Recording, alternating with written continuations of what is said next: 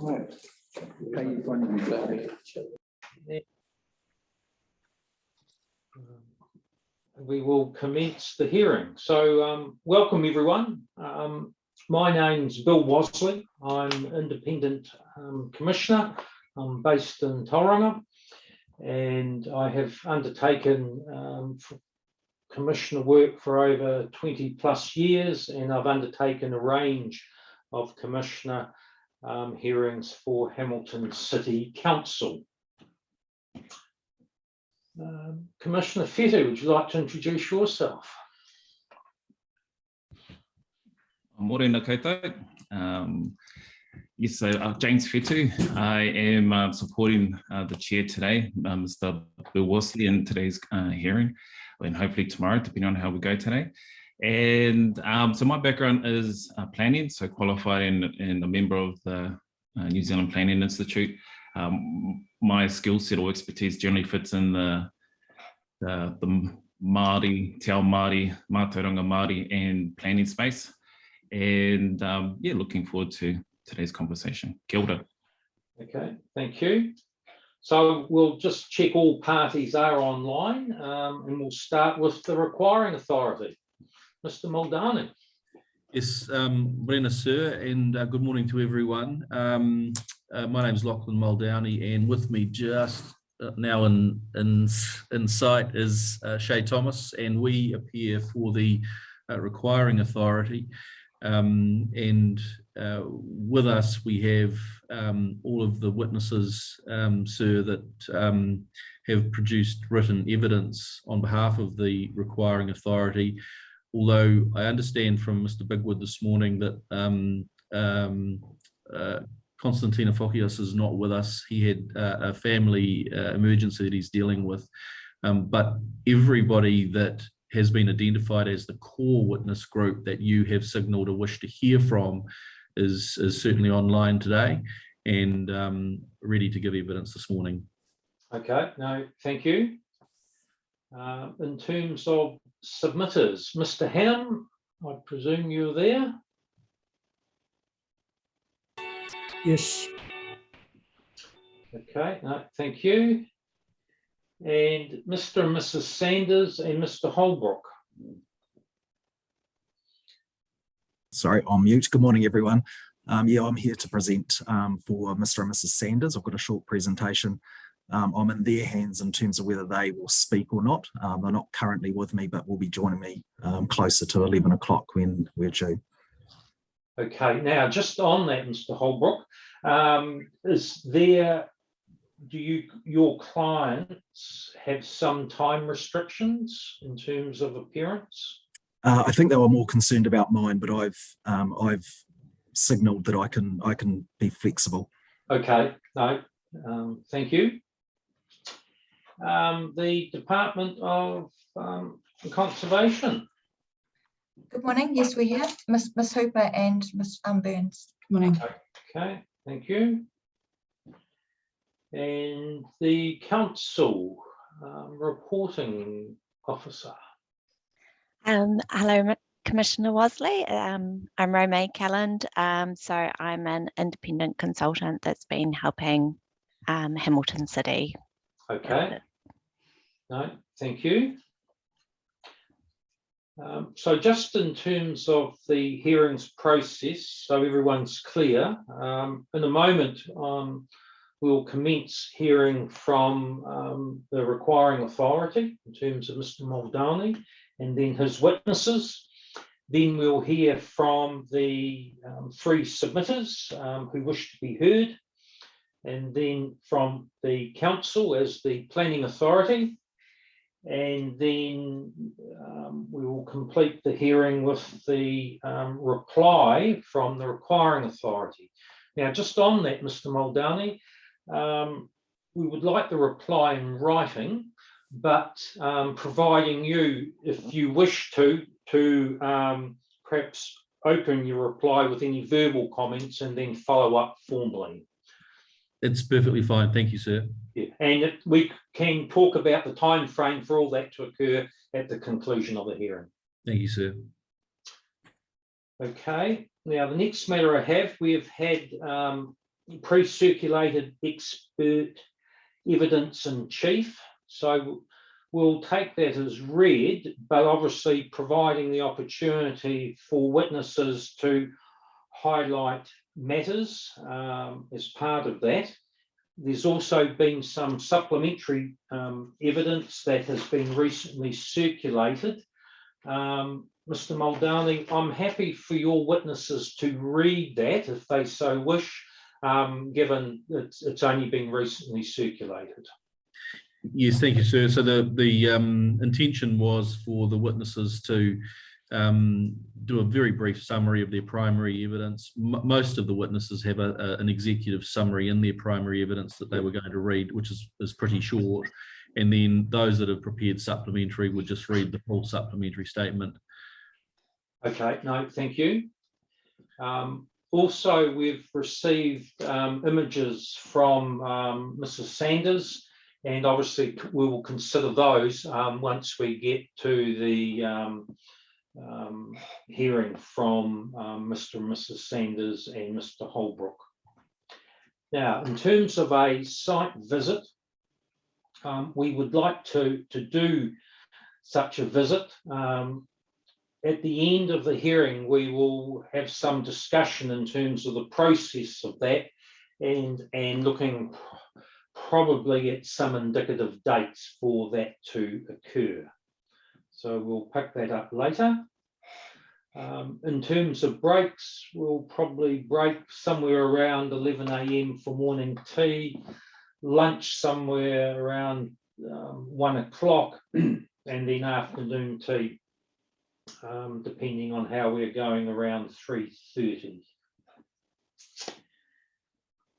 Just a reminder to everyone, there's no cross-examination and only the commissioners can ask questions.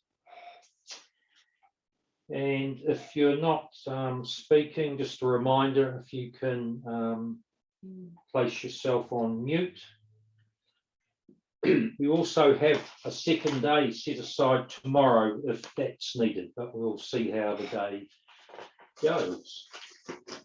Now, are there any questions of an administrative nature from any of the parties?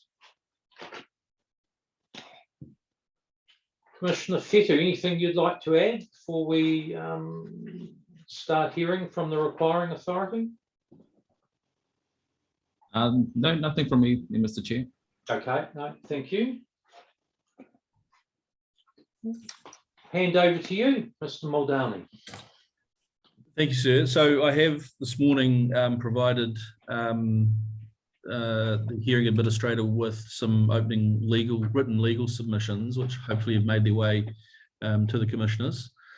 I am conscious that looking at the council website, I don't see the legal submissions have yet been uploaded. So I am just conscious that there may be some parties that don't have the submissions. I think Claire may have circulated those. Oh, great.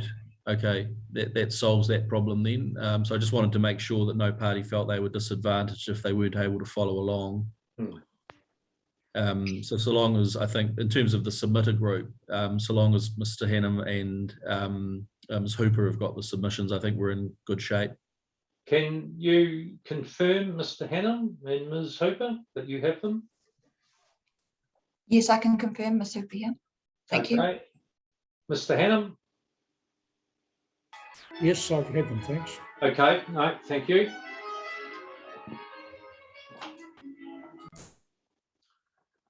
Back to you, Mr. Muldowney. Thank you, sir. So you'll see there a fairly comprehensive set of submissions, and I don't intend to plough through them all word for word this morning. There'll be some parts that we can focus on and some parts that we can probably move fairly crisply through. But the intention is that there's probably 20 minutes or so, I think, needed to just work my way through the critical issues. So with that signal in mind, we'll go to the introduction. Paragraph 1 basically just sort of sets out the The split roles that Hamilton City Council is playing here. I'm obviously appearing on behalf of Hamilton City in its requiring authority capacity, and it is Hamilton City hearing the matter in its territorial authority capacity. And it is an application, or sorry, it's a hearing relating to the notice of requirement to designate land in Peacock for a sports park and associated roading. The proposal itself is described in detail in Mr. Bigwood's evidence and in the notice of requirement report. In summary, the notice of requirement seeks to designate approximately 14.5 hectares of land for a sports park to service the needs of the Peacock growth cell, which, once fully developed in the future, is going to accommodate up to 8,000 residential lots and a future population of around 20,000 people. The sports park is proposed to include sports fields, including grassed and artificial. There was sports courts, tennis, basketball, netball courts. There's sport parking, park lighting, changing sheds, club rooms, maintenance buildings, play spaces, informal recreation and open spaces, stormwater treatment areas, and car parking and road access, including a public road. The park itself will be developed in 2 stages. The first will involve works to flatten and regrass the proposed site and provide public access via Peacockes Lane. The second will involve establishing the fields and courts and buildings and associated facilities. The timing for each stage will depend on the rate of urbanisation occurring in the surrounding area. A concept design for the sports park has been prepared and is included as Appendix 4 to the Notice of Requirement report. The actual features of the park will be confirmed at the detailed design stage and will be submitted to HCC as territorial authority as part of an outline plan of works in accordance with Section 176A of the RMA. And accordingly, there is a degree of flexibility sought for the final design stage. The sports park itself will not be established until residential development has commenced within the Peacock area, thereby creating the need for the recreational facilities. It will take approximately 4 years for the Southern Links infrastructure surrounding the site to be completed and 2 years for construction of the sports park to be completed. And based on those timeframes, it's anticipated that the sports park would be constructed within the next 5 to 10 years. And on that basis, there is a 10-year lapse period being sought. Turning to the site itself, the NOR report sets out the site description, as does the council officer's report. The Peacock growth cell, we know, is located adjacent to the residential suburbs of Fitzroy, Glenview and Beta, with the central city located approximately 5 kilometres to the northwest of Peacock, and the Waikato River located to the north and east, which separates the Peacock area from the eastern suburbs of Hamilton East and Hillcrest. The total land area of the Notice of Requirement site is 14.5 hectares, with 2 land parcels legally described as Lot 1 DPS 12991 and Lot 2 DP 484682.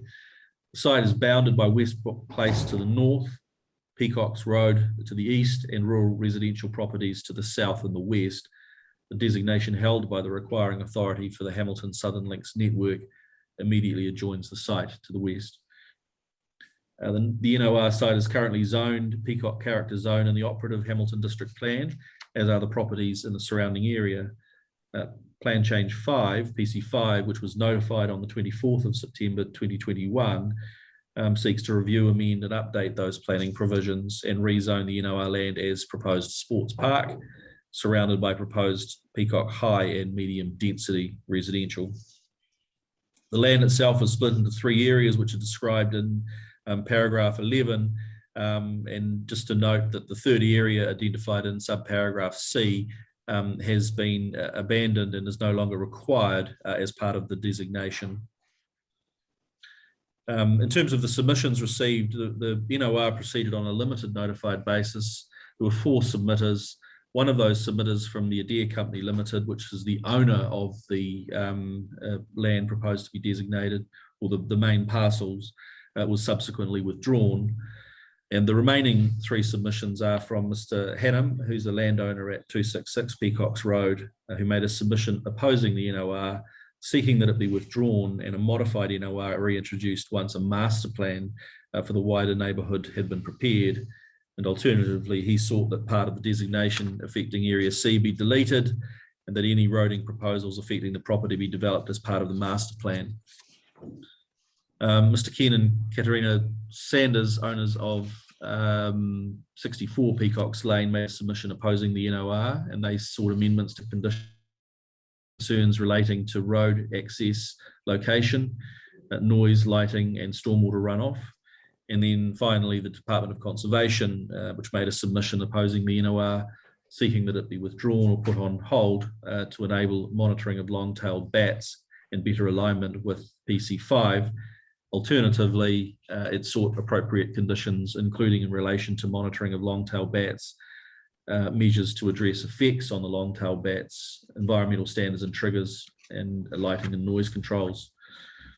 Now, the requiring authority has sought to constructively respond to the issues that have been raised by the submissions, and many of those matters have been addressed through the proposed conditions identified by Mr. Bigwood in his evidence.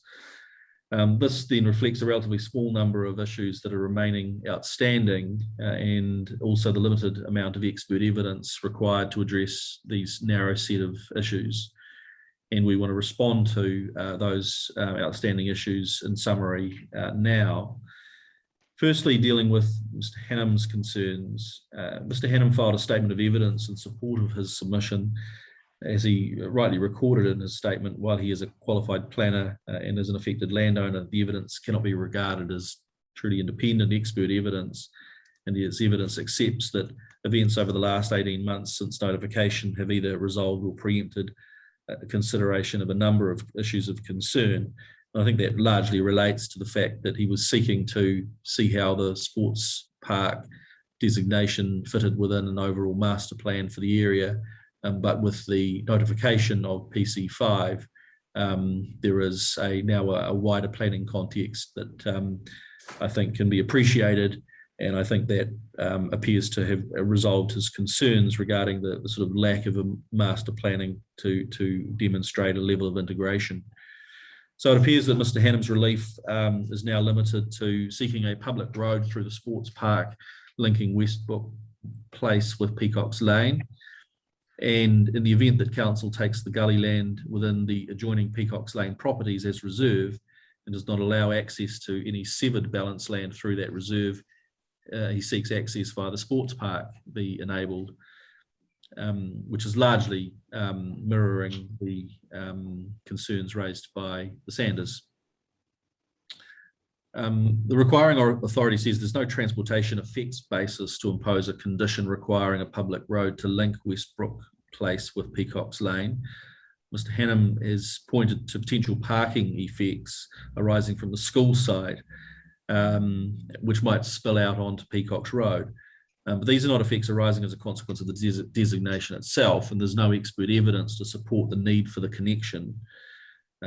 Draft conditions 11, 12 and 13 appropriately address the necessary upgrade and treatment of these existing roads, and expert evidence from Siva Balachandran will demonstrate that the linkage between Westbrook Place and Peacockes Lane is not required from a network perspective. And in terms of the relief sought by Mr. Hannam in relation to the access to the Peacockes Lane land, this is similar to the relief sought by Mr. and Mrs. Sanders, and for the reasons that are set out below, we say is misconceived. Turning to the Sanders submission, Mr. and Mrs. Sanders filed planning evidence from Mr. Holbrook, and noting that the proposed conditions satisfactorily address the Sanders concerns relating to noise, lighting and stormwater runoff, Mr. Holbrook states that the relief sought by the Sanders is now limited to provision and resourcing of road access from the site to the northern boundary of 64 Peacockes Lane, confirmed on the concept plan and imposed as a condition of the designation, and amendments to condition 3 to refer to landowners more generally rather than specifically by name.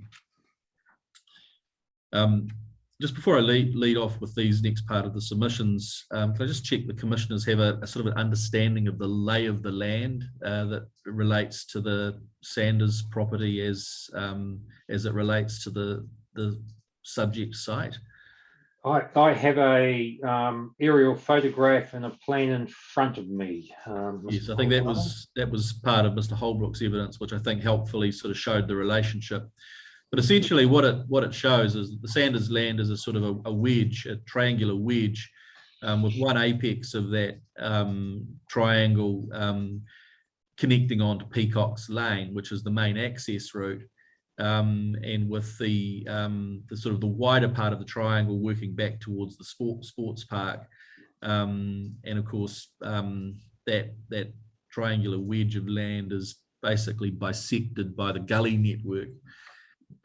So there is an issue with the accessibility, if you like, of some of that, the rear parts of the Sanders site. And if they were to develop their land, obviously access via Peacockes Lane would be available, but it would require the access way to traverse the gully network. And so there's an attraction for them in being able to get access to the rear part of their property via the sports park, because it means they wouldn't have to deal with those sort of technical and engineering issues associated with having to cross their own gully. So that's essentially their concern. And that's basically what we summarised at 18, where we say Mr. and Mrs. Sanders' central concern is to secure an access way via the sports park to the northern parts of their property, which are described as the northern section. We say there's no environmental effect arising from the designation which would justify granting the relief sought. The northern section is currently accessible via the main access point for their property off Peacockes Lane, as has always been the case. The access would, however, require traversing the gully within their property, and apart from this constraint, the northern section is accessible and remains so with the designation in place. At 19, we say that prior to the designation, there was no right of access to the northern section via the sports park. There is a letter dated 25 May 2020 from Western Lee. The owners of the site signalled to the Sanders that it would need to provide access if it subdivided and developed the land for residential purposes. But that, however, has not occurred. Rather, Western Lee Limited has sold the land to the requiring authority for sports park purposes, with settlement pending in 2020. The terms of sale do not include any requirement to provide access to the northern section of the Sanders land. Mr. Holbrook suggests that under the ODP there would likely be a requirement to provide access, and as Western Lee Limited identified in their letter, this may have been the case had that land been developed into a residential subdivision, but as Mr. Bigwood explains in his supplementary evidence, given its development as a sports park, no such obligation exists. Put simply, the challenges that the Sanders face if they try to develop their land are the same with or without the designation. They will have illegal access available via Peacockes Lane, which, while expensive and probably requiring land use consent, can extend into their property across the gully and across to the northern section. This is unattractive to them, so they are seeking access via the sports park land. And this may indeed be possible, and the requiring authority is open to considering that, but there is no resource management justification for imposing a condition requiring access be provided. The designation does not create the conditions which constrain development on the northern section, and these constraints are pre-existing and relate entirely to the challenging topography within their property. Imposing a condition requiring an alternative connection for the Sanders will create a constraint on the requiring authority's ability to design the optimal layout of the sports park. And while the requiring authority has no objection to these connectivity issues being a consideration in the final design, it strongly objects to them being elevated to a requirement that must be incorporated within the final design of the sports park. To do so would impose an obligation on the requiring authority to mitigate or remedy an effect which is not of its making. A condition of that nature is unlawful and must be rejected by the commissioners. Now, rather, Mr. Bigwood, in his supplementary evidence, has recommended an additional condition, which we say, on behalf of the requiring authority, goes some way towards giving the Sanders a degree of comfort, and it strikes the right balance.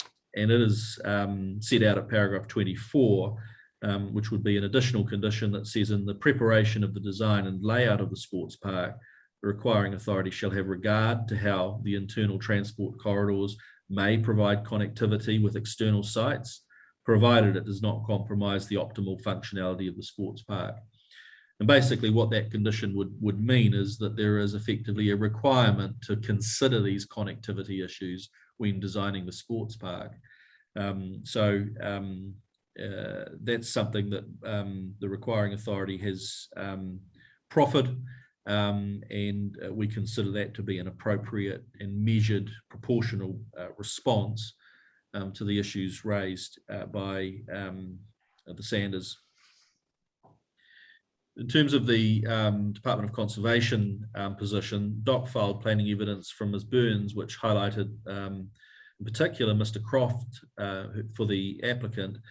His description of the site is significant in terms of the Waikato Regional Policy Statement, and in reliance on that descriptor has proposed amendments to the BAT Management Plan objective to refer to avoid and minimise, and the inclusion of specific review processes for the BAT Management Plan and amendments to the lighting conditions.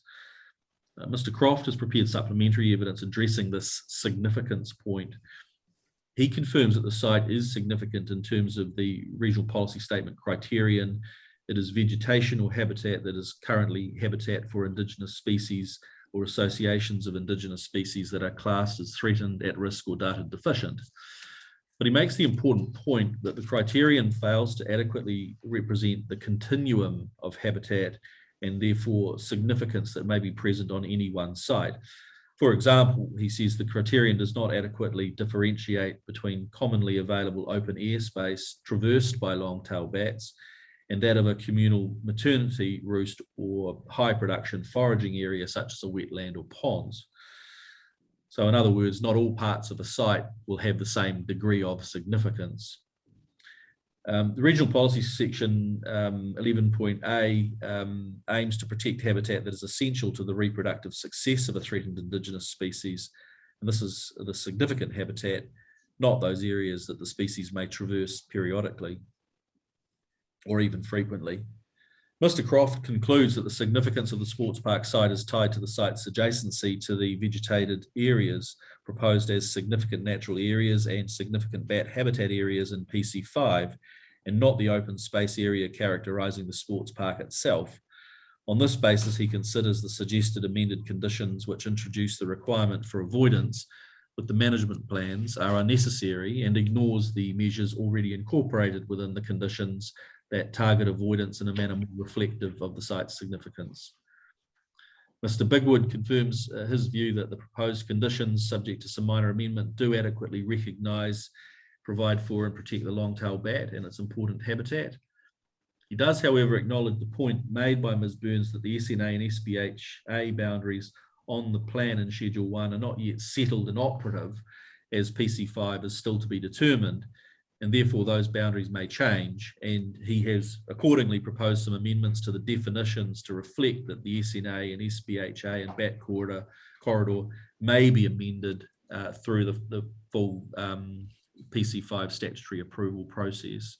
And so he's found some wording that accommodates the fact that it may move, the mapping may move, and ultimately the designation would need to sort of move with that final settled mapping.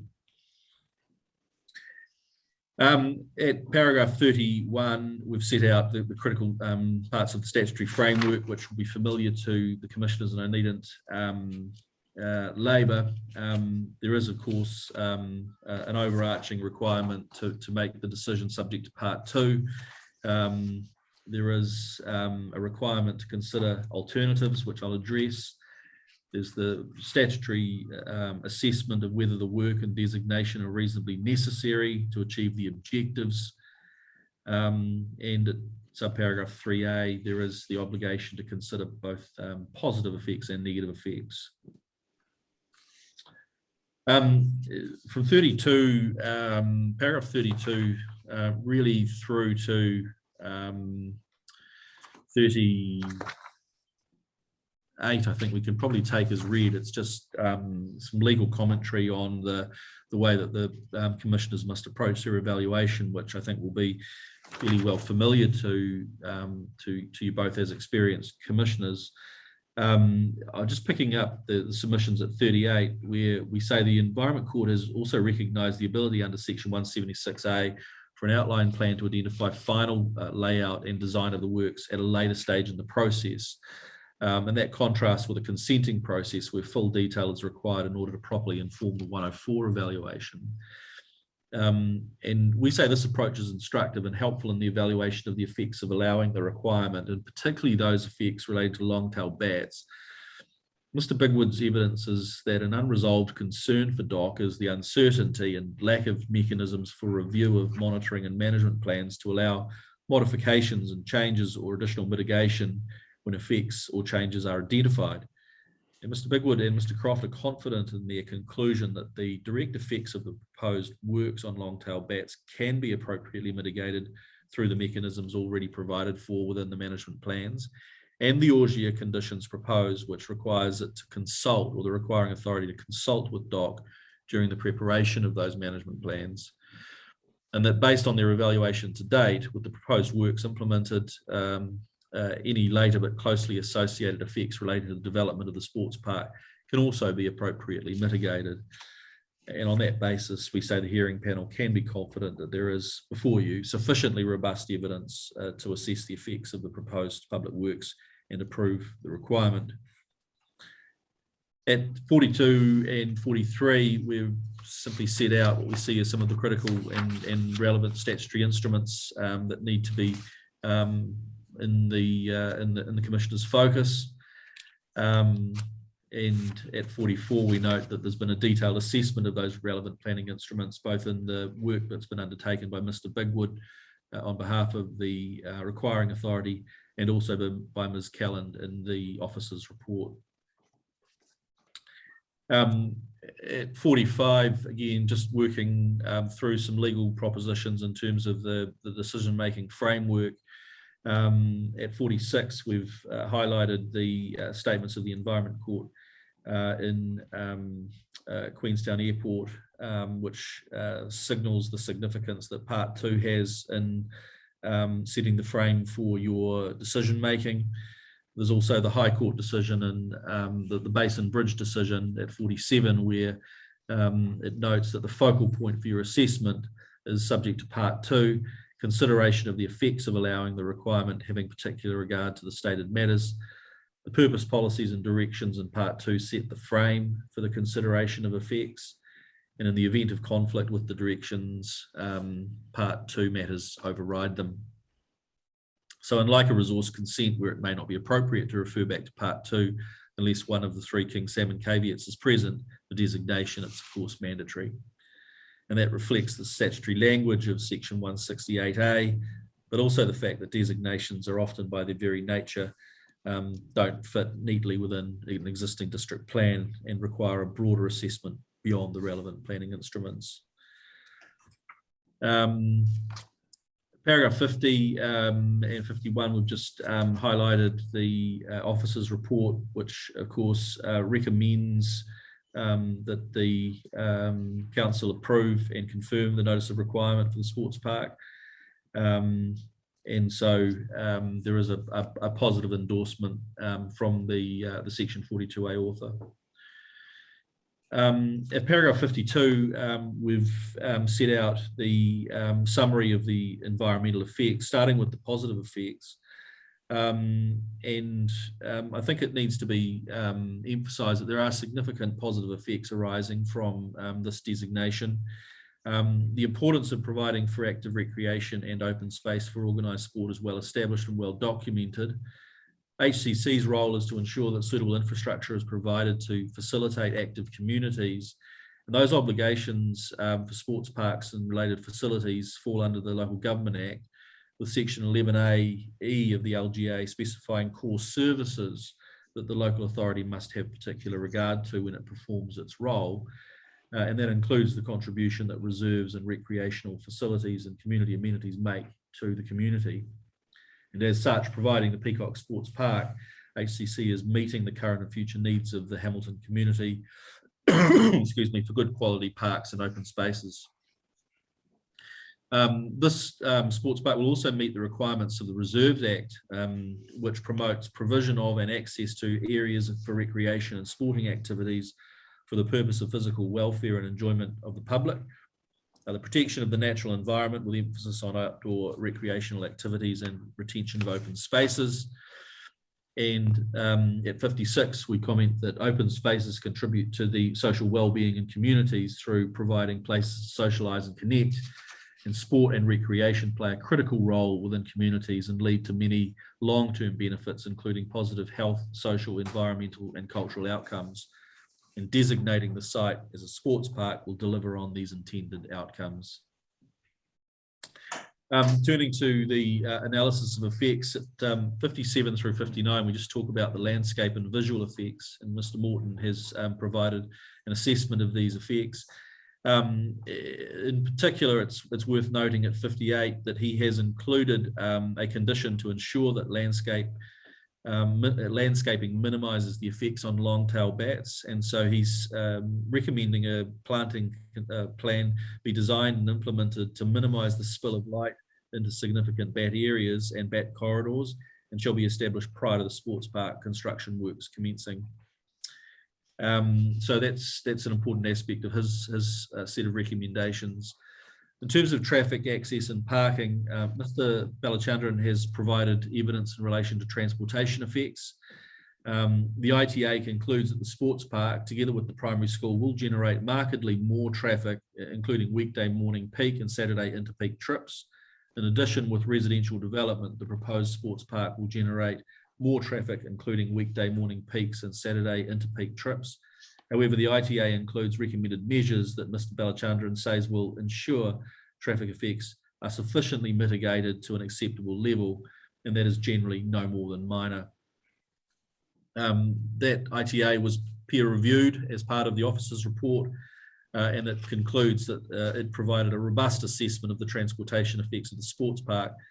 It did, however, raise 4 matters for clarification, being the rationale behind the 4 bus parking spaces, the need for intersection capacity following analysis, following calibration and validation of the traffic flows within the Wordham model, the need to undertake sensitivity analysis, and the need to update Table 7 of the ITA.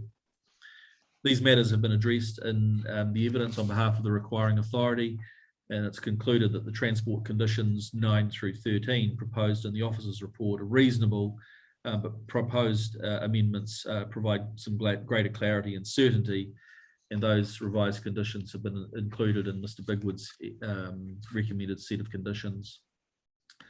The officer's report considered the relief sought by the Sanders, and noting that the sports park will not inhibit access to neighbouring properties, concludes that the requiring authority is under no obligation to provide access to them through the sports park.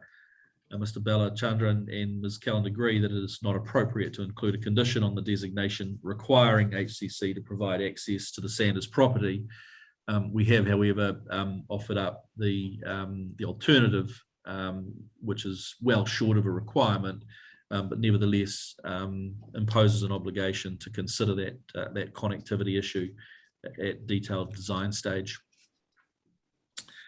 Now, in terms of noise, the reporting officer has undertaken a comprehensive assessment of the likely effects of noise, both construction and operational activities, and largely concurs with the requiring authority's noise assessment. However, Ms. Calland has recommended the inclusion of conditions to deal with operation and construction noise. The evidence of Mr. Cottle generally supports and concurs with the reporting officer's assessment. However, there are amendments to the reporting officer's noise conditions being proposed to better reflect the standards and the future residential zoning of the adjoining properties. The reporting officer had recommended restricting the use of the sports field for organised sport and community facility for organised indoor sport to the hours of 7 through 11 p.m. The requiring authority considers that this condition is unnecessary, given condition 15 establishes varying noise limits for different time periods of the day. Mr. Bigwood's evidence notes his concern that the officer's recommended condition 14 would prevent organised quiet events, such as, for example, a yoga class or a park run taking place before 7 a.m., or a bridge tournament or a club meeting not running past 11 p.m. The one-size-fits-all requirement that activities be conducted within certain limited hours is not justified from a noise mitigation perspective. And so that's an issue that we'll need to obviously exercise the Commissioner's mind. The officers recommended condition 15, which relates to operational noise, has been accepted. Except reference to the Peacock character zone has been deleted. PC5 removes the Peacock character zone provisions and establishes residential zoning provisions that are consistent with the national planning standards. And for the same reason, the reference to the Peacock character zone has been deleted from condition 16. The requiring authority has also accepted condition 16. There's one further minor change is proposed, and that's the addition of the term as far as practicable. And as noted by Mr. Bigwood, adding as far as practicable shifts the focus onto mitigation and management instead of strict compliance. Focusing on management of receivers would thus result in a more appropriate and better outcome for all neighbouring building occupants. The preparation and compliance with the construction noise and vibration management plan is required under condition 17 to 19, and that is supported by the requiring authority. However, the certification of the plan is considered necessary, given that it must be prepared by a suitably qualified and experienced person, and it must demonstrate compliance with the construction noise limits. It will also be monitored by Hamilton City Council, and accordingly conditions 17 to 19 have been amalgamated into one condition and removing the requirement for certification. In terms of Three Waters infrastructure, we've set out the detail at paragraphs 69 and 70, and I think we can largely say that Three Waters infrastructure is not a significant effect and can be appropriately managed, and there are conditions included to address that. Lighting is slightly more contentious. There is environmental lighting effects, including light spill and glare, which have been addressed in the evidence of Mr. Mackenzie.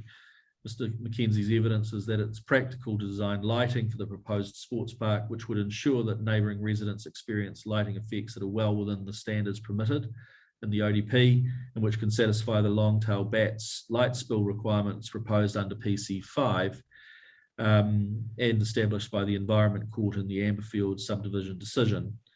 Mr. Mackenzie's recommended reworded conditions to those lighting conditions proposed in the officer's report, and he's of the opinion that the reworded conditions included in Appendix 1 to Mr. Bigwood's evidence better address the lighting effects on neighbours and the long-tail bat. And for completeness, he has also referenced the ecological conditions that require lighting considerations that he supports. Mr. Mackenzie also deleted the 15-metre height limit for floodlights. In his opinion, limiting height may in fact cause adverse lighting effects.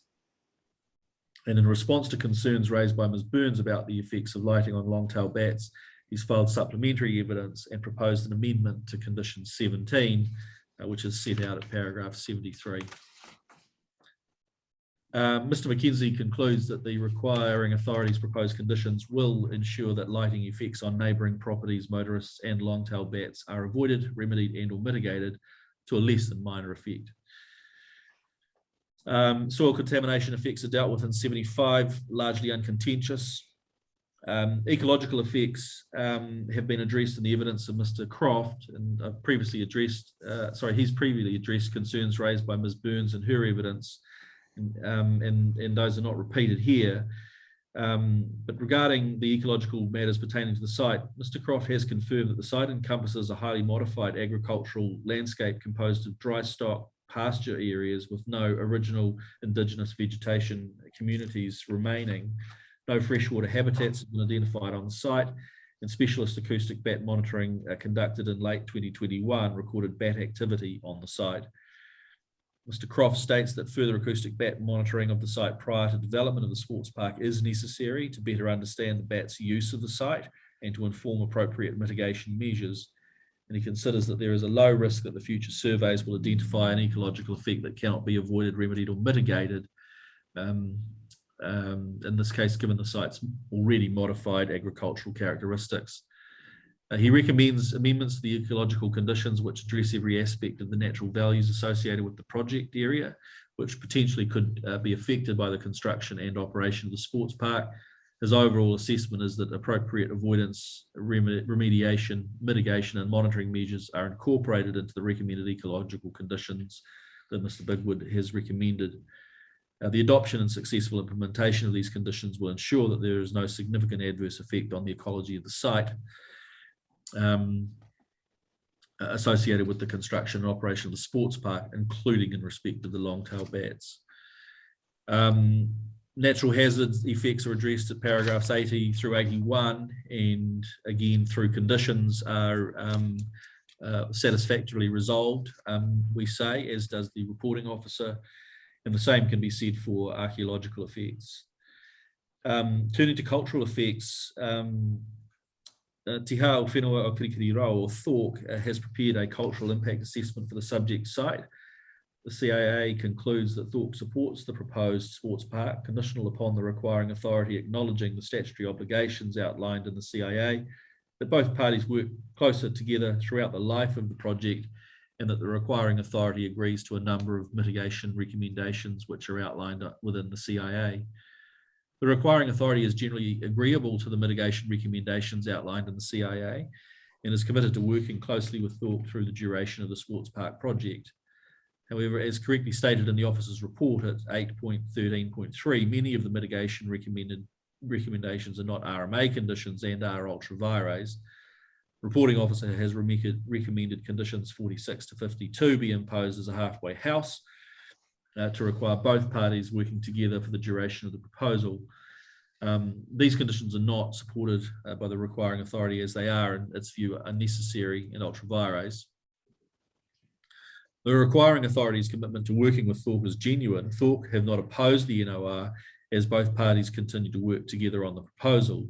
Nevertheless, the requiring authority wants to ensure that any commitments made with THORC are recorded, and it's proposed the following ORGIA condition to replace the officer's recommended conditions, which states that the requiring authority shall invite Te Ha o Te Whenua o Kirikiriroa and Ngāti Wairere to participate in the detailed design, construction and operation of the sports park.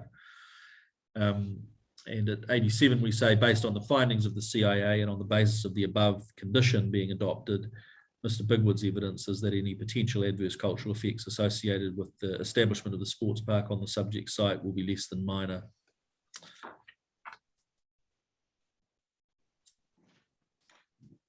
At paragraph 89, we've just returned to some of those core statutory requirements that govern the decision making. There's the assessment of the necessity for the designation and whether it is reasonably necessary for achieving the objectives of the requiring authority which the designation is sought.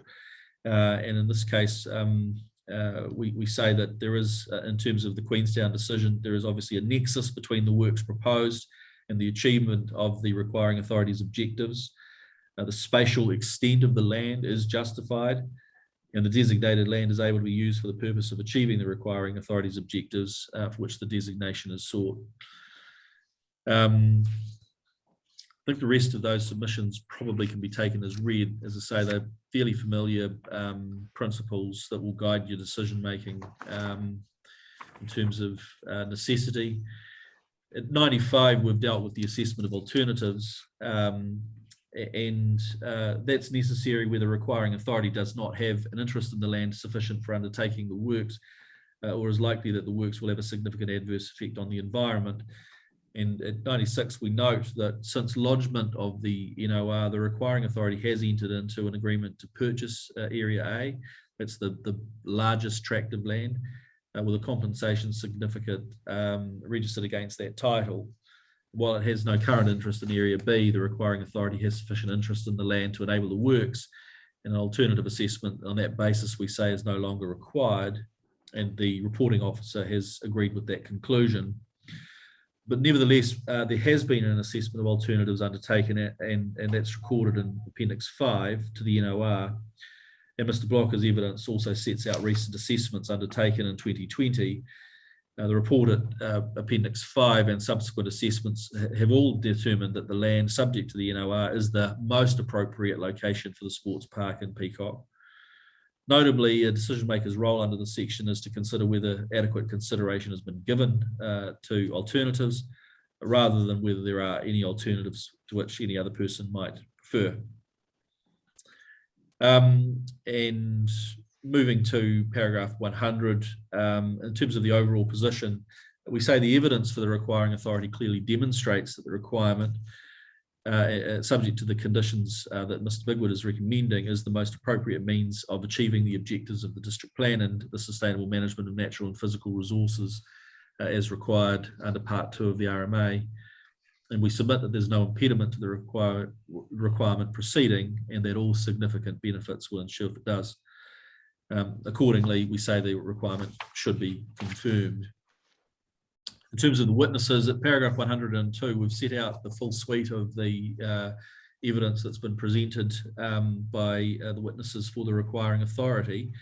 And it appears to us that through the work that's been done, there has been a narrowing of the issues in contention.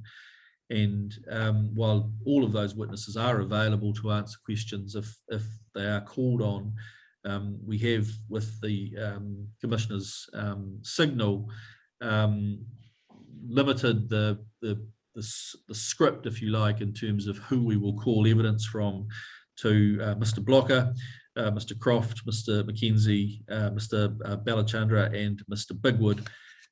If there are any other issues that present during the course of today, we can of course signal that to those other witnesses and have them rejoin.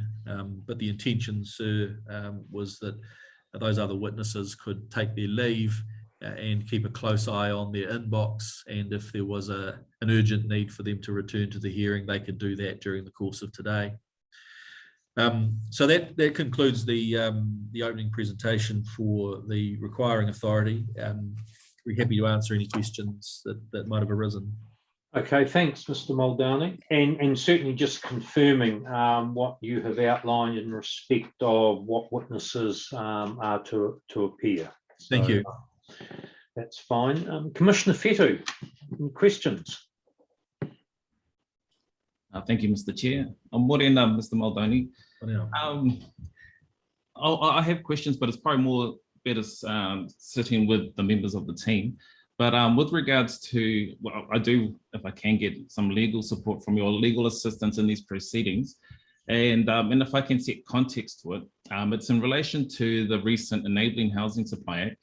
And I'll be asking questions of Mr. Blocker and Mr. Bigwood in regards to their formulation around the area of supply for the reserve and the projected population around 18 to 20,000 in their Peacockes area. And obviously the potential for that to be different as a result of this new Enabling Act. And so I'll be asking them that question in the role of the strategy, the open space strategy and the sports park and the like. But I guess from just seeking support from you, your legal counsel in these proceedings, just your thoughts on the role of that Enabling Act as we go forward, so that it helps frame my questions and inquiry with the two members of your team. Yes, thank you, Commissioner Fettu. Yeah, good questions. So, and Mr. Blocker will be able to address you on the issue of demand and, you know, based on population and so on. So he has all of that kind of evidence that can help you to understand, you know, just the level of supply of open space and sports park which is necessary sort of per head of population. So he's got his hands on that kind of information.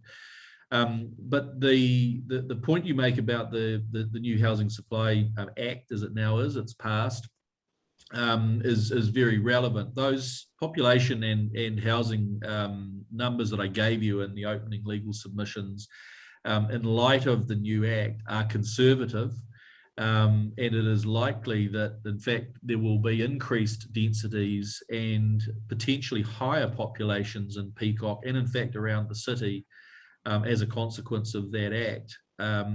So I think this would, the provision of this particular sports park would be seen as the first step, if you like, in the overall provision of sports parks and facilities within the Peacockes area. There was originally another sports park area identified in the structure plan, which is a little further south. And through dealings with the landowner, there's questions as to whether that will eventually be a sports park or will in fact now be housing. And that will be forcing council to think again about where there could be new areas within Peacockes, even further south, that might add to the overall provision of sports park in the long term. But I think again, subject to the evidence that you hear, I think what we can say is that this is a very good start, but it's not the finish in terms of meeting the needs of the growing population of Peacock and the wider Hamilton area. Thank you, Mr. Muldowney. Thanks. Thank you for that. Okay, Mr. Muldowney, in terms of your discussion in your paragraphs 23 and 24, where you discuss the Sanders submission and their desire for connection in terms of the sports park access. And then you outline the suggested additional condition in terms of the requiring authority having regard to internal transport corridors, etc., etc. Do you see that occurring if this notice of requirement is confirmed, occurring at the time for the preparation of the outline plan, or is there some other time frame in mind in terms of that further discussion around design and layout? No, as you've said, sir, it's at that point where the outline plan is finalised that the configuration and layout of the sports park will be understood, settled through a detailed design phase. And so it's intended that it's during that or leading into that process of finalising the outline plan of work that there would be consideration given to the potential external connections that might be made. So that, I was not suggesting that there'd be any sort of separate process outside of the outline plan process. Okay, no. And in that sense, the condition may be improved by putting that sort of temporal element into it to make it clear that that's when it would occur. Okay, no, thank you. And that might be something Mr. Bigwood could comment on as well. Okay. Nothing further at this stage, so we can go to your first witness. Okay, thank you, Commissioners. So the first witness we'll call is Mr. Blocker, who has prepared a statement of evidence in the proceedings. So I'll just confirm, Mr. Blocker, you can see and hear me? Yep, see and hear you. Great. And you've got a copy of your statement of evidence in front of you? Yep, I do. And do you confirm the content of that statement today? I do. Now, in that statement, you have, I think, prepared a summary of the evidence, which commences at paragraph 10 and goes through to 17. I'll just ask you to read your summary of your evidence. And then if you've got any further supplementary comments that you wish to make, you can make them at the conclusion of that reading of your summary. Yep. All right, so I'm starting at paragraph 10. So based on the assessment provided within the NOR report and appendices 5 and 6, it was concluded that a sport park is required on the site, subject to this NOR for the reasons set out in the following paragraphs. So sports parks provide an essential public asset required to facilitate active communities. Under the Local Government Act 2002 and the Reserves Act 1977, HCC or Council is required to provide and preserve parkland and recreation/community amenities as part of its core services. The provision of a sport park on the subject site is required to meet the policy direction and standards set out on the Council's open space strategic framework, in particular, Council's Open Space Plan 2013 and Council's Open Space Provision Policy 2018. So under the operative Hamilton District Plan, the Peacock Structure Plan, both the operative and Plan Change 5 version have earmarked the subject site for a sport park.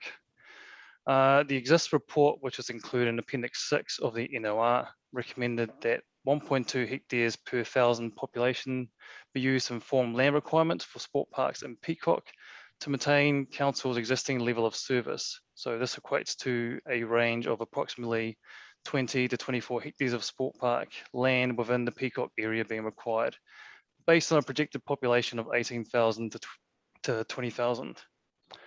The area of the Northern Sports Park subject to this NOR is approximately 14.5 hectares.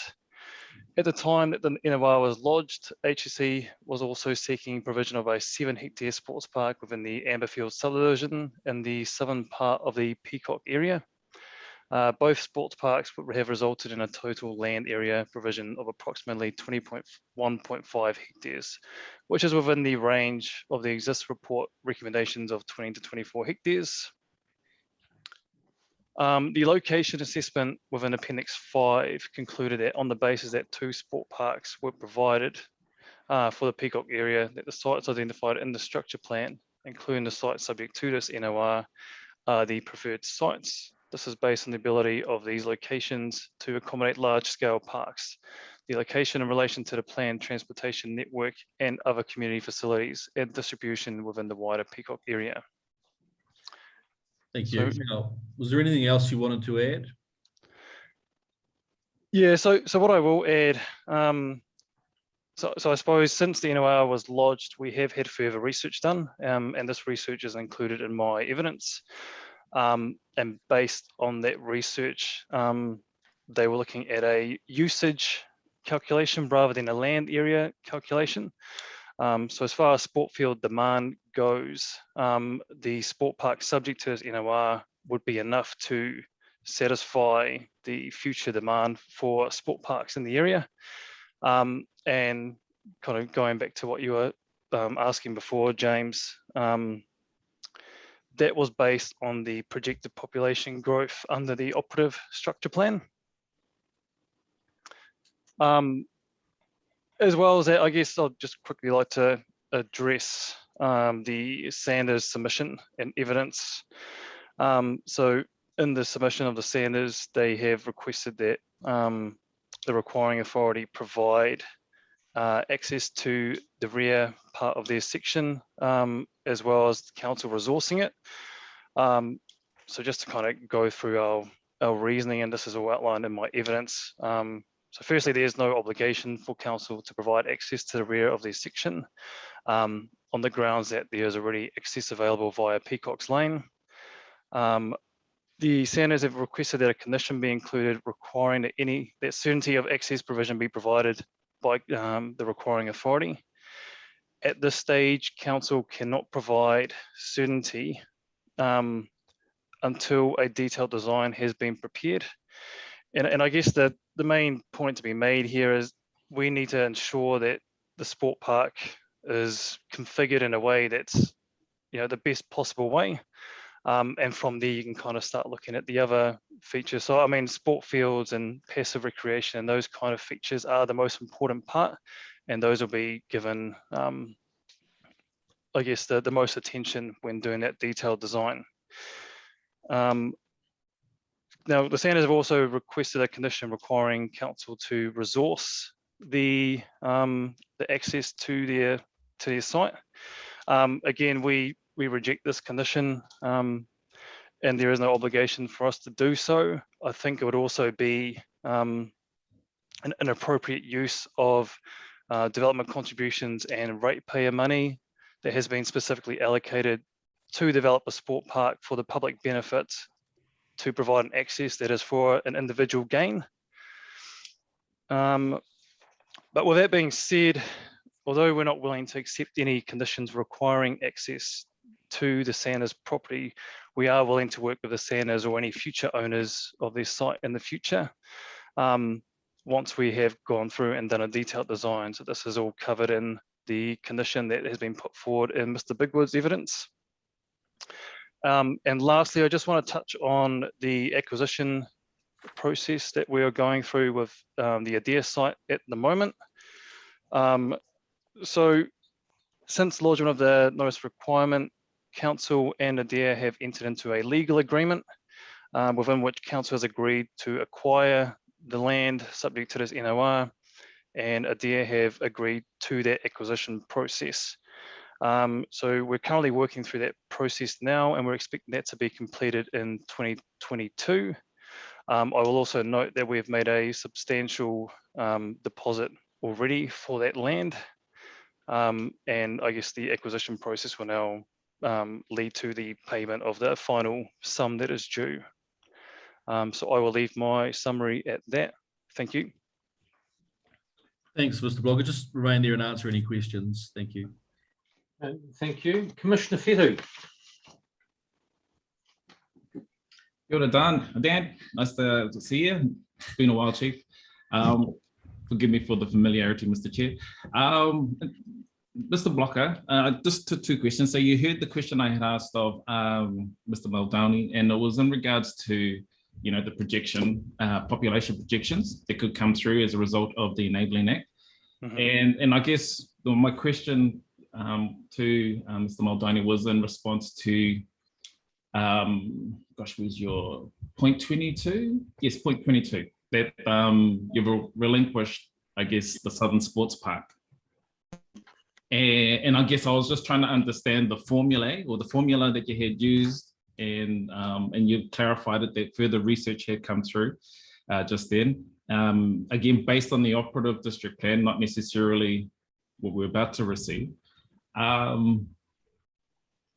I guess I was just trying to, in light of the objective for this NOR for the Peacockes area, and understand that the formula that's been used and the further research that's been undertaken, and understanding Mr. Muldowney's response saying it's the start, not the finish. So quite a lot there I've just said. Mm-hmm. And also the descriptions of the site around that there was two large areas that were generally flat in the area, one being the southern and one being the northern, which is one we're talking about now. I guess in your expertise in this space right now, and as it relates to Hamilton's open space policy and planning, and for this Peacockes NOR, is there other areas in the Peacockes area to help accommodate, I guess, the influx that's potentially going to come through in the Peacockes area? So, sorry, do you mean in terms of sport park provision specifically? Correct, yes. So in the location assessment, I think there's 5 or 6 different sites that have been identified as having some flat land. So I don't know if you've driven around Peacock, there is literally no flat sites other than the 2 sport parks, I guess, that form the northern and the southern. So on that basis, I guess, yeah, the southern and the northern were the preferred locations because they were the only ones that had a reasonable size piece of flat land. I mean, there are alternatives in those other sites, and you could potentially look at providing, 1 or 2 sport fields in one of those other sites. But as far as our current understanding goes, and we have to base this on projections based on information that we have available at the time. And based on that information, the Northern Sports Park at 14.5 hectares, that can provide 6 sport fields, 6 full-size sport fields, and that has been deemed to be enough to cover demand for the Peacock area, as well as some of the surrounding areas.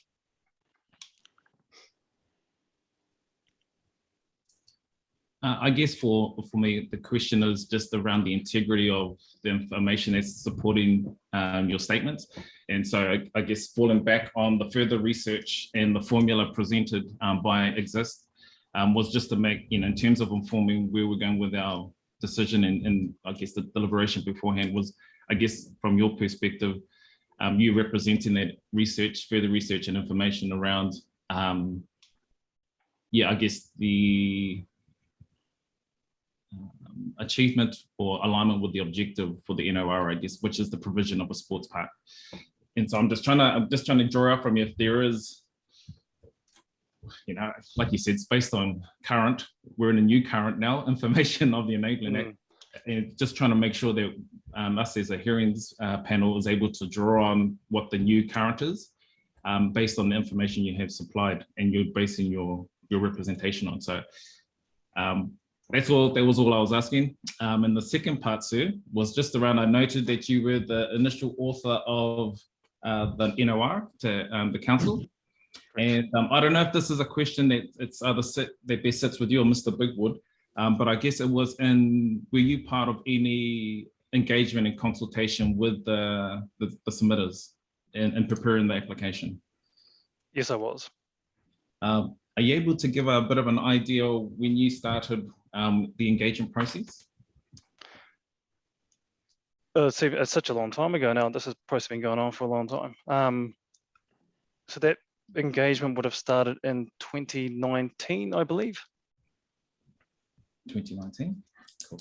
And is that with the current submitters that we have? Were they part of that engagement process back in 2019?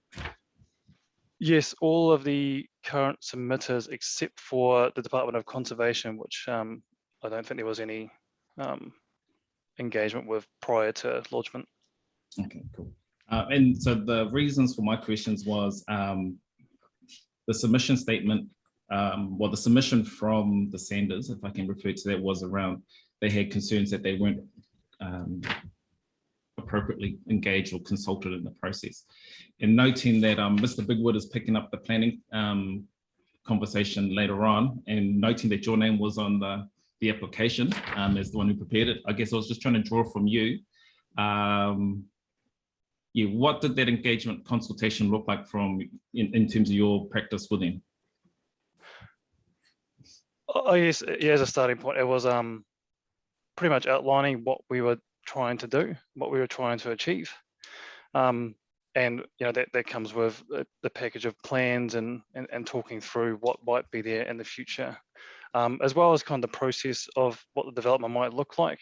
And I guess a key focus for us was trying to point out that this is just a designation rather than, and the development comes later.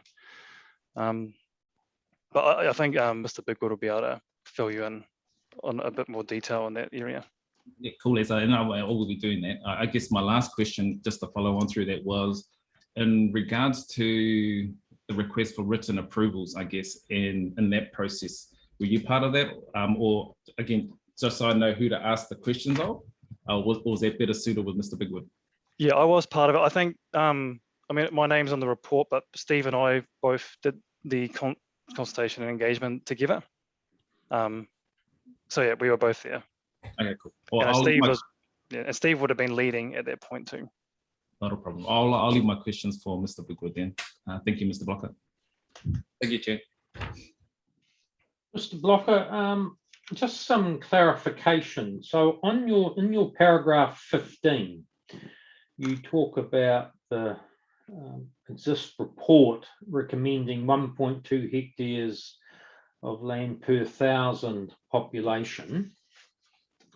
And then further on in your evidence, you talk about, and I'm, for example, in paragraph 20, where you talk about full field equivalent hours per week. So in terms of the level of service that the City Council has, is that primarily based on the full field equivalent hours per week as opposed to particular land area? I just wanted a bit of clarification how that combination works. Yeah, and I think it's a transition that's happened throughout this NOR process. So prior to having this new research undertaken, we have historically relied on a land area level of service, and that is based on what's in Hamilton now, how much sport park land is there per person within the existing urban limits. And I guess that was just kind of the extent of it.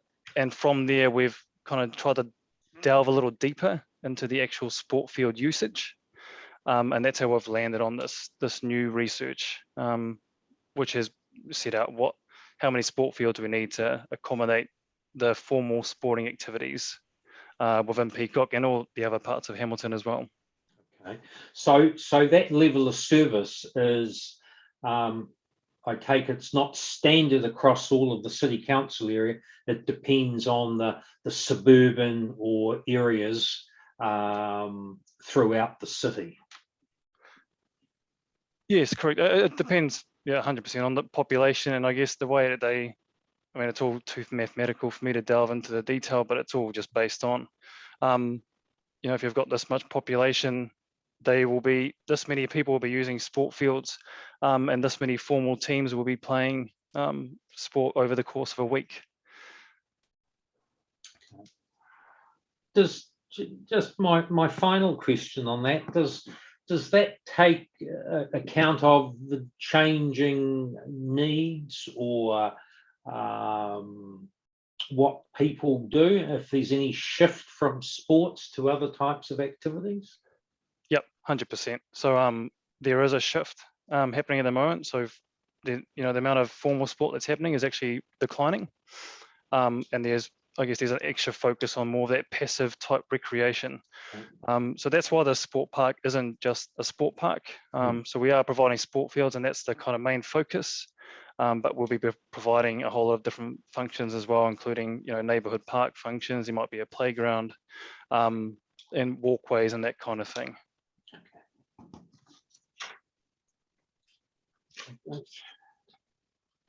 No, thank you, Mr. Blocker.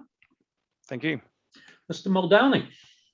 Thank you, sir. I think we'll now deal with traffic and transportation. So I'd ask Mr. Balachandran to come forward.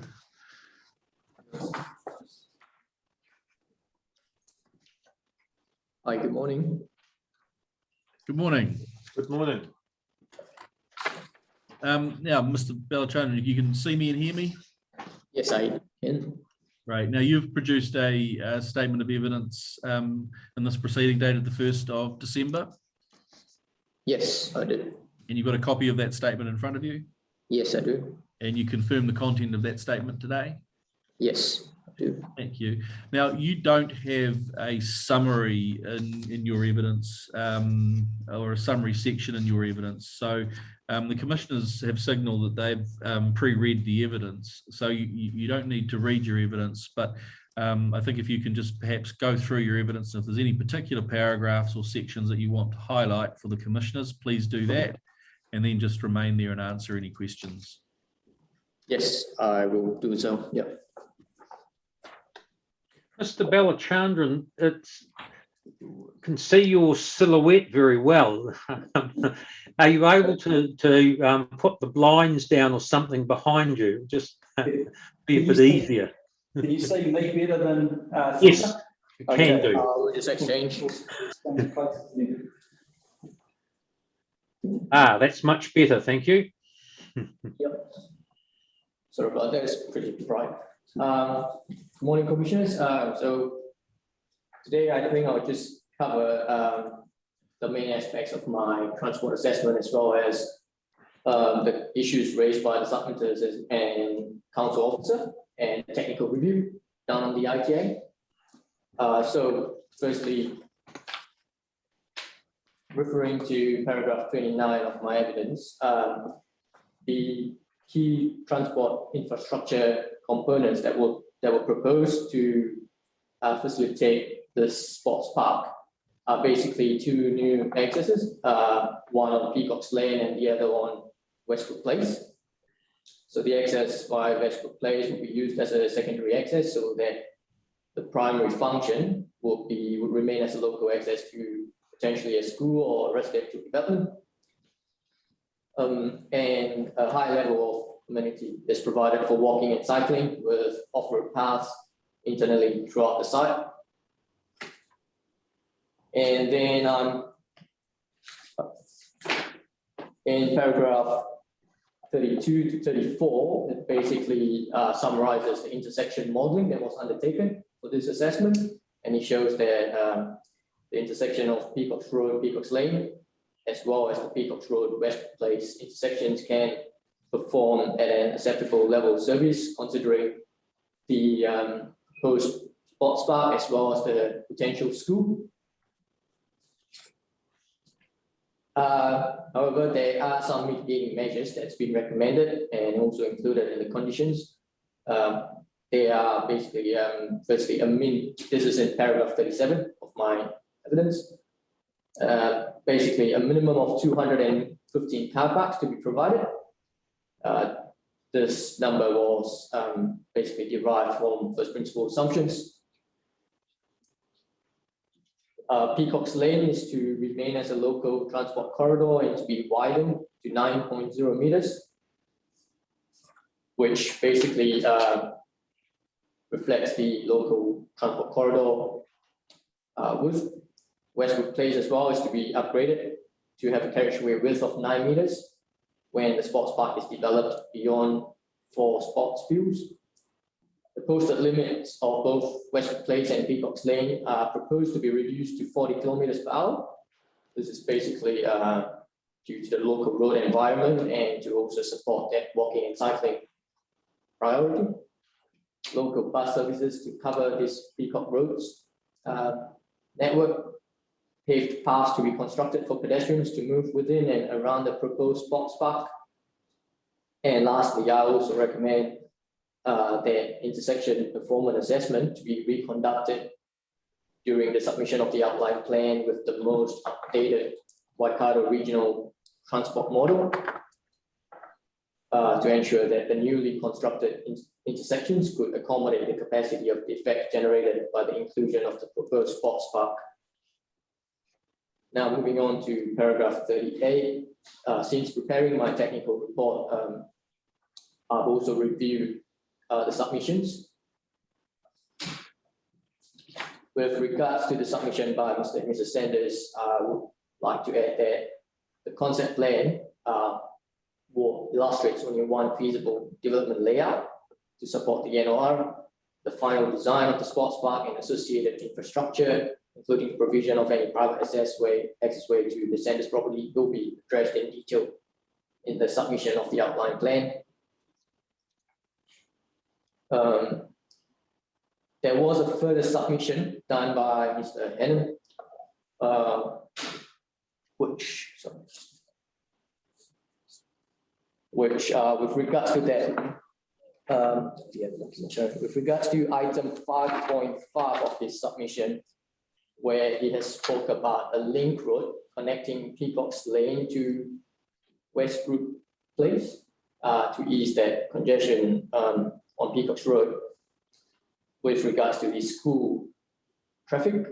In my opinion, it is unlikely that trips generated by the school will utilize the Peacockes Peacockes Lane intersection to turn left and use the internal road, basically because this route is approximately 1 kilometer long and is 600 meters longer than a direct route through Peacockes Road. So parents to drop off and pick up children are going to use the Peacockes Road. There is no access from the school for the school as of the concept plan to Peacockes Road, so an access is provided on Westwood Place. So any congestion of pickup and drop off would it's not going to occur at Peacockes Road. He did also raise that there is residential development in Westwood Place that would contribute to congestion. I would just like to highlight that further residential development is actually envisaged south of Peacockes Lane. So Peacockes Lane is also going to get busier in the future when Peacockes is developed. So therefore, it is very unlikely that school trips would turn left onto Peacockes Lane to access the school. They're still likely to turn left into Westwood Place. I've also reviewed the section 42A report by council officer and also the technical review undertaken by Mr. Kelly of Tonkin and Taylor. So Mr. Kelly did raise the concern about the rationale behind 4 bus parking spaces. Firstly, note that there is no industry recognized private bus parking generation data available to determine the number of bus parking spaces. However, following my ITA, I've actually did some research and compared the existing sports parks that are within Hamilton. And of those 3 examples, I believe Porritt Stadium provides 3 bus parking spaces, and they actually with a stadium and grandstand, the generation expected of Porridge Stadium was probably going to be much higher than Peacockes, the proposed Peacock Sports Park. So therefore, I think the 4 bus parking spaces is sufficient.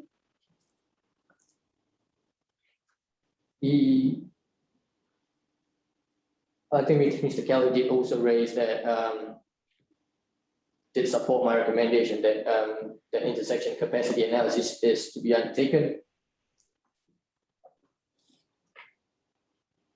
And in paragraph 51 of my evidence, Mr. Kelly did say that there was no allowance given to the large residential zone site north of Westbrook Place, and there was no sensitivity analysis. I can confirm that the residential site north of the proposed sports park has been included in my intersection modeling. So it was considered. Approximately 83 households have been considered. And with regards to sensitivity, I do know that the dwelling density that was used to generate the number of households was approximately 28.5 households per developable hectare, and this is more than the minimum overall net residential density stated in the plan change 5. Therefore, I believe the number of trips estimated in my assessment is relatively conservative. So in summary, I continue to support that the conclusions and recommendations of the ITA are acceptable, and on that basis, I consider that transportation effects from the proposed sports park will sufficiently be mitigated to an acceptable and appropriate level, which is generally no more than minor. Thank you.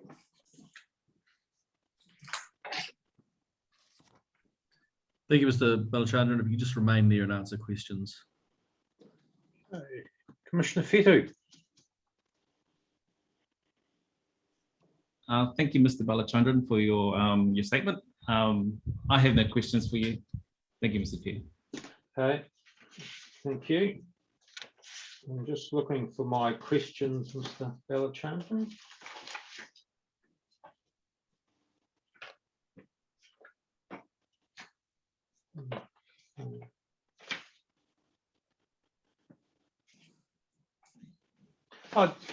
Just some clarity in respect, and you finished off commenting about the assessment of trips in what could be a residential area, in the a potential residential area or a school or whatever. But in terms of if it became residential, what's the trip assessment per household on a daily basis? So we've used the industry recognized 1.1 trips per household per peak hour. That's the usual rate that we use for the household. Okay. So what would that, just to help me, what would that mean on a daily basis? On a daily basis, that's approximately 10 vehicle movements per day. Okay, no, thank you.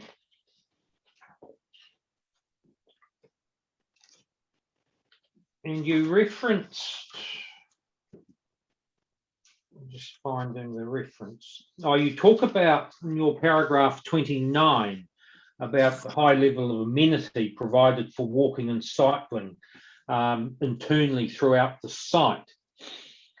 So is it intended, though, that that internal network would be connected to a wider network in the Peacockes area? Yes, sir, it would be. And I think the wider Peacockes Road network, which is shown in the structure plan as well, is currently being constructed. So there are paths that's being provided along Peacockes Road as part of the Waikato River Bridge project. So the concept plan does show connections to the Peacock Road network. Okay, no, thank you. And my final question, and it might be to you, Mr. Muldowney. Mr. Balachandran talked about the 4 bus parking spaces, and in his view, that's sufficient. And earlier on talks about an assessment under paragraph 37 about car park spaces related to sports fields, courts and playgrounds. But in terms of the bus parking, is that something that could also be picked up as part of the outline plan process? And preparing the ultimate design for the overall sport park complex. Yes, I mean, it could be, so that's exactly where it would be intended. I mean, there's certainly, well, there's no certainty right now exactly where that would be located. While it may be determined at this stage what the quantum needs to be, its location itself is not yet determined and wouldn't be until outline plan. Okay. No, thank you. No further questions, Mr. Balachandran. So thank you. Thank you, sir. Mr. Muldowney. Thank you, sir. So we'll now move to ecology with Mr. Croft.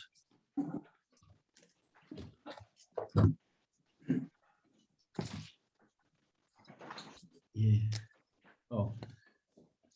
Just so before we start with Mr. Croft, just checking in on timing and breaks rather than start and then perhaps have to stop.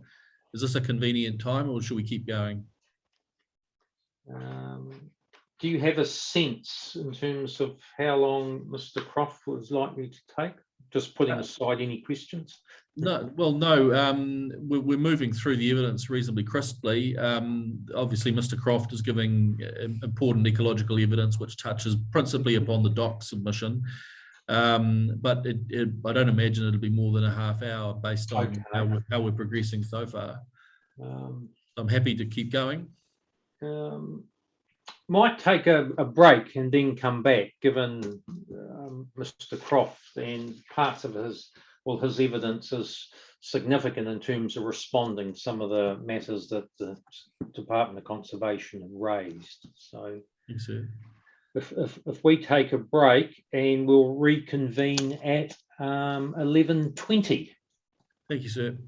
Thank you.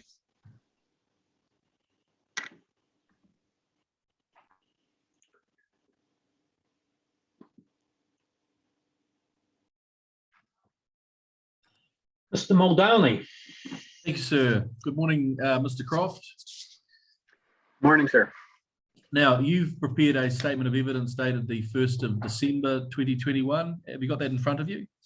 That's correct, yeah. And you confirm the content of that statement today? Yeah. Great. And you've also prepared a supplementary statement dated the 15th of December. Do you have that statement in front of you also? Great. What we'll do firstly is just turning to your primary statement of evidence dated the 1st of December. You have a summary section which starts at paragraph 10 and goes through to paragraph 24. Can I ask you to please read your summary statement, and then once you've finished that, I'll get you to read your supplementary statement, please. Okay.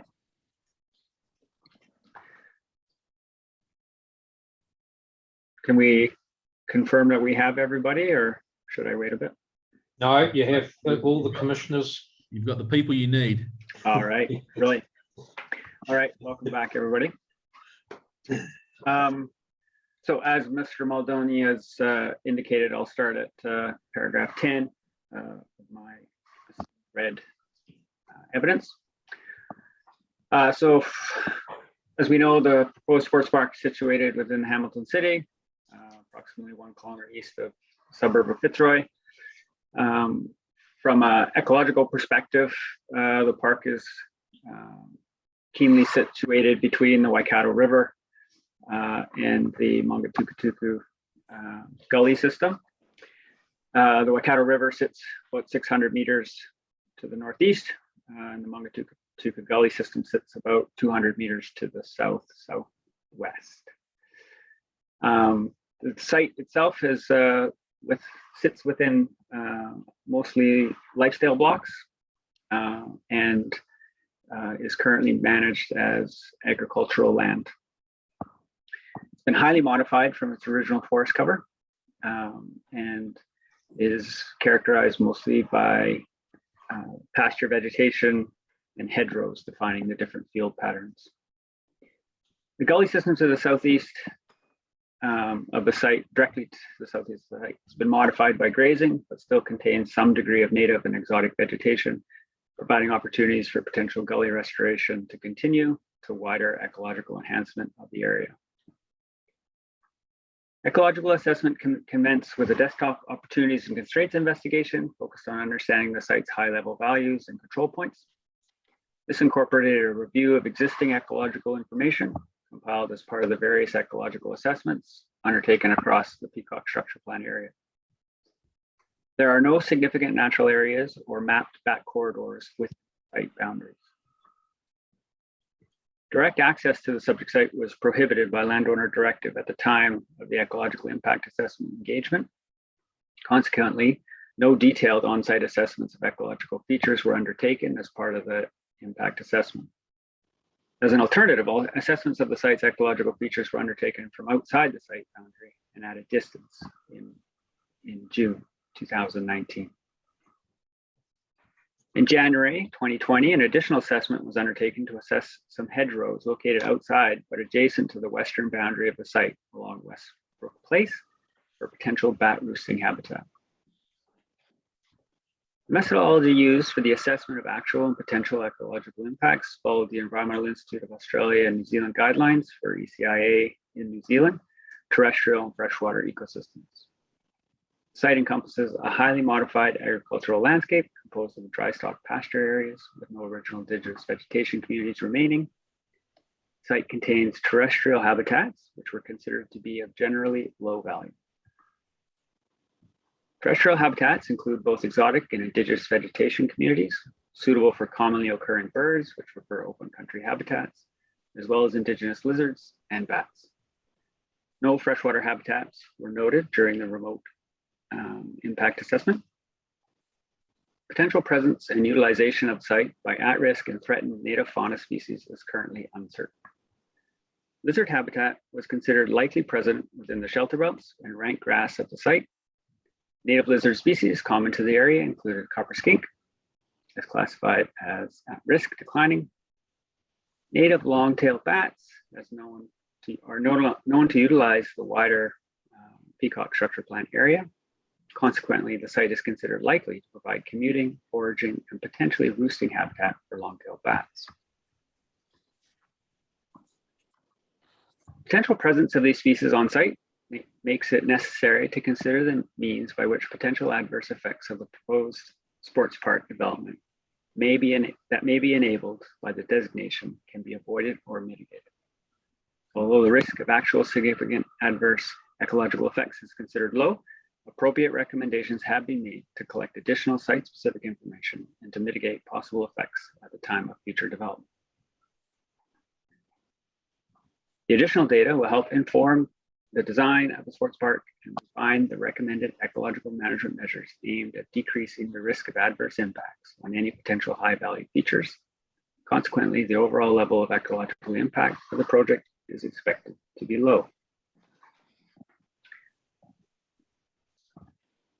Since the production of the technical report, we have done some additional data collection and happy to go through that as well if that's deemed necessary. Otherwise, I can speak to the specific submissions. I think if you could just firstly, we'll go to your supplementary statement and we'll read that first, if we can, please. Okay.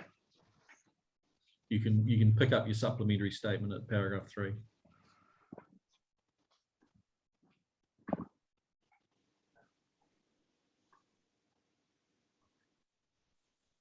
Okay. At paragraphs 5.5 and 5.4 and 5.5 of Ms. Burns' evidence, she addresses the significance of the site for long-tailed bats as presented in my evidence in paragraph 27. I offer the following clarification regarding the determination of significance. The Waikato Regional Policy Statement, section 11A, table 111.3 identifies the following criterion warranting a determination of significance. It is vegetation or habitat that is currently habitat for indigenous species or associations of indigenous species that are classed as threatened, at risk, or data deficient.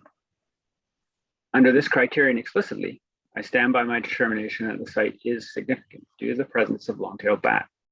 However, in my opinion, this criterion fails to adequately represent the continuum of habitat and therefore significance that may be present on any one site. For example, the criterion does not adequately differentiate between commonly available open air space traversed by long-tailed bats and that of a communal maternity roost or high production foraging areas such as wetlands or ponds. As presented in paragraph 26 of my evidence, bat activity across the sports park site was representative of commuting and foraging behavior based on preliminary acoustic surveys. The greatest level of bat activity was recorded along the southern and western boundaries of the site, directly adjacent to the Plan Change 5 proposed significant natural areas and significant bat habitat areas. As stated in paragraph 30 of my evidence, these vegetative protection areas appear to be well positioned in relation to the long-tailed bat values. It is becoming reasonably well understood that long-tailed bats are edge adapted and use linear vegetation structures such as forests or mature vegetated edges and shelter belts to forage and commute along. Long-tailed bat use open areas less preferentially. This has been supported by acoustic surveys undertaken across multiple areas within the Peacock Structure Plan area, including the Amberfield and Broadwater Retirement Village sites. Early indications at the sports park site suggest long-tailed bat behavior may be consistent. In paragraph 5.5 of Ms. Burns' evidence, she states the areas of significance need to be clarified so that the conditions can be made workable, particularly the conditions relating to lighting. The sports park site contains no tall, mature tree cover within the boundaries of the site. In my opinion, the significance of the sports park site is tied to the site's adjacency to the vegetated areas proposed as SNA and SBA in Plan Change 5, and not the open space area characterizing the sports park itself. In paragraph 5.7, Ms. Burns' evidence, she states the significance of the site warrants an avoid and minimize approach to any management plans for the site. In my opinion, this ignores the avoidance measures already incorporated into the proposal, including suitability assessments and the evaluation of alternative sites, and any current or future design work reflective of relevant and recent judicial decision-making, policy directives, and existing best practice guidance, including the reduction of light tower height, use of LED directional lighting, achievement of 0.1 lux levels at identified SNA, SBA edges, and managed periods of lighting. In my opinion, these all adequately contribute to the proposal's avoidance and minimization and are reflective of the site's significance. Thank you, Mr. Croft. Now, just returning to your primary statement, did you have some further comments you wish to make about updated data? I think you were referring to that when you completed your summary. Yeah, I just think it's relevant that that we do make the distinction that the initial assessment, which Doc submitted on, pointing to the inadequacy of the data being used and conclusions being drawn, and I concurred with that. And it was recognized that in the absence of site-specific data, the information and conclusions drawn were not well supported. However, we have since collected some site-specific data and implemented some acoustic bat monitoring surveys, which gives us a little bit more insight, but also strengthens the notion that the value of site-specific data information and making these conclusions is really important. And the information that we've collected to date has directed us towards addressing some of the significance issues as well by suggesting that there are specific areas on the site which are of higher use for bats than others. Thank you. Will you just remain there and answer any questions, please? Sure. Okay, thanks, Mr. Croft. Commissioner Fitu. Thank you, Mr. Croft. If I can say thank you for the supplementary, because it does provide some clarity. From your initial evidence and then reading Ms. Burns' further submission, I guess I needed some clarity around the term you use around significance. And it was sort of not confusing, but I guess there was lots enveloped within that. And so you provided some nice clarity. And I guess where I was, lack of a better word, confused, was when you were referencing to the site, but the corridor itself was generally sitting in the adjacent or neighboring properties rather than actually over the site. So, so that was where I got the clarity now from your supplementary evidence. So I thank you for that. I guess the kind of questions I would like to ask was just around, Ms. Burns had drawn from the Waikato Regional Policy Statement, section 11A, and had provided a bit of a list for us around when something's identified as significant. I guess there was a bit of they need to be assessed against a criteria. And I know you've spoken on that the recommendations you've put forward and to us does provide that level of avoid, minimize. I guess just drawing out a bit more from you is that protection part, because in that method, in that criteria, there's protect is used quite a lot. And so I guess if I can explore that with you a little bit more, recognizing that the Mangatukutuku gully system and the site itself is in between the Mangatukutuku gully system and the river. You recognize the open space in between. I guess it's, if I can get some of your thoughts a bit more around that protection of that flight path, or the habitat you were describing.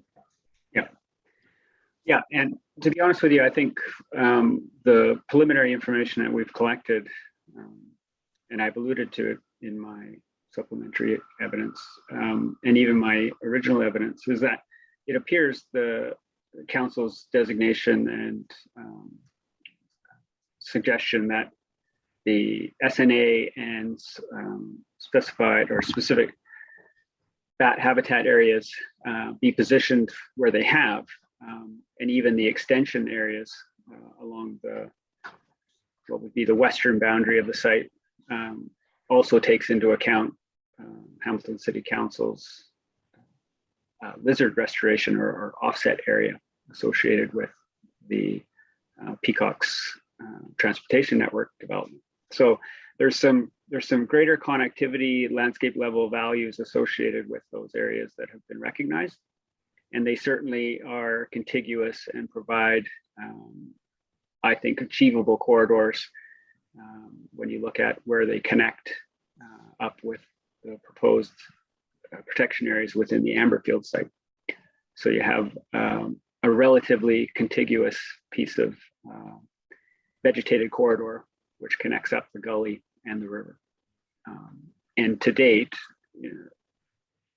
evidence has suggested that this is a functional corridor for long-tailed bats.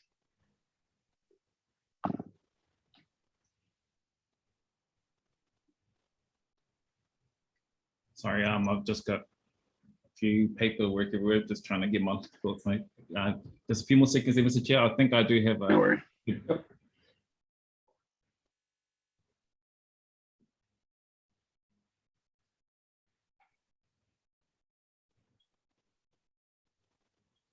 You might have already answered it, Mr. Croft, and I guess and it probably hasn't landed with me properly. And it was just around, going back to your supplementary, the open space part, open air space traversed by long-tailed bats, and recognizing that there is that corridor and these protection areas are coming through in Plan Change 5, as indicated in your evidence. I had to put that up so I can look at that corridor.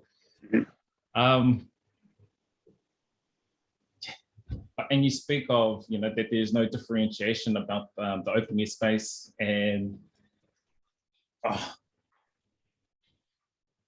I guess I'm trying to just wrap my head around the certainty from your, like yes, you explained that we've got a bit of a time period here, and in terms of the lapse date and the investigation and further research that can happen. I think at this time and moment where we're trying to go through and make a decision on that is that those flight paths. So obviously following the corridor of the Mangakitukutuku Gully, but also the potential or the uncertainty of going across the actual NRR, the site itself. Yeah, can you help me a little bit more with that, if that's all right? I'm Sure. really trying to just land it in my head. All good. So we do know that bats, long-tailed bats, do fly across open pasture areas, open air areas where there's limited to no vertical or habitat structure. But to date, most of the information suggests that this isn't preferential. This is this is traversing open areas, much equivalent to birds using open air areas.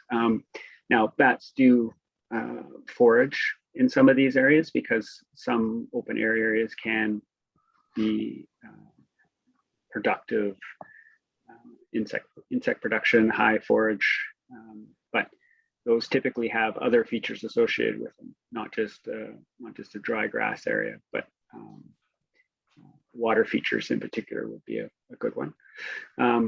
So the majority of bat movements have been documented along vegetated edges, and certainly through the Amberfield process, there's been much evidence and much support for ensuring that those forested or vegetated edges are protected.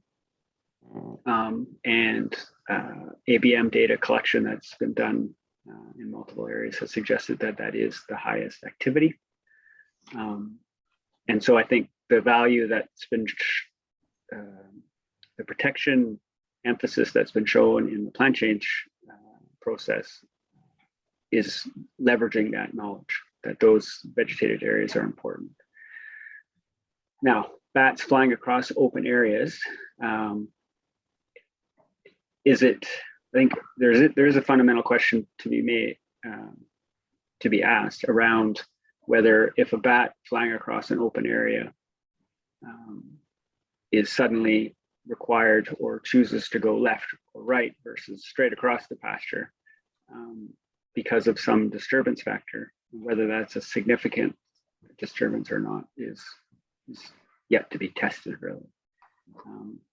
So I think focusing on the high activity areas, the known commuting structure and feeding values is where the significance lies in terms of some certainty. Okay, no, that's very helpful, because I guess where I'm leaning to is if the bats fly off a different pattern, I don't know, in terms of not following the corridor itself, and then once the sports site or sports park is developed, has mature trees, it's been planted up, I guess they're coming off that corridor and going into where you start having a bit more of the planting, the vegetation. So there's an operation element now happening in that sports park. So I guess that's where I was sort of leaning towards is, so when they do come off that corridor, and obviously at the moment the preference is to be on that corridor, and if I'm hearing that right. So once it is planted up and there is vegetation, and I'm assuming there'll be complementary vegetation happening on there. So, but indigenous or eco source kind of type of planting happening within. Yeah, I guess it's trying to understand, does that take them off that pattern, that route, and into the sports park where there is vegetation because it's proximity to the Mangakitukutuku? Well, I guess if you build out the forested or vegetated edge into the sports park, then yeah, there's potential that it becomes the new corridor. But there would be ways of structuring the planting. An example would be you can create multiple edges. So you've got an existing vegetation edge, so the SNA vegetation that's there now. You could plant a new edge where there's a space in between.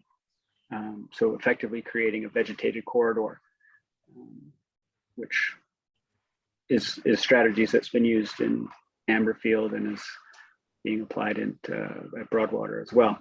So looking at structuring your planting to be more bat compatible, recognizing what they use for signals for commuting. And that still minimizes and avoids impacts onto the bat habitat, you know, from doing that kind of.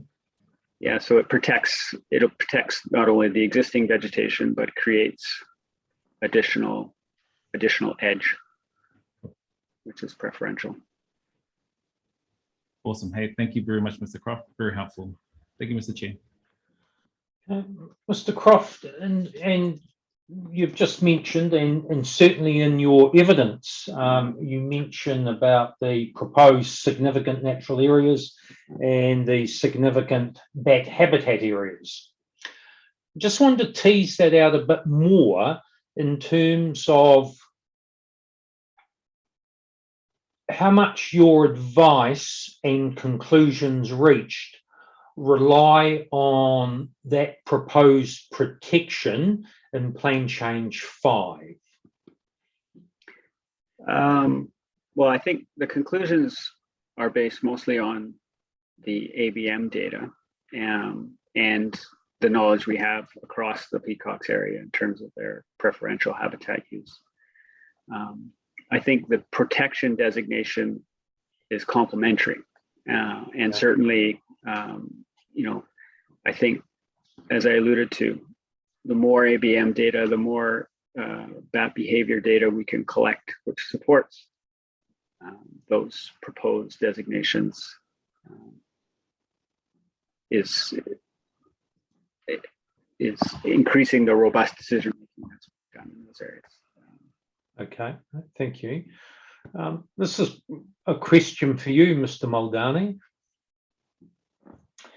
So in terms of Plan Change 5, and on page 29 of the reporting officer's report at 7.3.3, it's noted that the provisions have immediate legal effect, except for Appendix 2 of the structure plans.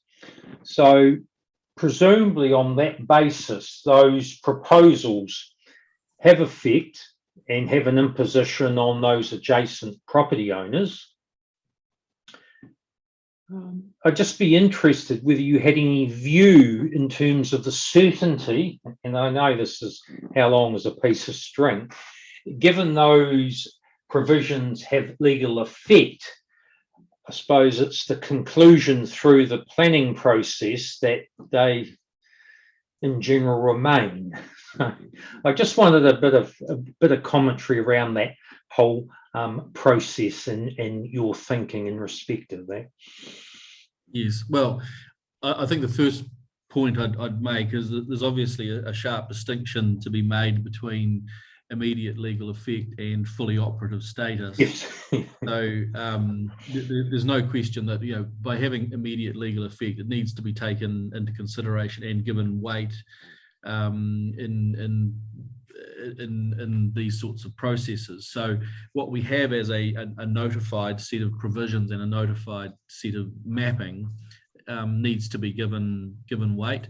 But I think, as Doc points out, you know, quite rightly, we don't know with certainty what the final mapping will look like. That's a matter that does need to work its way through the first schedule process.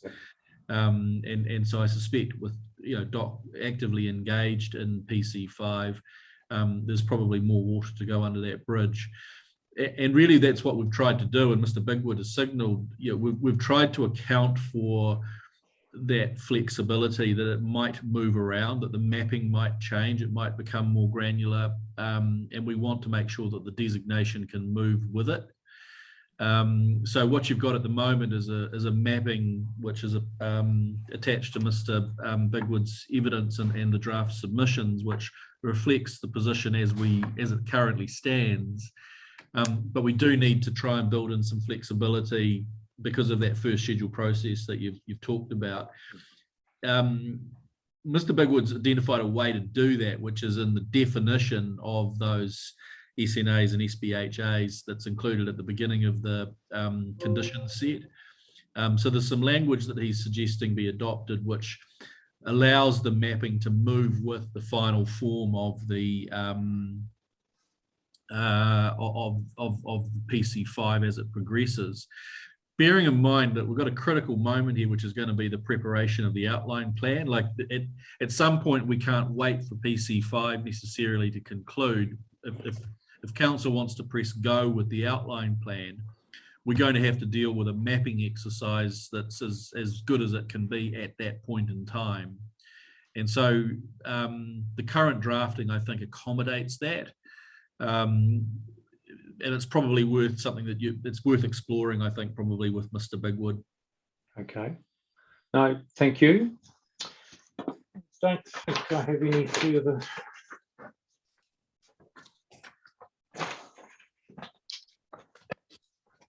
No further questions. So thank you, Mr. Croft.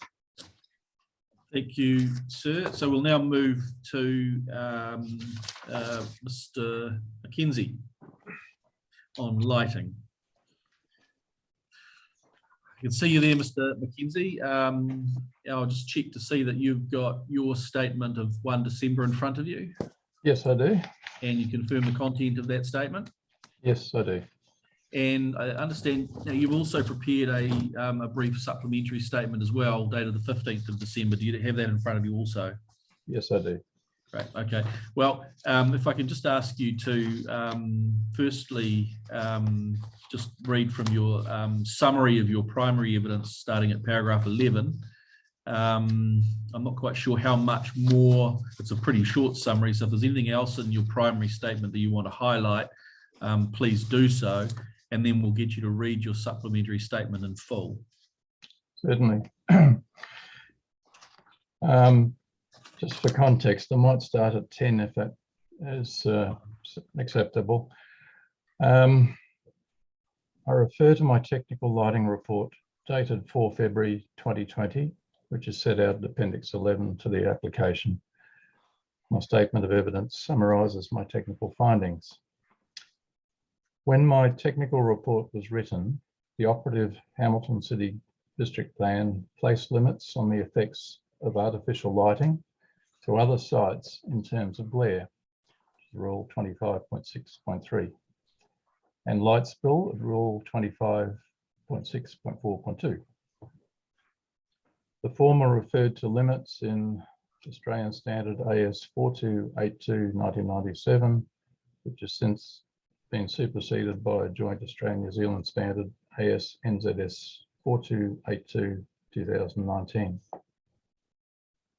I established through a concept lighting design that the limits defined by the district plan and the standard referenced therein could be satisfied with respect to glare to transport, light spill to potential residential sites, and glare to potential residential sites.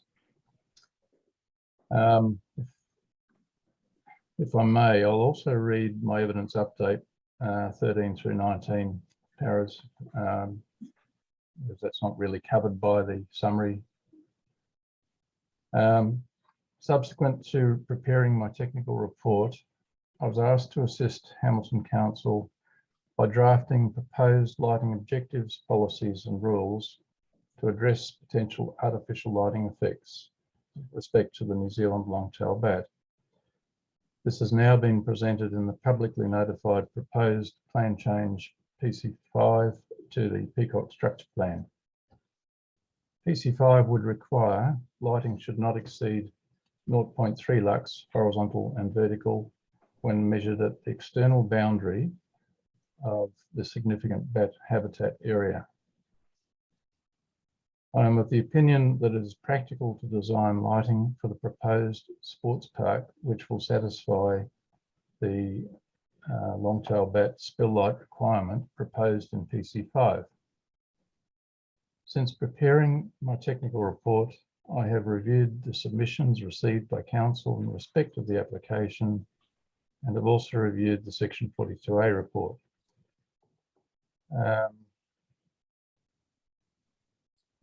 Actually, I might stop there if the court's okay. It's really just that initial part that I wanted to cover off. Thank you. That's fine. Now, if you turn to your summary statement of the 15th of December, Certainly. and if you could read from, I think, paragraph 3, please. Certainly. At paragraph 6.2c of Ms. Burns' evidence, she proposes amendment to the lighting conditions to ensure best practice across the entire site, not just to prevent spill into the significant natural areas. Further, at paragraph 6.13, she proposes that the site itself may be significant and should therefore contain bat-friendly lighting throughout. My colleague, Mr. Croft, has outlined in his supplementary evidence the reasons, in his opinion, why the full weight of any lighting restrictions should be limited to the land within the significant natural area. Based on this, I am of the opinion that the position stated in my evidence remains appropriate. I maintain that the sports lighting should have a maximum colour temperature of 3000 Kelvin rather than 2700 Kelvin. Significant reasons for this include the concept lighting design has established that the best practice spill light limits within the SNA can comply with a recent Environment Court decision. Following Mr. Croft's advice, any special limits proposed to protect the New Zealand long-tailed bat should be limited to those reaching the SNA. Past monitoring results indicate that the long-tailed bat transits over built-up areas, which include street lighting. Hamilton has recently completed a retrofit program for street lighting using 3000 Kelvin LED lights. Hence, it would appear that the use of suitably controlled 3000 Kelvin LED lighting is unlikely to deter the long-tailed bat. 2700 Kelvin sports floodlights are not commonly available. While they may be possible to obtain, I understand that they would be significantly more expensive, less efficient, and pose a long lead time to obtain, rather than those of the 3000 Kelvin floodlight. And I also understand that grass can appear burnt when viewed under 2700 Kelvin lighting, which can be unsettling for players and spectators. And what I haven't said there is also it becomes a safety issue as well for players. I also note that the above comments are currently not clearly captured in the draft conditions proposed by Mr. Bigwood, nor the amendments proposed by Ms. Burns. The current wording at draft condition 17 includes the design shall ensure that all lighting within the sport park will follow the latest best practice guidelines, in this case referring to long-tailed bats. This is open to interpretation as there is no definitive standard referenced. Hence, in my opinion, the following clarification should be added to draft condition 17.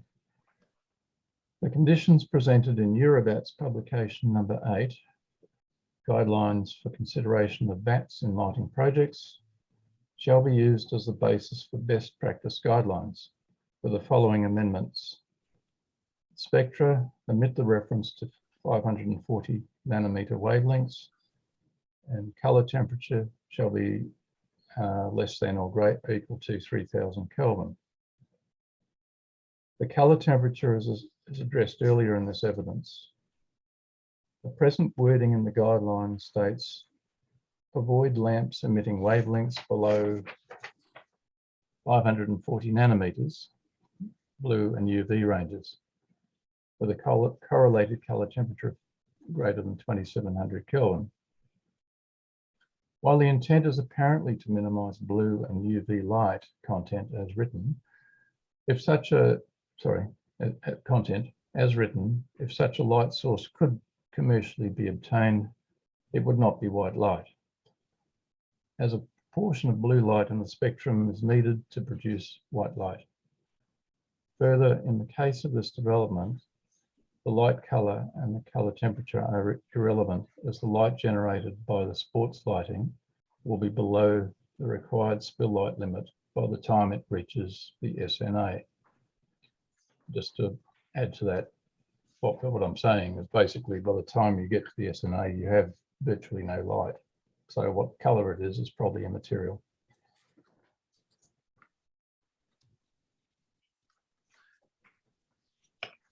Thank you, Mr. McKenzie. So, I mean, the upshot really is that subject to that additional amendment to condition 17, you've no other suggested amendments to the conditions to address lighting. That is correct. Just remain there and answer any questions put to you, please. Sure. Commissioner Whettu.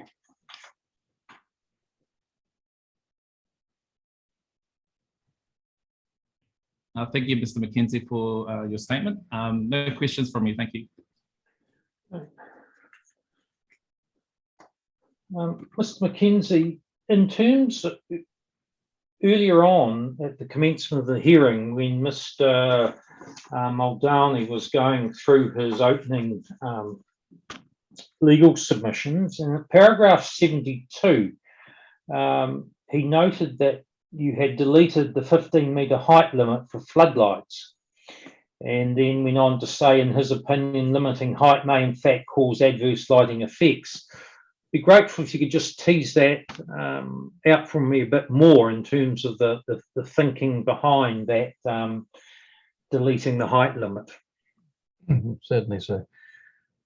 In order to get the light where we need it, modern technology floodlights, whilst limiting effects beyond the site, the floodlights chosen nowadays have an asymmetric throw. So in other words, if they're aimed ideally in a flat orientation, they throw light forwards.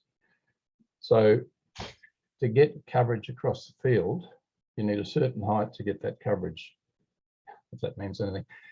If you lower the height, you lower the coverage and how far it throws. In order to counter that, you then have to tilt the light up. And when you tilt the light up, you create greater glare effects beyond the site.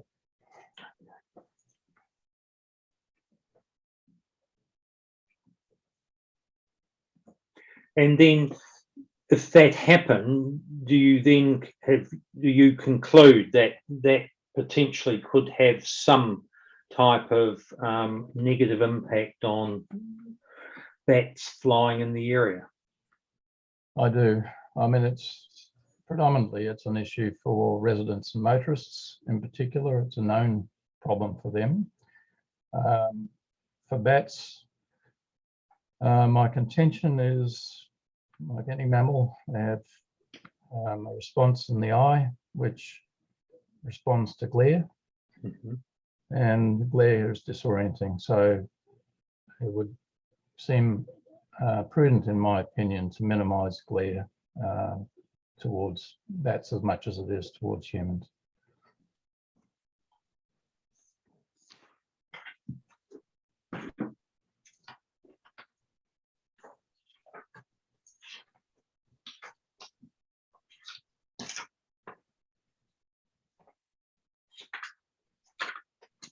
No further questions. Thank you. Thank you, sir. Thank you, Mr. McKenzie. I now call Mr. Bigwood.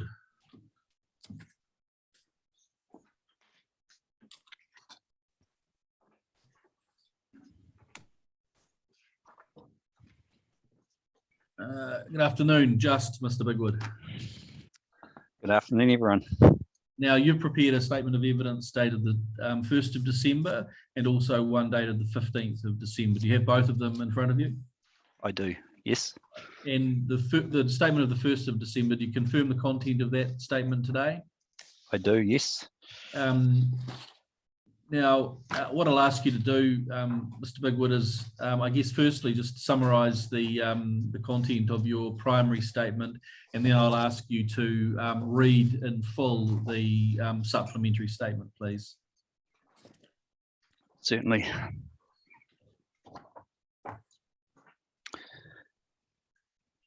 So I just want to start in terms of my evidence in chief at the sports park description, and I just want to confirm essentially what Mr. Muldowney has already highlighted to you in the opening.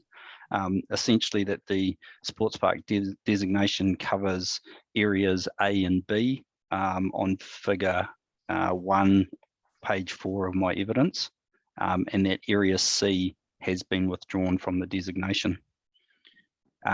The designation is sought for a 10-year lapse period, which I note is supported by the section 42A author, and which I also confirm as well as being appropriate for this site. In paragraph 19 of my evidence, it lists an examples of the activities that could be undertaken at the sports park, and the concept plan, which is figure 2 on page 7, also demonstrates how the sports park could be developed. And again, I just want to reiterate what Mr. Muldowney said. At this point in time, they are examples, one of the activities that could be undertaken there, and 2 of how the sports park could be developed. The final design of the sports park is yet to be determined, and that's based on quite a number of factors. And I think as Commissioner Whetu pointed out in one of his questions that he's directed to me, which I'll answer a bit later, the nature, I guess, of sports and activities for people is changing all the time. You know, years ago, I guess everyone played rugby, cricket and netball. Now there's just so many more wonderful sports that, you know, people can get involved in. And that needs to be taken into account, not only for today, but, you know, moving into the future and the flexibility there. And I guess related to that is that when the detailed design is done, an outline plan of works will be submitted under section 176A, and the draft conditions at the end of my evidence highlight that as well. That process will be followed. To the actual and potential effects, the conditions in Appendix 1 and 2 of my evidence, I think, reflect the actual and potential effects, and we believe that those conditions will ensure that the sports park and its activities are no more than minor. To the statutory assessment, I think there is really good alignment between the assessment findings and conclusions of the NOR and the Section 42A report and my evidence. So I don't think there's anything really in dispute in any of that statutory assessment. We have completed an alternatives assessment. And we also have looked at the necessity of the sports park and the designation. And again, I think that's been demonstrated. To the submitters, if I can just refer you to, first of all, paragraph 66 of my evidence. And this is in relation to a concern from the Department of Conservation. So an unresolved concern for DOC from our consultation is the uncertainty and lack of mechanisms for review and monitoring of management plans. Of monitoring and/or management. DOC consider that a mechanism within management plans to allow modifications / changes or additional mitigation when effects or changes are identified would be appropriate. I do not disagree.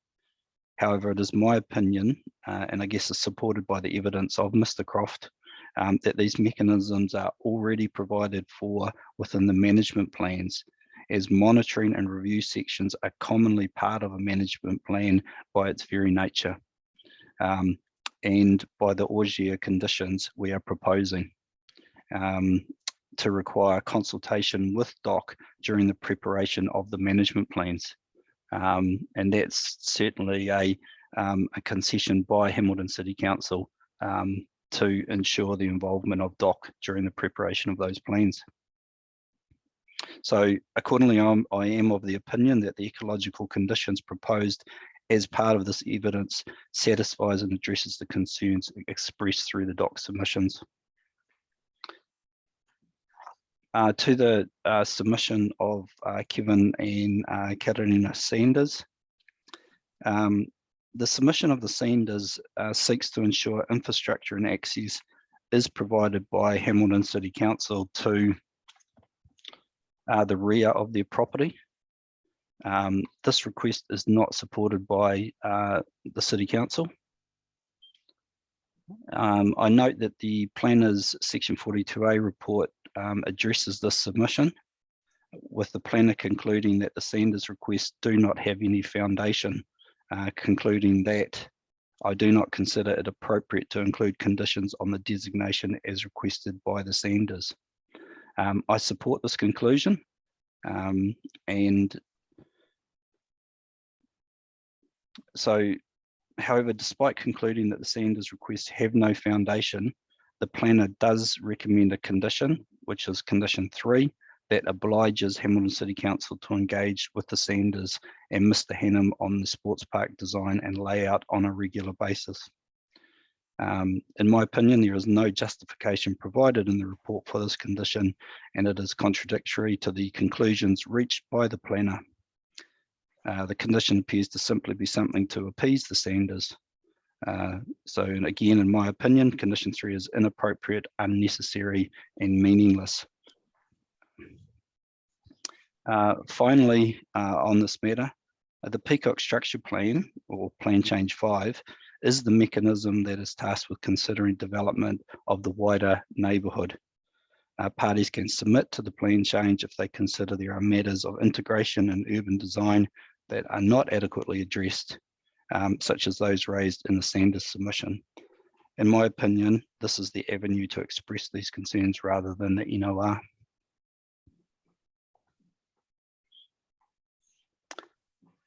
Do you want me to go to my supplementary?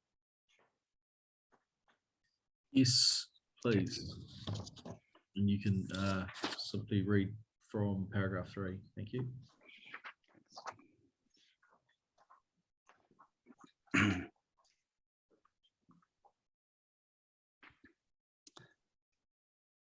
Okay, so this referencing the statement of evidence of Ms. Burns.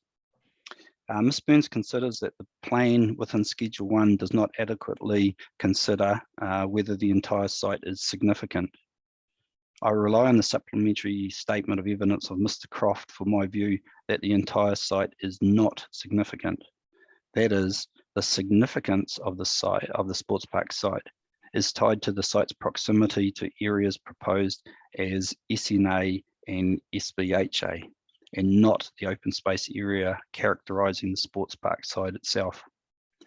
The Waikato Regional Policy Statement at section 11A aims to protect critical habitat features. That is, habitat which is essential to the reproductive success of a threatened indigenous species. Such habitat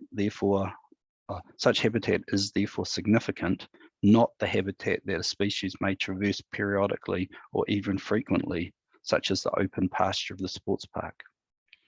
On this basis, I'm of the view that the conditions as proposed in my evidence in chief do adequately recognise, provide for, and protect the long-tailed bat and its important habitat. Ms. Burns does, however, make the point in her evidence that the SNA and SBHA boundaries on the plan in Schedule 1 are not yet settled, as Plan Change 5 is still in the statutory approval process, and therefore that the boundaries may change. I accept that this is the case.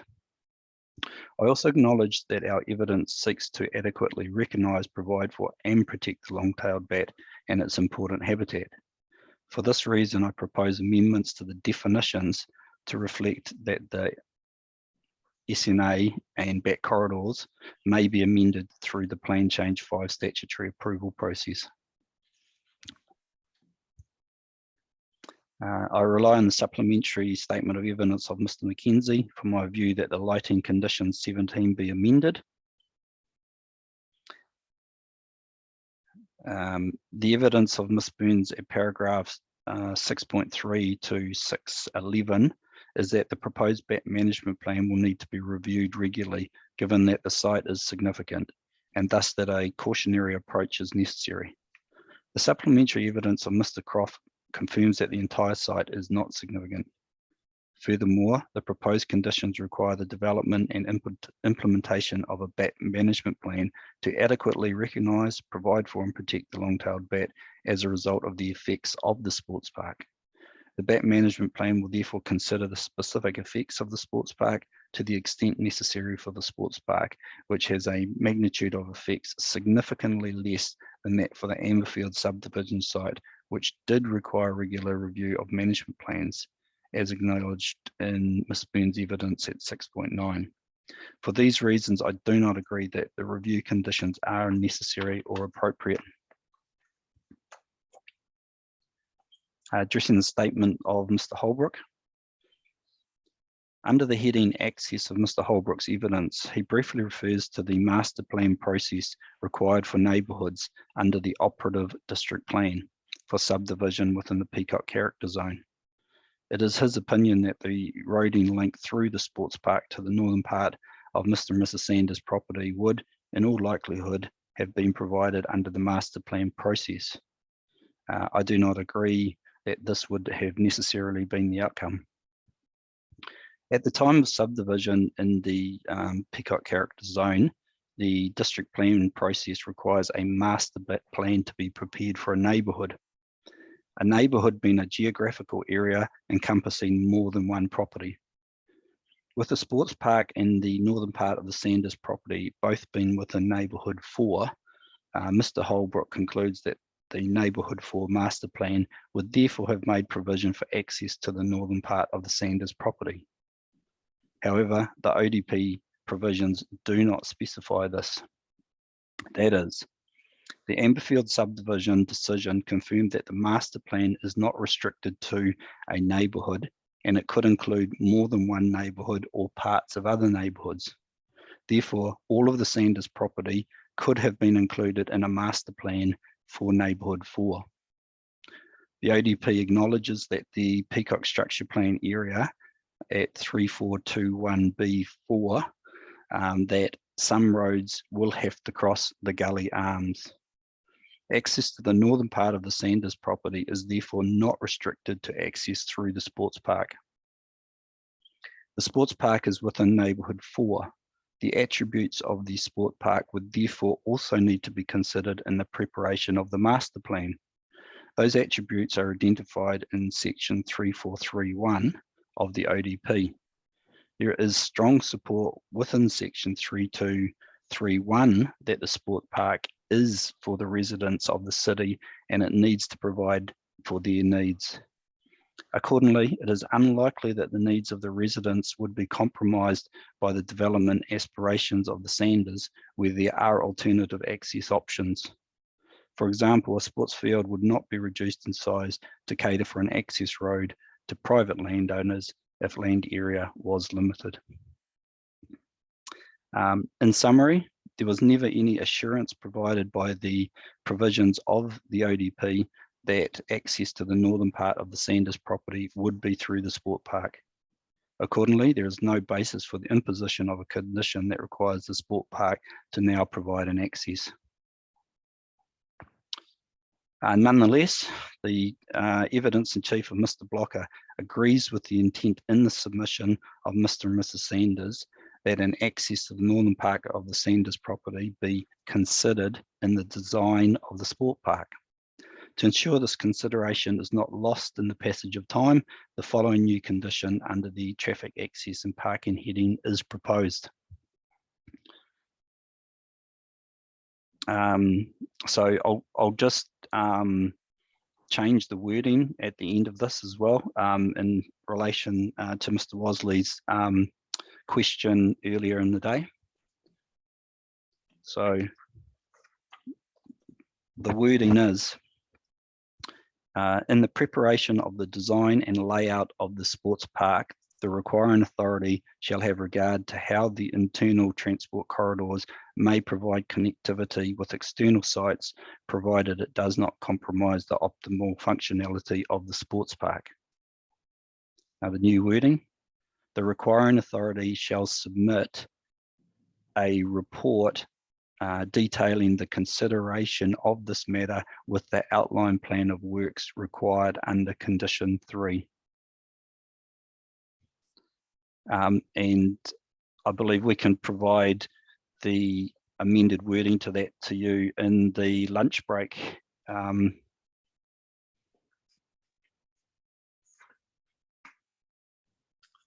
Thanks, Mr. Bigwood. I think I got that. It's the requiring authority shall submit a report detailing consideration of this matter with the outline plan of works required under condition 3. Correct, yes. Okay, but we'll get that cleaned up and provided to the commissioners in a written form, so there's no confusion about that additional change. So just turning the page to your supplementary statement, you've got the Appendix 1, which is the amended conditions. So these are basically the only amendments you're recommending to the set of conditions that was submitted as part of your primary evidence, correct? That's correct, yes. Okay. So what we see there in Appendix 1, subject to that minor change that you've just articulated in relation to proposed condition 13A, this reflects the proposed changes.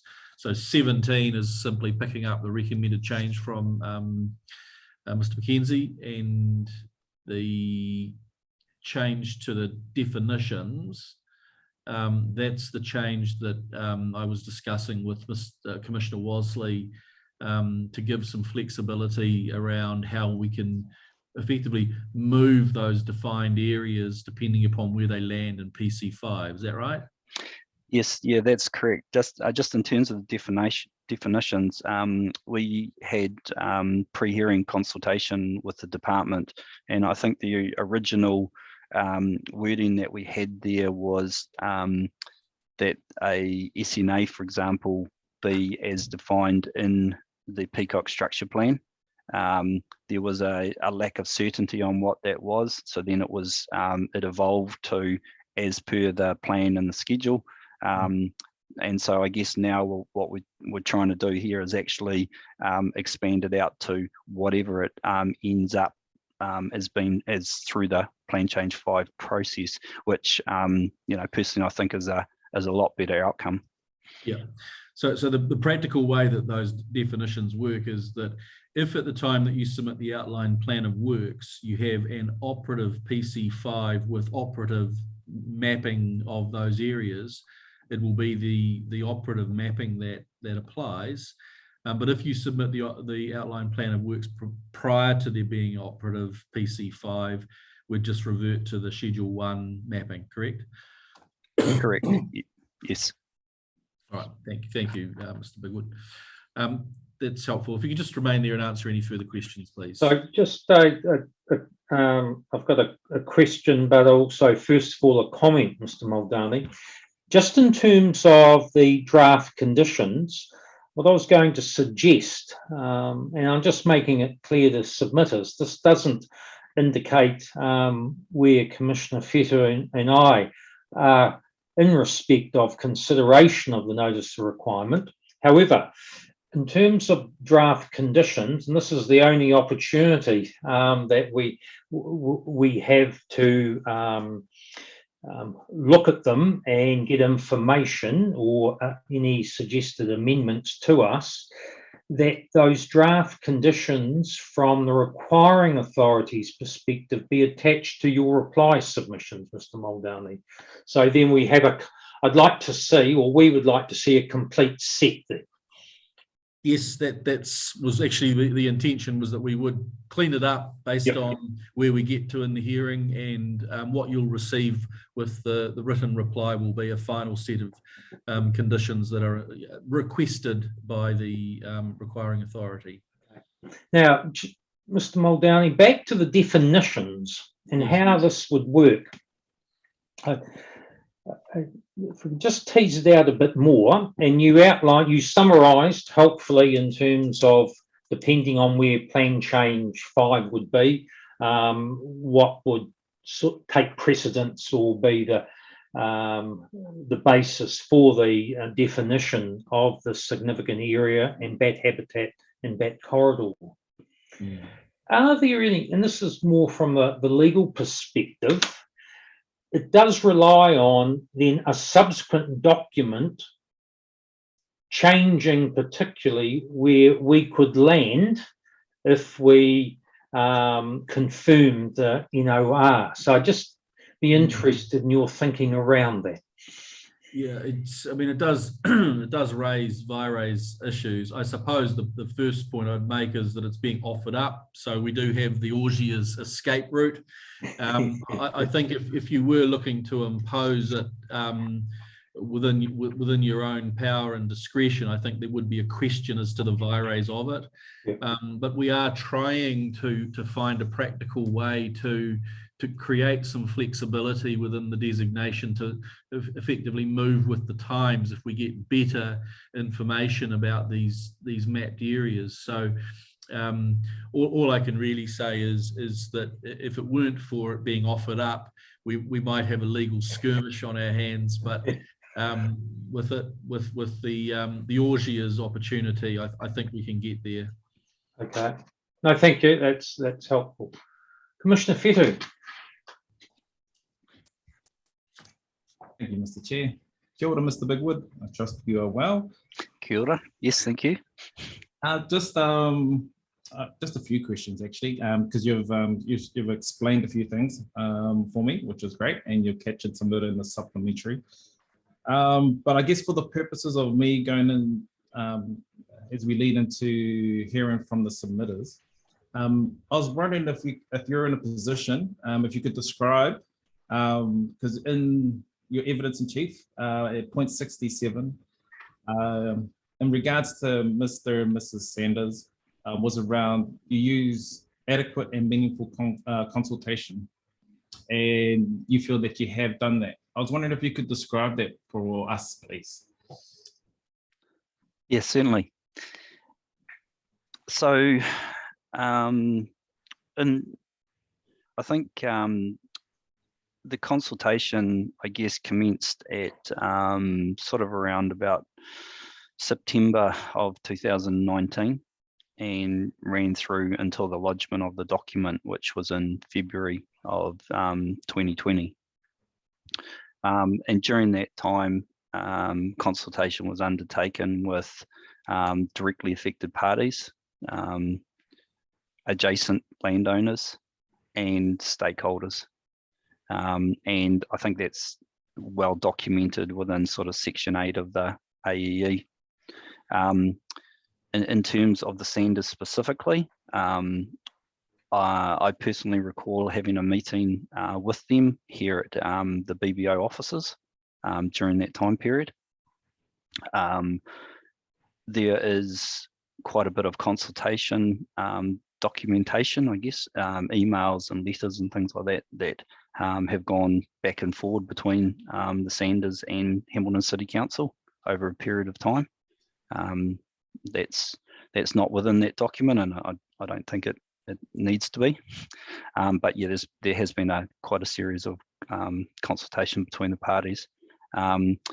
Hamilton City Council, in the end, appointed a gentleman called Mike Bennett, who was the liaison person with the Sanders.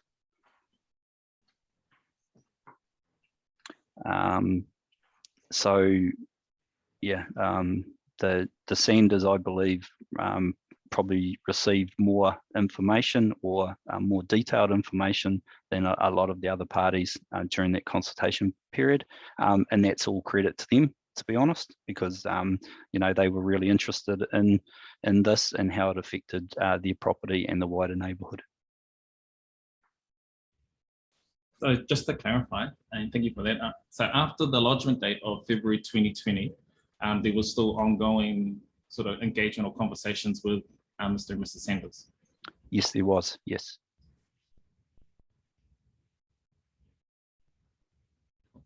That's helpful. Thank you. The second question, did you have something else to say? Sorry. Oh. No. Sorry, it's just clearing my throat. The second part was just around the response to DOC, and I guess my inquiry with Mr. Croft and the concerns of DOC, or the matters outlined in their submission, and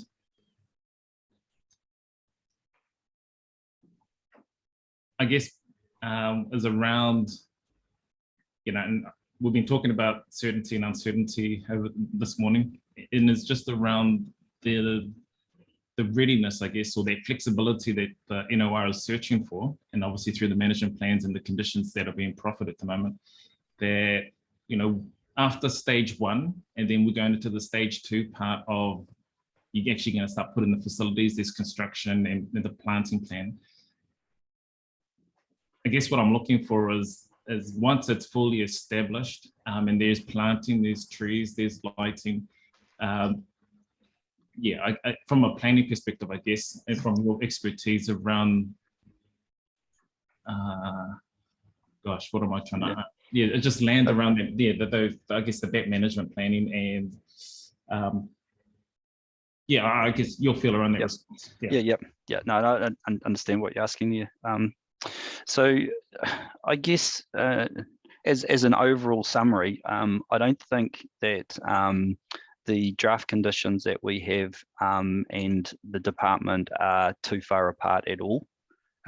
Obviously, they will comment on that, but in my view, that the two parties are very close together. The conditions have deliberately been worded such that there is flexibility within them, because at this point in time, the design of the park is not completed. A lot of the issues that we've addressed through those conditions are, I would call, a worst case scenario. There is a high potential that there is no lighting on those sports parks at all, and they just end up to be grassed areas. On the other side of that is, yes, there could be netball courts or hockey courts that are used late at night when lights are there. So we've tried to cover all activities within there. The issue that I think is that quite often we get caught up in the worst or the negative parts of aspects of the proposals, rather than looking at the proposal in its totality. And my personal view is that a sports park in that location is quite compatible with the ecology of the area. Overall, again, there may be certain periods when lighting, for example, is on, but the majority of the time that sports park is in operation, it's going to be just an open space area. The other ability that we have with the application is and this is through the management plans and the design, is actually to create something that is compatible with the area. Again, as you discussed in terms of the landscaping, making sure that the landscaping is not just amenity landscaping, but it's also habitat landscaping and things like that. And again, the beauty of that is when it is a sports park and it is designed that way, it will be there for quite a period of time. Whereas if you're doing residential development for something like that, the tree could be chopped down to build a house or something like that. So it's not necessarily going to guaranteed to stay there as long. So yeah, hopefully that answered what you were looking for. It does, and I guess it was around that compatible element. And I guess, you know, as you had shared, that worst case scenario being the front of mind around this scenario setting. And just, I guess, my final question before I hand it over to Mr. Wosley was just around the OGA condition for the inviting the participation of Te Ha and Ngāti Wairere. And I guess just to explore when we say participate on that condition in the detailed design, construction, operation of the management or sports park, is that also inclusive of the management plans? Just so that I can get a bit of a feel on, you know, where we were drawing on. Yes, it is. As you're probably quite aware, there's a partnership between Thorpe and Hamilton City Council, and it's all part of that partnership. I just note here, you'll see from the application that the cultural impact assessment report that was prepared had a lot of other aspects to it, which are not, you know, appropriate to, I guess, a designation.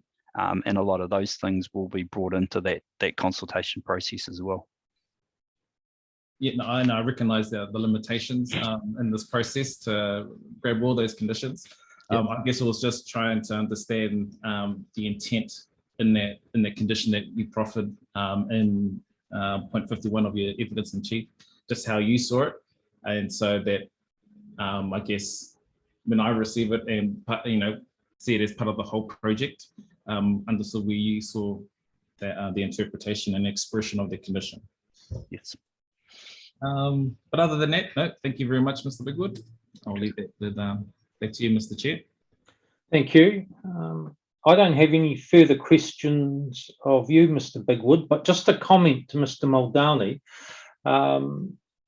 In terms of those draft conditions, it would also be helpful if there's a clear notation of which ones are AUGEA conditions, Mr. Muldowney.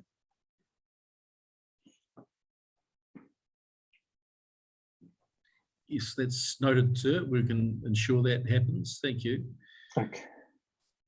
Well, that completes the presentation on behalf of the requiring authority, sir. So, subject to any matters that arise in reply, that's all from us for now. Okay. No, thanks, Mr. Muldowney, and thanks to your witnesses in terms of the clarity of how they're presented. Thank you. So what I was proposing to do, it's 25 to 1, is to actually take as adjourned for lunch until 1:20. So it's a slightly shorter luncheon break than that indicated. So it's 45 minutes. And Mr. Holbrook, we would then come back and hear from you and your clients. That sounds good to us. And I see your presentation has also been circulated. Correct. Okay, well, thank you everyone to date, and we'll reconvene at 1:20. Okay. Mr. Holbrook, welcome. Afternoon. Thank you. Thanks for having us today. So I'm going to present a brief planning statement for you today, and I've pre-circulated a summary of a presentation which will pop up on the screen. I've also got Mr. and Mrs. Sanders with me, and it's likely that Mrs. Sanders will want to speak at the end of my presentation. Okay. She has got a preference that we don't use the video, so I was wondering whether we could potentially, once I'm finished with my presentation and answered questions, that I turn the video off on my computer and then she moves across into the seat to do her presentation.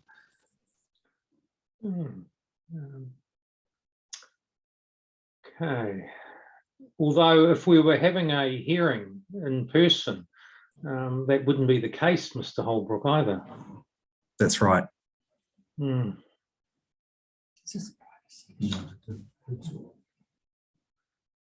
Do you want to ponder that while I? Yes, you do your statement, and then we'll come back to that. Excellent. Okay, no problem. So I'll just see if I can share my screen.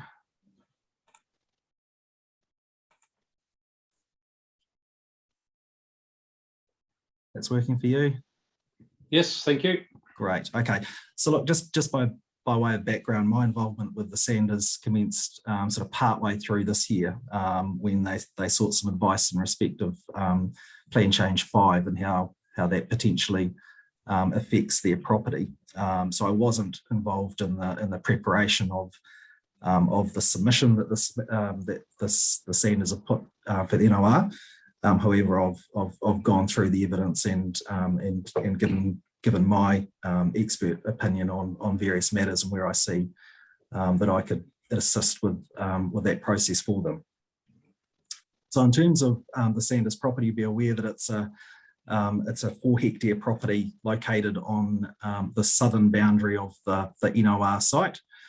And as Mr. Muldowney pointed out, it's a triangular property with a small frontage to Peacockes Lane and a wider boundary towards the north adjoining the sports park. Sort of what's probably not really evident from that aerial photograph is just the extent of gully that passes through this property.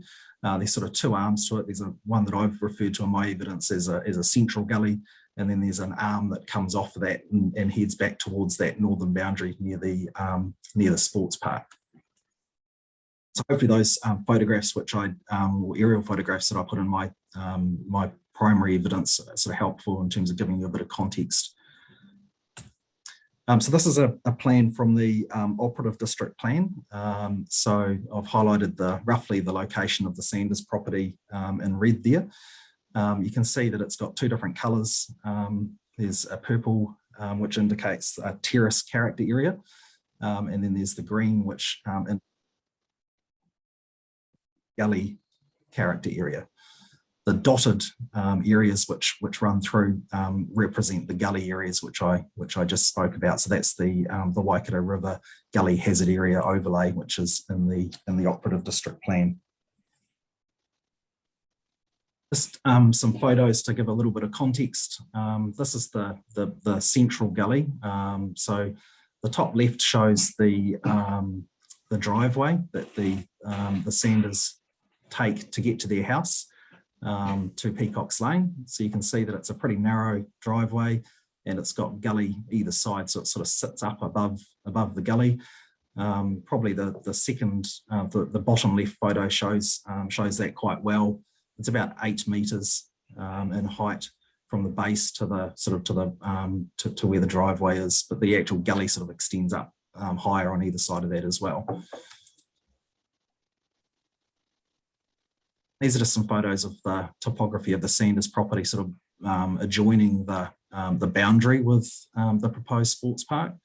So the Barbary hedge that you can see in these photos is the boundary between their property and the sports park. So there's a couple of sort of fingers of gully that sort of come in close to that boundary, and creating some sort of flat areas which potentially could be developed for residential in the future.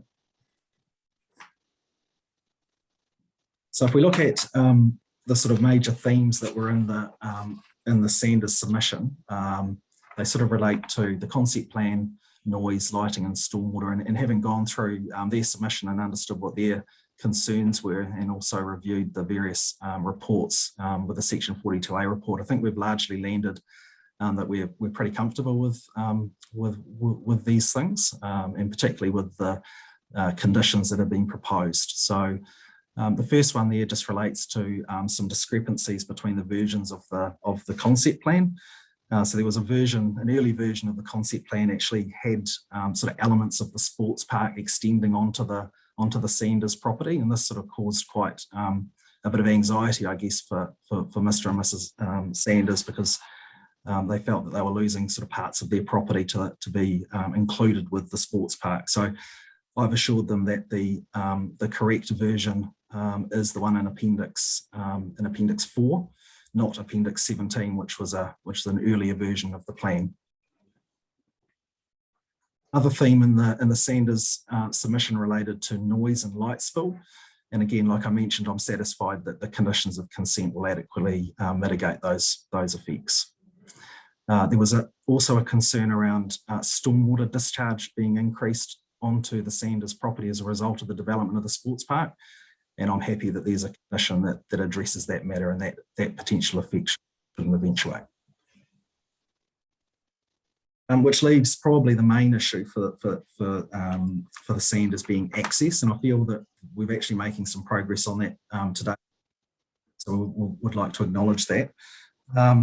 So the gully system on the Sanders property does present, in my opinion, a constraint in terms of providing road access from Peacockes Lane to the northern side of the main gully arm. The northern side of the gully arm is where most of the Sanders land that would be most suitable for future residential development is located. There's little parts on the Peacockes Lane side, but the vast majority of their potential development land is located. Gully, as you can see in those photographs, is quite steep and it's quite wide at points and would require sort of extensive physical works in order to establish a road. You know, I can see at the moment it supports a driveway, but it would require a lot of work to upgrade that to be a road. The gully in Plan Change 5 is identified as a natural open space zone, a significant natural area, a significant bat habitat, and a bat corridor. So I do question the acceptability of establishing a some question marks around the viability of that in my mind.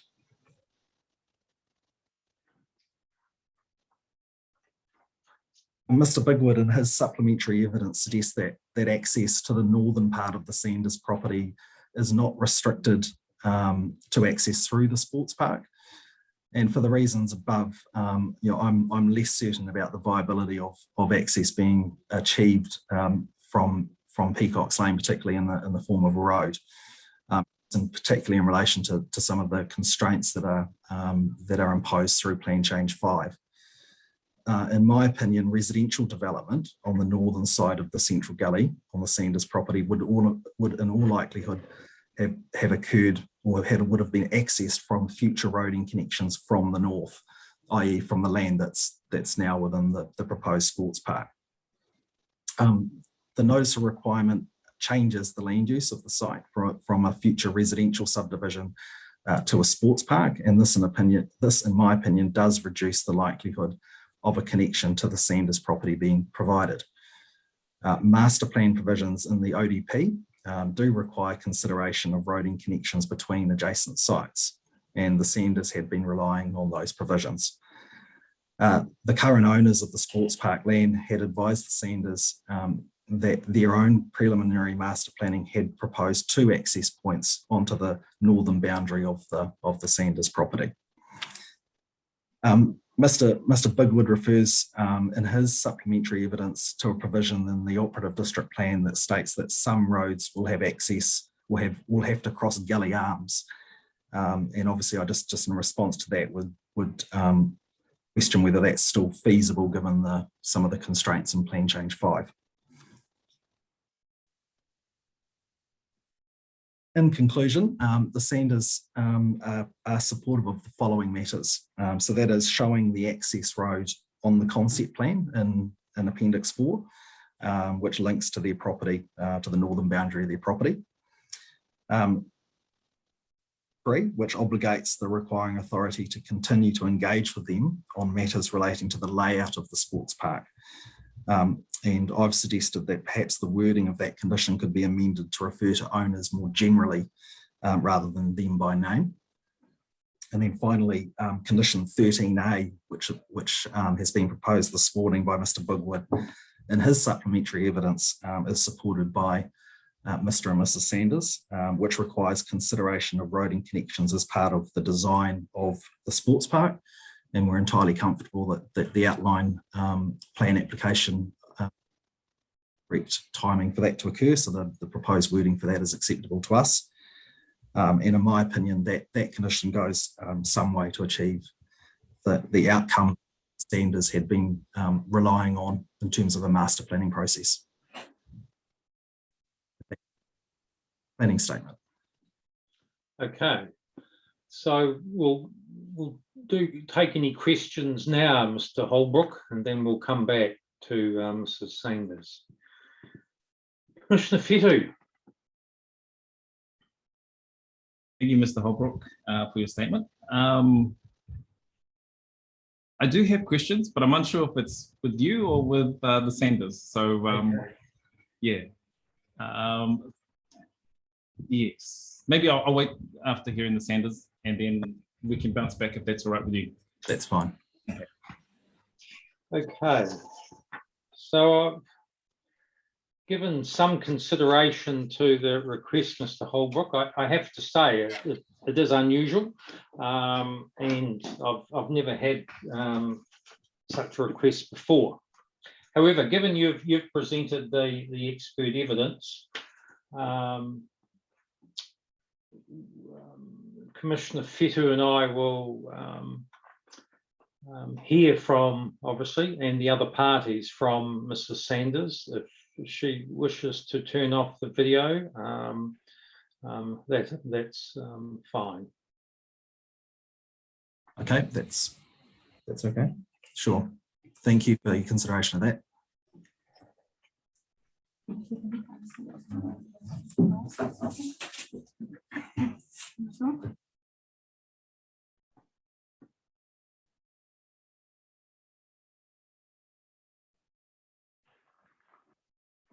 Thank you, Commissioners Mosley and Fitu, for as the adjoining landowners to the proposed, park. I'm going to be reading off some notes because I'm a bit nervous. This is my first time doing this on Zoom, and yeah, so just bear with me. Yeah, and just take your time as you work through it. My name's Kathy Sanders and my husband is Kevin Sanders. I've been the main spokesperson for us while Kevin has been working and maintaining our properties. Kevin may speak, but he's just having a little trouble with his hearing today. He's got a bit of buzzing in his ears. So we'll see how we get on. And Kevin and I are happy to answer any questions you may have if we're able to. Just a bit of background, we own the land where we live at 64 Peacockes Lane in Peacock. It's about 4 hectares in area, excuse me. And along the entirety of one boundary of our land adjoins the land which is the subject of this NOR for the proposed Peacock Sports Park land. Just briefly about some of the history related to our land. Kevin bought the land in 1982, almost 40 years ago, and he is the the last remaining landowner still residing in Peacock's land. Yeah, so sorry, this has been quite stressful for us, what's happened, what's been going on for so long. Anyway, Kevin worked hard to clear the land which was originally infested with huge blackberry plants in the gullies and large ragwort weeds and other large weeds which were growing all over it. He also dug in all the fence posts by hand, fenced it for livestock, planted many trees which are mostly deciduous, and he has worked hard consistently maintaining it.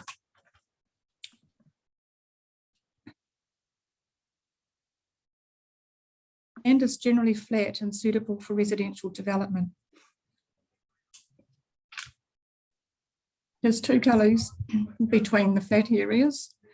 These gullies are part of a stormwater catchment, and in the wetter seasons, they carry water from the gully slopes and neighbouring properties away from the property via runoff drains. These gullies do not contain natural streams. In the summer and the other dry months, the drains dry out and stagnate. In November 2019, over 2 years ago, we were invited by email to a meeting about the proposed Peacock Sports Park by Dan Blocker of Bloxham, Burnett and Oliver, the planners for council, which included Steve Bigwood and also Jamie Searle of Council from Parks. After accepting this invitation, we also invited Council Senior Planner Mark Roberts to join us, as he had been our main contact person at Council.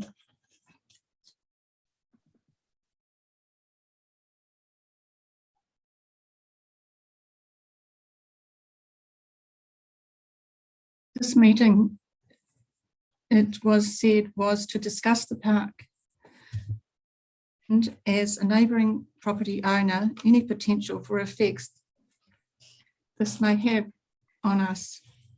Though we weren't provided any information about that possibility in advance or at the meeting. There was numerous, that was other than talking about the obvious, the access issues mainly. There was numerous issues discussed, and these centred mostly around the concept plan for the park, strategic infrastructure and roading for the park, including an access connection from the park road to the rear of our property.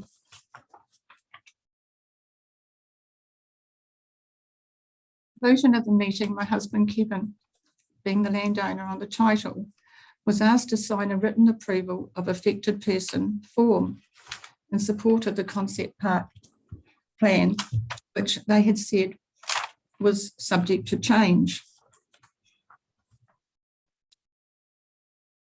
Page of this where he was to sign, it said, to be completed by the affected party.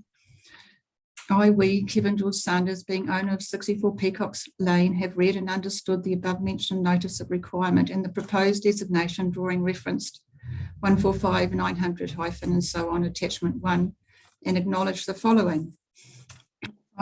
We have authority to sign on behalf of all the owners of the property. And number 2, in signing this written approval, we understand that the council must decide that we no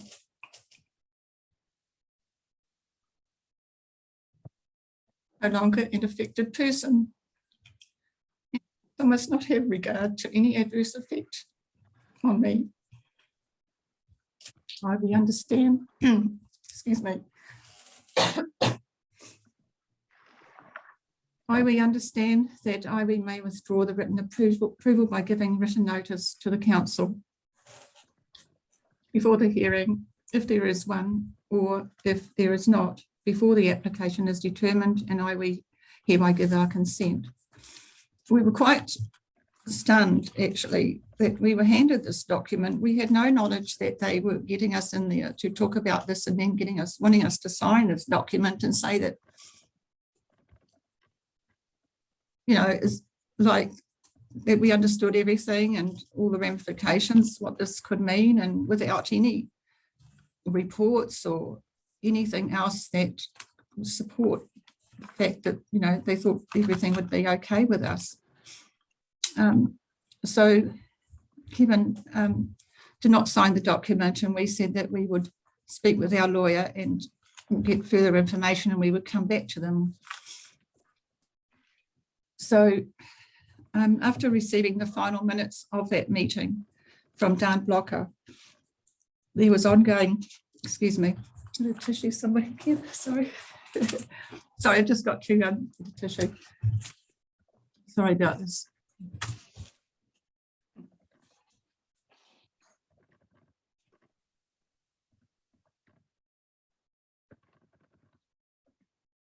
So after receiving the final minutes from Don Blocker about 3 weeks later, there was ongoing email communications between us and council to try and reconcile our concerns and questions. This was before the formal notification for the parkland.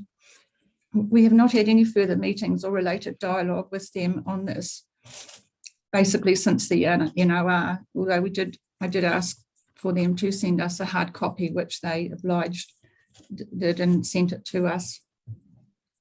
Though we have heard that council has had productive discussions with other submitters, not engaged with us further to this date. I'd just like to give you a background of why we have felt that thought that council should be, is it okay? Can you still hear me? Yes, Yes. can do.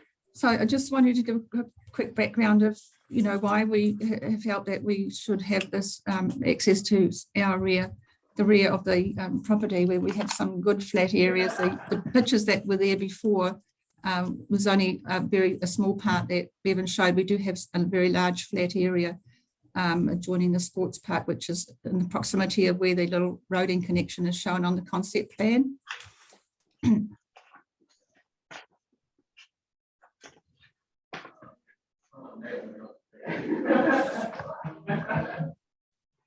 Background noise is a bit disconcerting. Anyway, so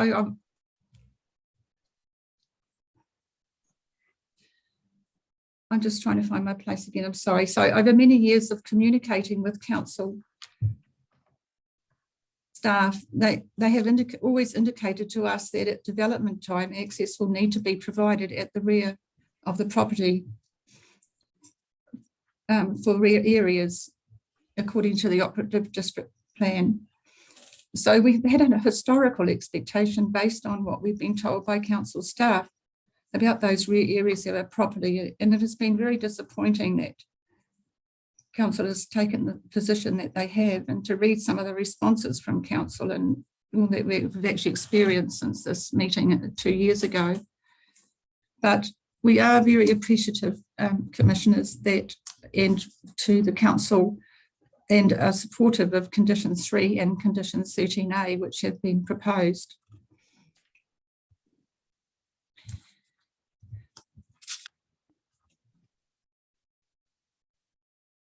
Appendix 4 of the NOR shows what I believe is the same concept plan which was shown us at the meeting over 2 years ago, and it shows from the main park road what appears to be a small connector road which has centre, under magnification, has centre road line markings connecting to our boundary and that of our neighbours, where our boundaries meet on our northeast corner. This appears to indicate the possibility of shared access with our neighbour from the park road.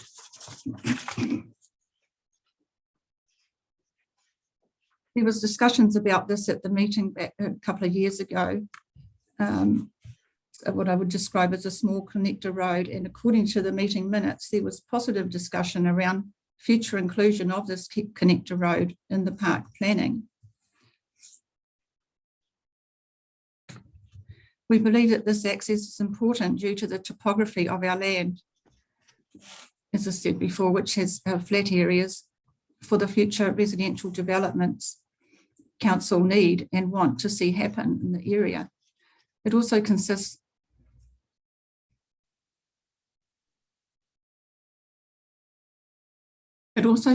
of a central gully and another gully nearest the future park, which comes off that further down. The current access we have off Peacockes Lane goes down across our central gully, which I will describe further along, and you will have seen by the images that I have sent through. I'd just like to cover off a few things that were said at that meeting, because this has really been our reference point to go back to in the main the original communications that we had with, or council had with us. Mr. Bigwood advised it's written in the minutes, the concept design currently shows a roading connection near to part of the northeastern boundary of the subject property. However, the section of road providing a connection to the subject property will not necessarily be constructed by Hamilton City Council and may instead be need to be extended by the property owners. The sports park development will provide a road with full urban infrastructure from which a road can be extended to the subject property. This is not what I'm hearing from council now.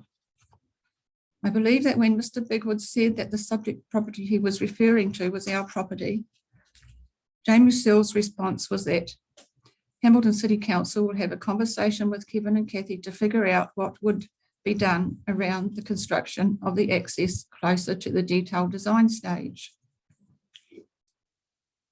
Excuse me.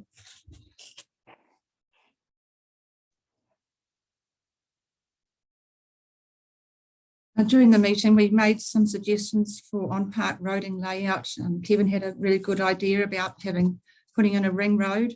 However, they didn't think that was a good idea because they thought that they wouldn't be able to get in their 5 sports fields, regardless that we thought that the park would become very congested at peak times and the cars would be going bumper to bumper on their way out, which they agreed with would happen. Mark Roberts, Council's planner, who kindly came to this meeting as he had been our main person from Council, he talked about the current structure plan, how that all the areas of our property adjoining the proposed parkland are currently within the terrace area neighbourhood where we are able to undertake medium density housing developments. He talked about, this is all from the meeting minutes, he talked about Council preparing for a new structure plan for the area. And further, he said that how gullies are very important and they apparently have ecological values and that Council hope to use these for future reserves.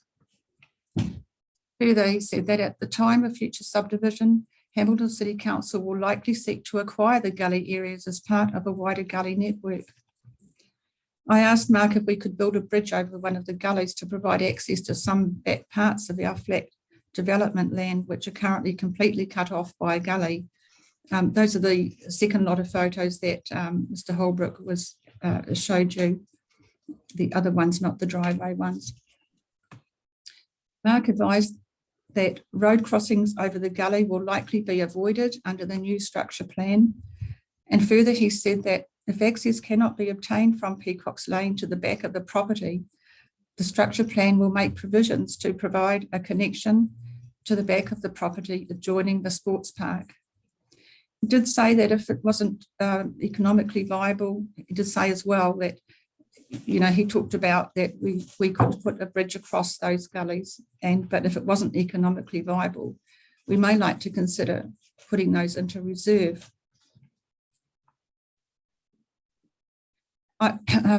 Sorry, I've just got to find my place here. And also during the conversation, sorry, I've just lost my place, but I'll just go back over this, but I'm not sure if I read it. If access cannot be attained from Peacockes Lane to the back of the property, the structure plan will make provisions to provide a connection to the back of the property adjoining the sports park. And also during the conversation, he advises that the updated structure plan will likely include indicative road locations to ensure that there are no pockets of land that remain isolated. This is the end of references to what was discussed in this meeting, although there were other things, but those are just some key things I just wanted to mention. Fast forward to today. Thus far, we have not seen any of these access provisions indicated as planned for by Council. We have sincerely believed that Council would ensure that in future we would have access to our medium density housing areas, currently terrace areas, from the adjoining land at our rear boundary so that the gully crossing would no longer be needed. And we are still hoping that this will happen. Our current access is off Peacockes Lane, and on the building permit, it is showing as a gully track crossing traversing the main gully arm to our house, which is placed between our two gullies. Originally, this access was cut very deeply into the main gully and over to the other side by earlier farmers, and this was only suitable for farm tractors to cross over. There was no culvert, and stormwater also from surrounding properties will have flowed right over this gully track at times. This was back in 1982 when Kevin bought the land, when it was only farmland only. Before Kevin built the house, he had the gully access crossing raised higher twice to enable his car and small trucks to get across to the house site more easily. This included digging in a culvert at the base of this main gully. As you will have seen from the photos, Commissioners, this existing gully access is very narrow and drops off steeply on the sides where it crosses the gully, and it also drops off steeply going up the other side where it has also been cut into the side of the gully, into the side of a gully arm coming off that main gully. We think that the existing gully crossing could be widened and improved to modern road standards, and currently this is what is required for much of the future residential land on the other side of the gully. We are wondering, however, whether widening and improving the existing gully crossing access, which comes in from Peacockes Lane, may have some kind of adverse effect on the ecology of the gully and the ground dwelling bird life within it, which are mainly peacocks, especially in light of what Council, what Mark Roberts has advised us and what we've seen in the draft Peacock Plan Change 5.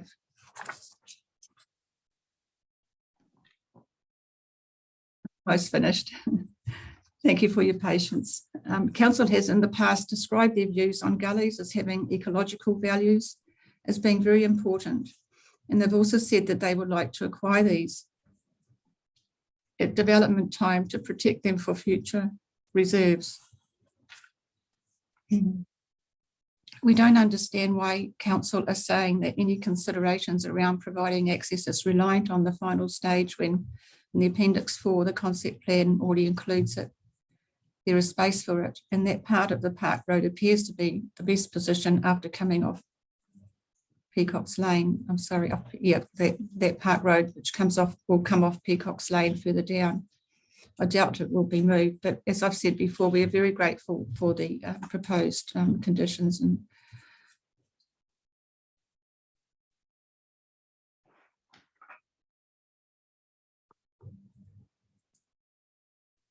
sorry, I'm just reading the remainder of my notes because some things have been covered already.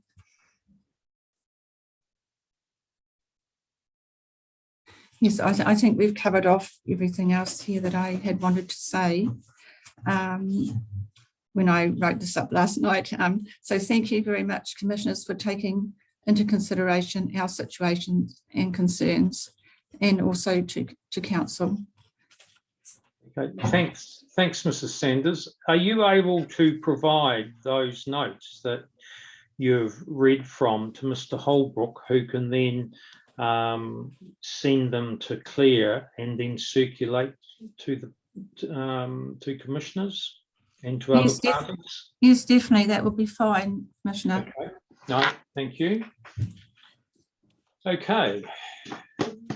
Now, Mr. Holbrook, any questions to you? No, you've come back on, so that's fine.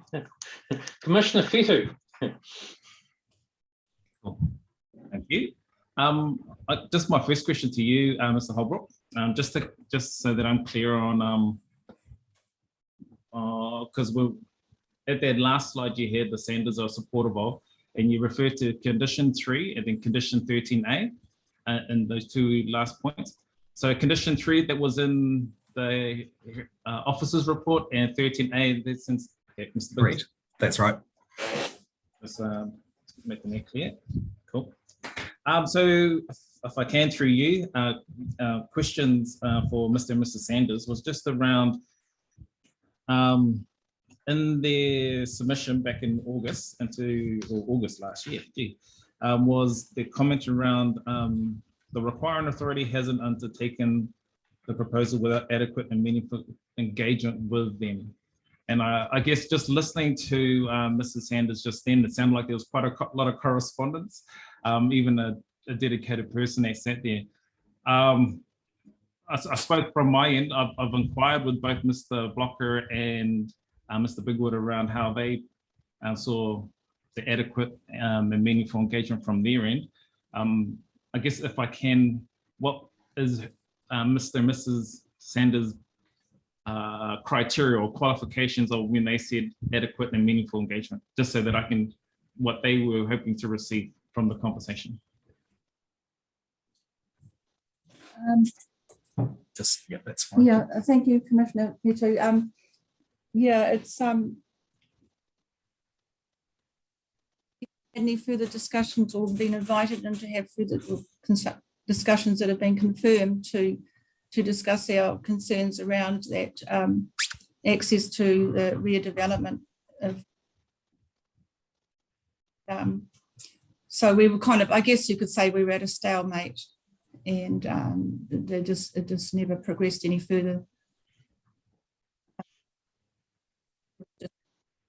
Back from council after that meeting, you know, that we'd been told that, you know, I mean, it seemed quite very clear. It seemed to us that from the minutes that we've been told that yes, we're making allowance for it, but we'll have that discussion later. Like, it was kind of seemed to us to be a commitment, but then we really wanted that confirmed in a bit more detail. Yeah, and when we wrote to them afterwards, when we expressed those concerns and other concerns, it was like they were pulling back, and it just wasn't like what was discussed in the meetings. Like, we had, I've got truckloads of communications on it, and I just stopped after the NOR was notified. I was just a bit disappointed that they haven't sought to engage with us any further, considering all of the correspondence that we initiated and had with them, and the concerns that we had. And, you know, I'm just very disappointed that they take us more seriously, if that's the right word.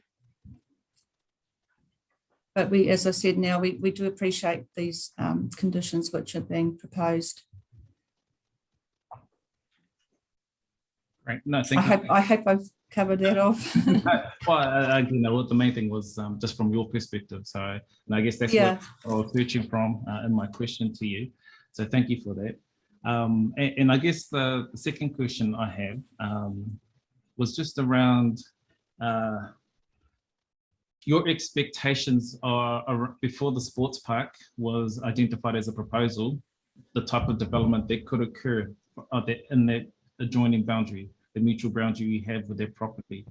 Because there is in that submission a reference to like there is currently no noise or exposure to lights from that neighboring property, which, you know, totally accept. And I guess it was trying to go forward around, if it wasn't a sports park development and possibly residential, medium density, special character type development. Was that an expectation of yours, knowing that this, you know, those conversations you've been having since 2012? Yeah, that there was some form of development.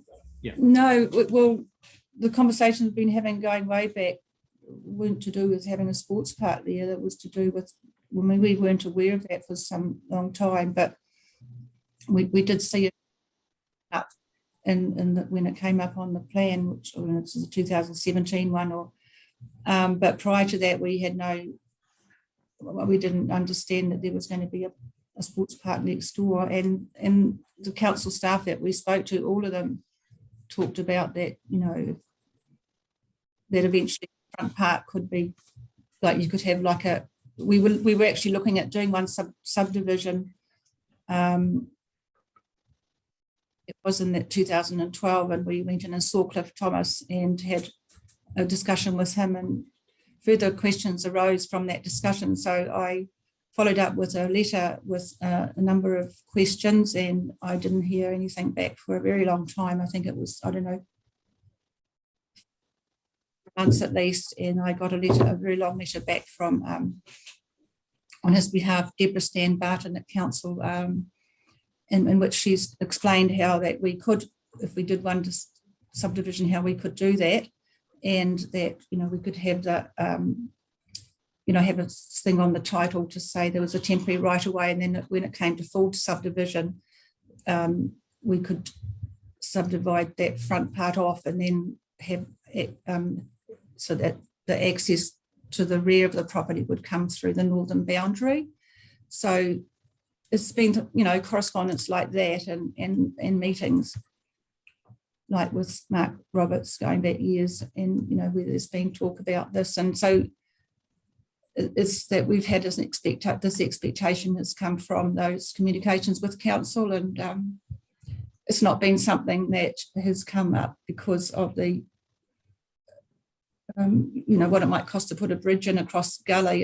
That's not been the focus, because, I mean, any developer will know that that's what you've got to do if that's what's required.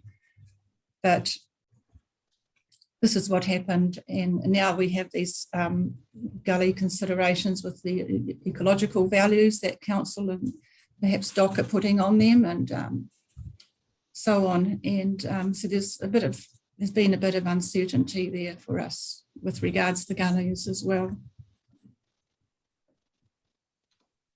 Thank you, Mrs. Saunders. I guess just to clarify, my question was just around the expectation of development happening at the boundary, whether it was going to be a sports park or some other form of development. But and you've addressed that, you've given a response. So no, thank you for that. Is my response adequate? I'm sorry.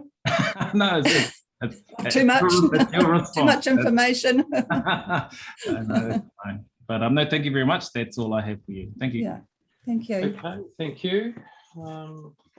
I've got nothing further. So thank you, Mr. Holbrook. And also thank you, Mrs. Sanders. And these matters are sometimes never easy, but you certainly provided in a very clear manner your thoughts and input to commissioners. So thanks very much. Welcome. Just one further comment, Commissioner, if I can, that the Sanders are probably going to leave the hearing at this point. And I just wondered, you mentioned there was going to be a discussion around the procedure and dates for a site visit. Should Claire perhaps communicate that back to them directly once that's decided? Yes, certainly, because Commissioner Fettu and I, we need to have a discussion also in terms of when that's likely to occur. So once we have had that and have a date, timing and process and all of that arranged, that'll be communicated to all parties. That sounds excellent. Thank you. Thanks very much. Thank you. Now we'll move on to the Department of Conservation submission. Ms. Hooper, are you online? Yes, welcome. And good afternoon, Commissioners. And you've got Ms. Burns there too, I presume. I do. Ms. Burns is here. Okay. We have your legal submissions, so if you'd like to take us through that, and then presumably you'll call Ms. Burns in terms of her planning evidence. Sure. Okay. I'll start with the legal submissions. Yes.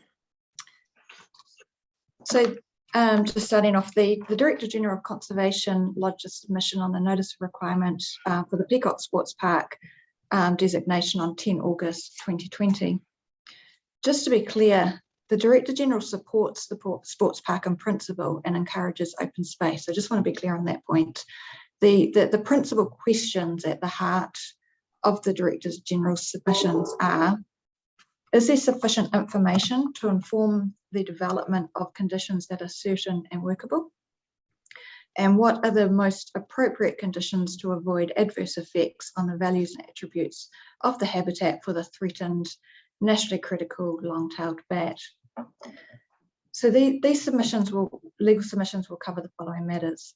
First of all, the Director General's interest in the notice of requirement, the evidence that will be presented for the Director General, the legal framework and the conditions. So I'll start with the Director General's interest in this notice of requirement. As the administrative head of the Department of Conservation, the Director General has all powers as are reasonably necessary and expedient to enable the department to perform its functions as set out in the Conservation Act 1987. The statutory functions of the department include advocating for the conservation of natural and historic resources and promoting the benefits to present and future generations of the conservation of natural and historic resources. So moving now to the evidence. So evidence will be presented by Ms. Burns, who's here with me today, and she'll be giving planning evidence. Before we do that, I'll just go through the legal framework. So determining the most appropriate ecological conditions ultimately turns on the consideration of those conditions that best achieve the Section 5 sustainable management purpose of the Resource Management Act. This means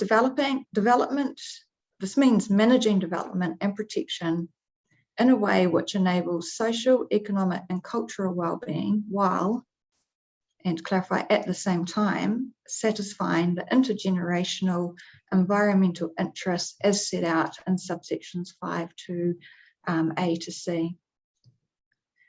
The policy of protection is triggered under section 6C of the RMA. Just to refresh memory, section 6C states, matters of national importance. In achieving the purpose of this Act, all persons exercising functions and powers under it in relation to managing the use, development and protection of natural and physical resources shall recognise and provide for the following matters of national importance.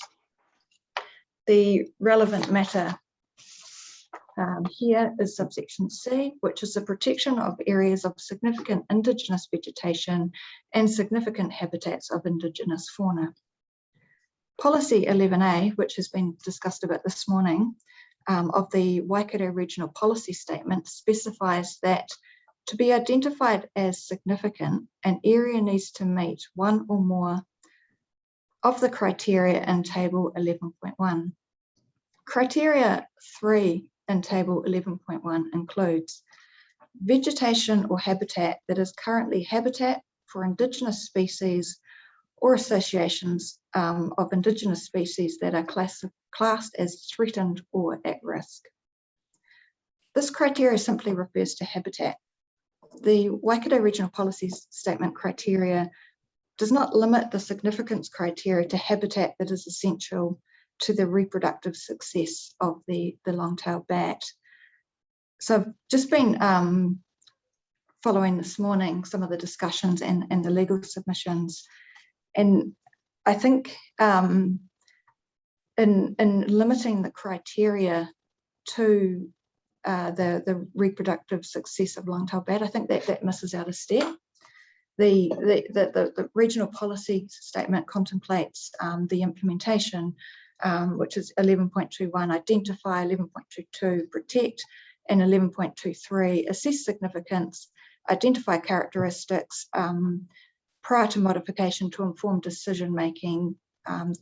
decision-making process as to whether the proposed activity or modification is appropriate. So this is where I think I guess the disjoint or the relevance of Plan Change 5 comes in or becomes relevant. And as noted by Mr. Muldowney, there is a sharp distinction between immediate legal effect and fully operative. In this case, there is uncertainty as we don't know what the final mapping will look like.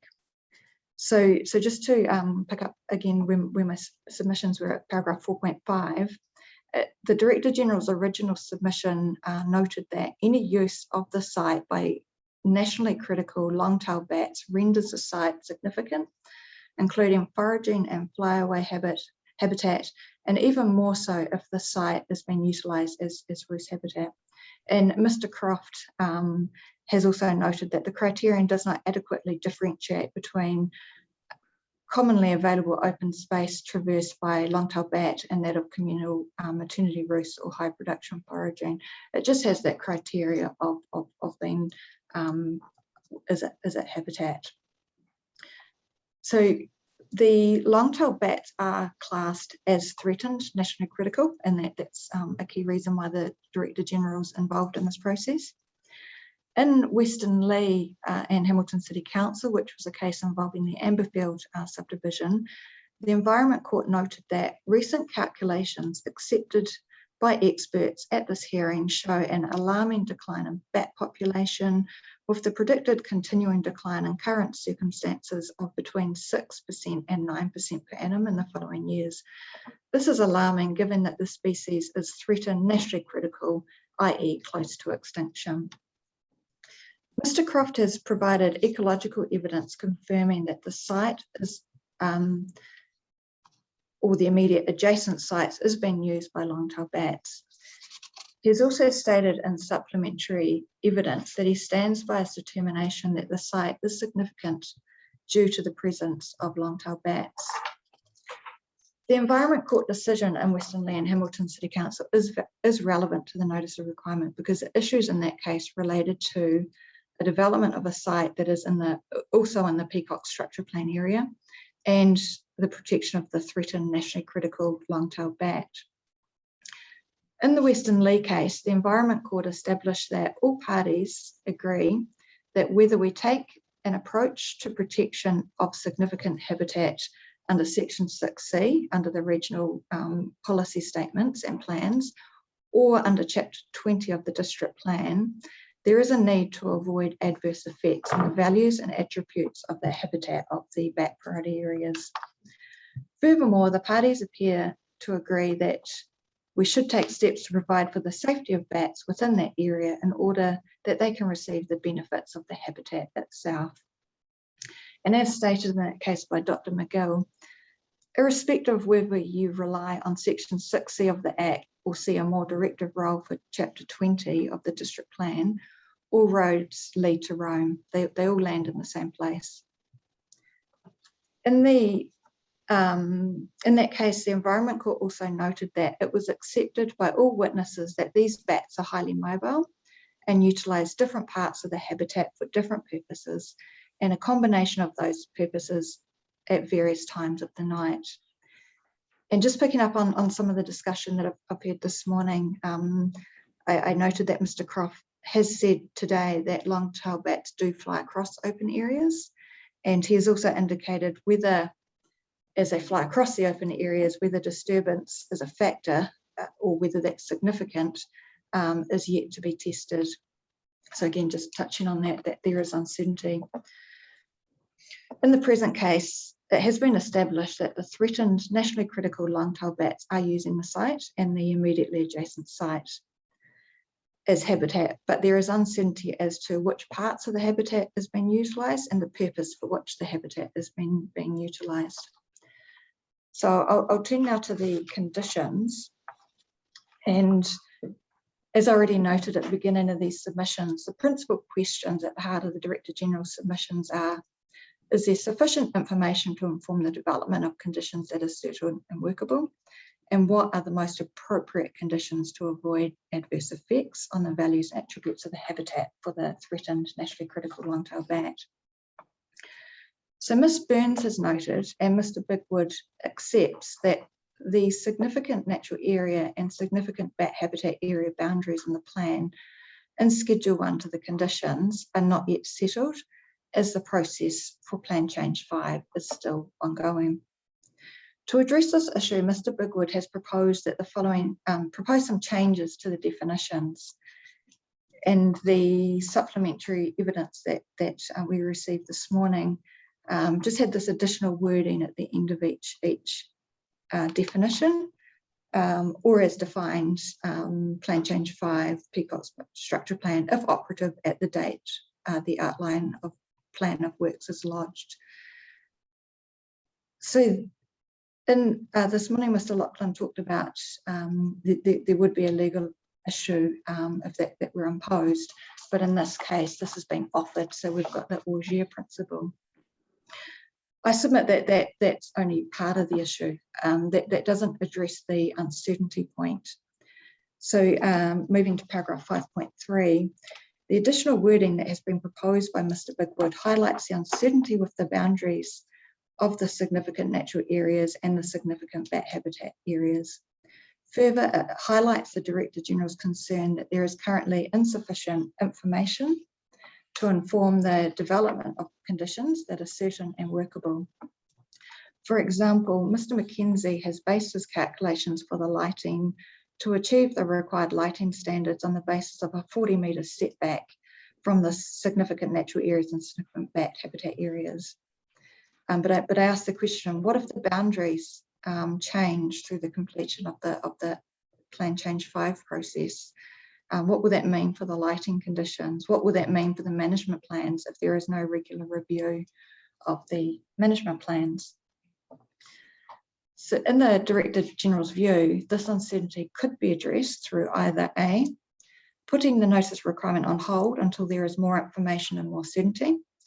The relief sought in the Director General's submission includes monitoring to collect further information and better coordination with Plan Change 5 to the Hamilton District Peacockes structure plan, or alternatively B, applying an approach to the conditions that enables a degree of adaptability and a response to any adverse effects on the threatened nationally critical long-tailed bats. So I have Ms. Burns here who has prepared planning evidence that talks to the conditions in more detail. So if the commissioners are ready for us to move to that, or if you have questions on the legal submissions. Commissioner Fetto, do you have any questions at this point? I'm happy to wait after Ms. Burns' evidence. Thank you. Okay. Now, Ms. Burns, your evidence in chief has been pre-circulated to us. We have read that. So as per earlier witnesses, if you can obviously cover off on your summary and then take us through any particular matters you wish to then highlight. Okay, great. I've just prepared a brief summary, so I'll go. Well, that's fine. Thank you. Good afternoon. As stated in my evidence, I largely concur with the opinions and recommendations in the Section 42A report, including the conclusion that the designation can be granted subject to conditions. There are, however, areas of disagreement identified in my evidence which relate to potential adverse effects on the critically endangered long-tailed bat. The first relates to the policy framework and confusion surrounding the site's significance as habitat for the critically endangered long-tailed bat. I noted in Mr. Croft's evidence in chief at paragraph 27 that the site constitutes a significant natural area under the Waikato Regional Policy Statement, significance criteria in section 11A. I acknowledge that the Plan Change 5 process is ongoing and there is a lack of certainty on the exact extent of the SNAs, and that's been discussed quite a lot of detail this morning. I consider that the site constituting significance does not necessarily mean that the sports park cannot operate. However, the workability of the conditions needs to be carefully considered. I note the preference for avoidance and to remedy and mitigate or minimise where there are residual adverse effects that cannot be avoided. This must be reflected appropriately in the conditions to ensure consistency with the policy framework. And I therefore suggest an amendment to include avoid and minimise bat management plan objective. Second area of disagreement relates to the inclusion of an explicit review clause in the bat management plan conditions due to the uncertainty associated with the proposal. I do not necessarily disagree with the level of flexibility proposed, but consider that where adverse effects are left to yet to be developed management plans, conditions should be robust and precise, including the ability to review. In my opinion, it is good practice for conditions to be more detailed when there is no draft management plan provided with the application. I also note that the Ammerfield decision provides a useful guide for conditions since they relate to the same species and the same policy framework.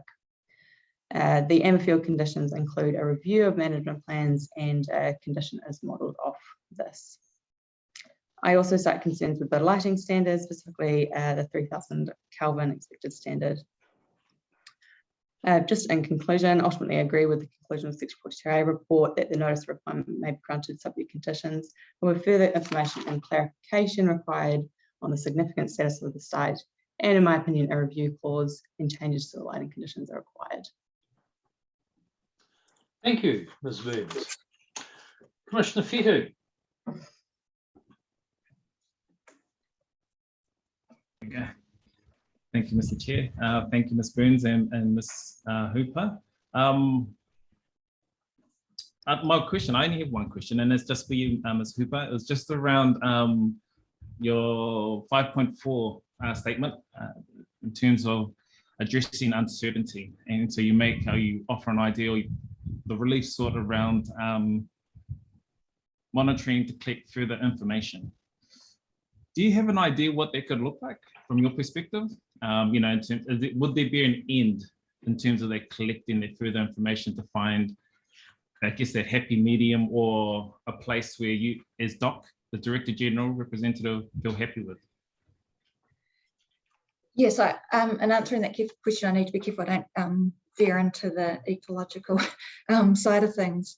So I think that further monitoring, we would need to get the bat ecologist to review that and have input into the design of that further monitoring. I hear from council that there has been further monitoring, but we haven't seen the results of that.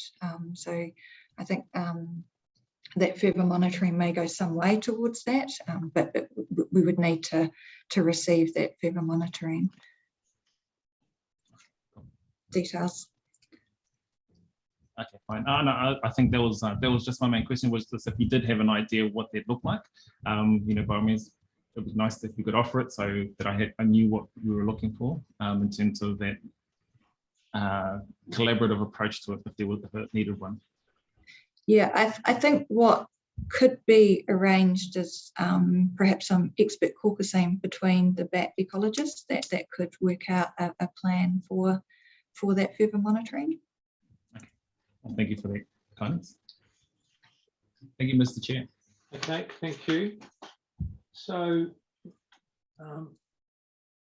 to either of you, does the Department of Conservation undertake monitoring itself in terms of the long-tailed bat? It does. I'd have to, sorry, I don't have my bat experts here at the moment because they're out in the field, presumably doing monitoring. So they, yeah, so that there is a lot of monitoring programs going on, but the site-specific monitoring, in this case, it would be expected that the requiring authority would do that monitoring. Okay, thank you. So, Ms. Burns, in terms of your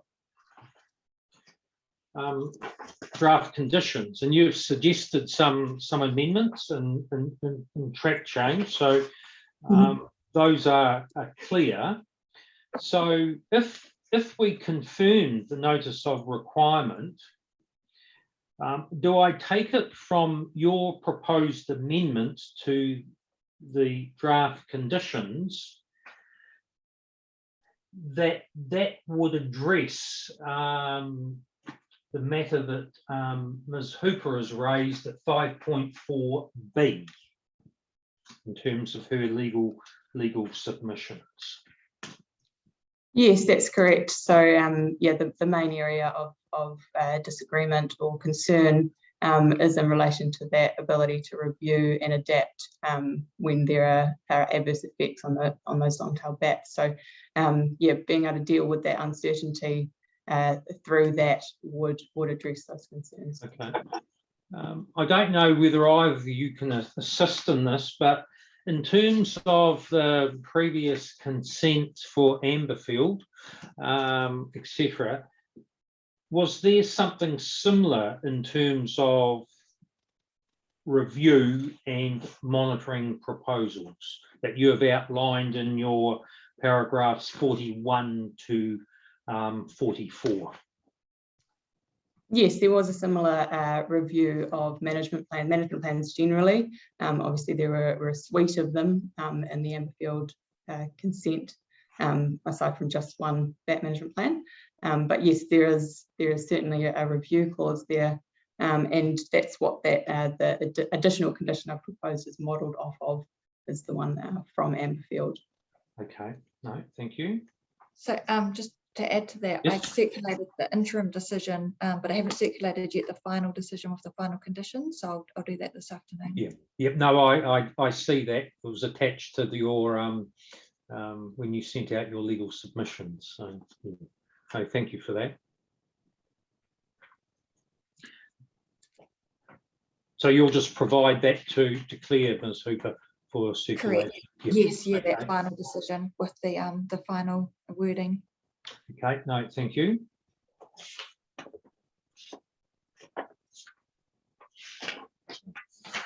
Not have anything further.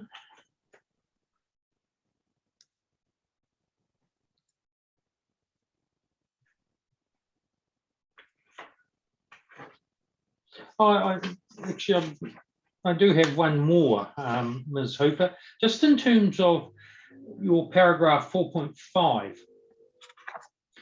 where you talk about the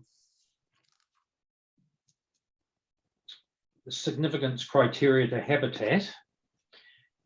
So in terms of the subject site, which you've outlined in terms of being of significance, would that include a much wider area than just the sports park in terms of your consideration of being a significant site? Potentially, and I think a big theme that came out of the Western Lee Amberfield decision is that a catchment-wide approach is needed, and that is in the Western Lee case that the court noted that there's a gap in the district plan with that mapping, and I think and said that needed to be addressed with urgency. So that's the plan change 5 is crucial, and I think that was the gap in the Amberfield consent process, and I think that's the gap in this process as well. The mapping is not completed. Okay. No, thank you. Got nothing further. So thanks very much to you both. Thank you. Thanks. Thank you. So we'll move to our third and last submitter for the hearing, Mr. Hannam. Welcome.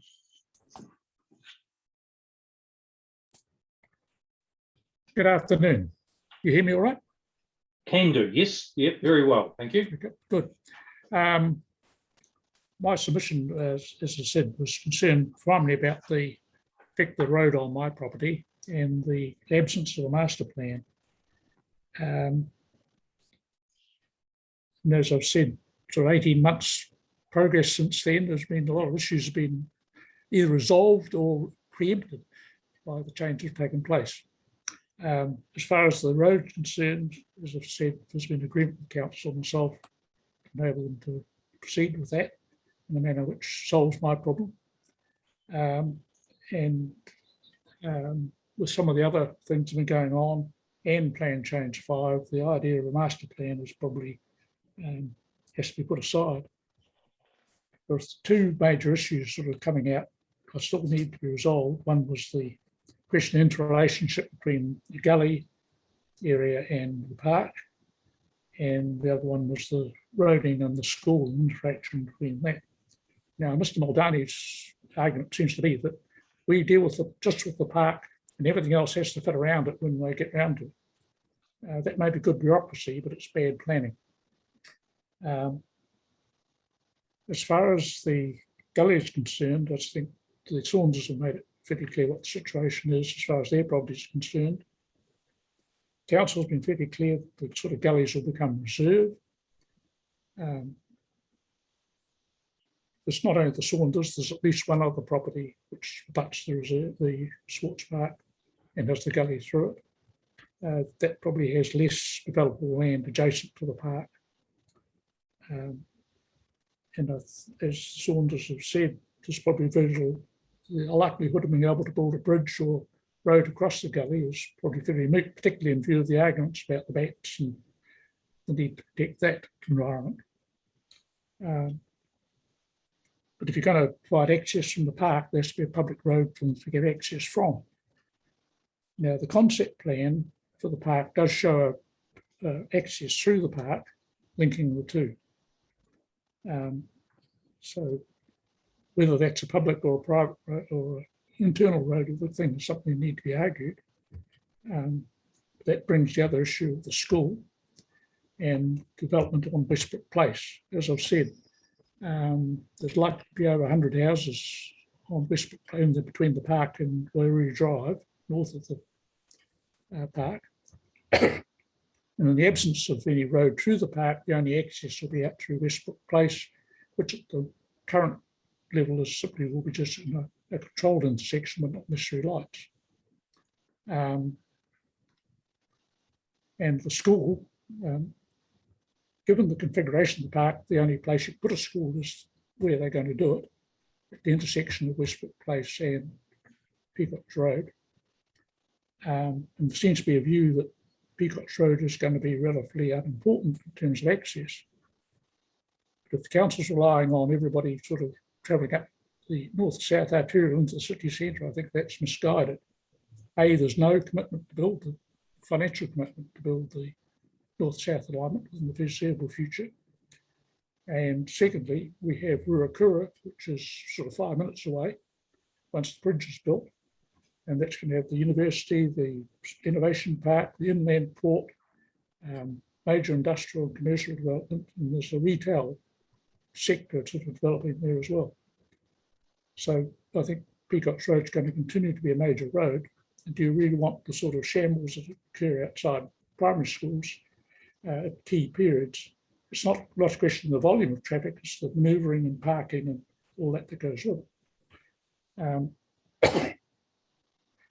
So it seemed to me you'd really want to try and locate the access to the school away from Peacockes Road as far as possible, which means you need more roading. I think that was the main issues I wanted to make. But I think, hopefully it's all clear in my statement what I thought. You know, certainly the statement that you've submitted is very clear. Commissioner Whetū. Thank you, Mr. Hannam, for your statement. Much like Mr. Wasley, I've received your written statement. I'm pretty clear on your thoughts and recommendations and suggestions back to the hearings panel. So I have no questions for you. Thank you. So, Mr. Hannam, in terms of, I'm on paragraph 6.2 and your second bullet point, which you note if council takes the reserve gully land, etc., and does not allow subdivisional access through the reserve, shall provide access via the sports park, etc. So, Mr. Bigwood, in his supplementary evidence of that he presented today, dated 15 December, had suggested an additional condition on page 4 of his statement, 13A, and I've also suggested some amendments of connecting it into the outline plan process. Does that draft condition go some way to addressing that concern you have in 6.2? Yes, as far as the Saunders and the few properties concerned is, obviously the outline plan doesn't provide any mechanism for the parties to object to it or something like that, but part of the problem is, I've said, you, council may not be the planning authority in 10 years' time. A lot of things could change. Yes, that's the problem. Okay, right, that's fine. You know, I think the problem is you've got the park. They put the park there. You've got this gully, which obviously is going to be an ecological reserve, and it's how it all, and some of it, in fact, encroaches into the park there. So it seems to be logical you deal with the things separately. But as I said, it's good bureaucracy not to. So my last question, you made some comments about the school and access onto Westbrook Place and the intersection there. Are you suggesting that should be looked at now, or is that something, if a school does go there, that's part of that consideration at that point? Well, given the processes, that would be the way it had to be dealt with. What I'm saying is that it might be more sensible to have the access to the school off that road going through the park rather than off Westbrook Place. And if there's no road, then that's not an option. That's what I'm saying, that you can't consider the school separate from the park either. Yeah.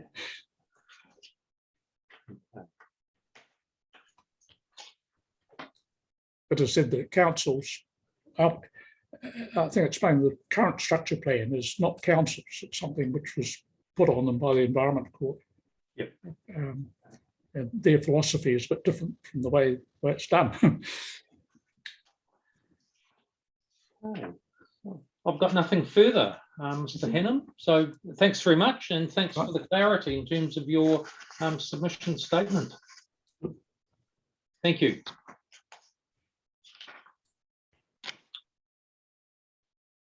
Okay, so that completes the hearing of submitters. So now we'll move to the City Council in terms of the Planning Authority. And Ms. Cullen. So just before you start, we'll take your 42A report as read, but certainly if you can highlight matters that in particular you'd like to bring to our attention, and also picking up any matters that have been traversed during the course of today's hearing, both in terms of the evidence presented and then subsequently any amendments or suggestions to any of the draft conditions. Thank you, Commissioners, for this opportunity to address the matters raised during the course of the hearing. I've been taking some frantic notes as we go through, so I hope what I have to say comes out in a coherent manner. Obviously, the condition numbers are moving all over the show, and hopefully I've managed to keep track of them appropriately as we've gone through. As you said, you've read my Section 42A report, so I don't plan to dwell on that, and there's been a lot of discussions happen since and a lot of evidence presented here today, and I think that therefore that's the best place to concentrate our effort and attention. First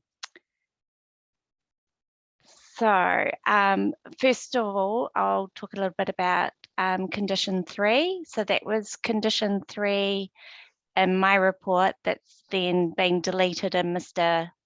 Bigwood's evidence, and that was regarding consultation with the neighbours. And Mr. Bigwood has asserted that it's inappropriate, unnecessary and meaningless. While I concluded the conditions of the designation requested by the Sanders were not appropriate, that doesn't then preclude further discussion between the parties to potentially facilitate a mutually agreeable arrangement. Mr. Bigwood has proposed the additional condition, which I think is the 13A, that requires consideration of connectivity with external sites. And I think that's a good compromise. However, I do note that stormwater was one of the matters to be discussed under condition 3, and the Saunders did bring that up again today, and Mr. Holbrook as well mentioned that the Sanders were supportive of that inclusion. So just wanted to draw that component to your attention. Thank you. With regard to management plans, initially I'd requested that management plans were lodged prior to the submission of the outline plan, and that was to enable the certification process to happen separately from the assessment of the outline plan, and that was largely to enable a quick and efficient assessment of the outline plan, given the interconnectivity between those plans and the outline plan itself. Mr. Bigwood's requested that that certification role be removed. And while I concede that it may be simpler for the requiring authority to lodge all the documents at once, I'm not convinced that the certification role should be removed. So I'll leave that one for you to determine. Turning now to traffic access and parking, and the evidence of Mr. Balachandran. They've been reviewed by Mr. Alan Gregory, who's a principal transport planner with TNT, and he considers that those minor amendments are acceptable and had no further comments to make in that regard. And I concur with the requiring authority that Mr. Hannan's request for a connecting road between Westbrook Place and Peacockes Lane is not a matter for consideration for the designation. And similarly, that the access to the Sanders site is not impacted by the designation, but rather that it's constrained by site conditions and topography. And therefore I have no changes to my recommendation regarding conditions requiring access.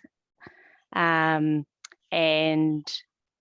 again, reiterate that I support Mr.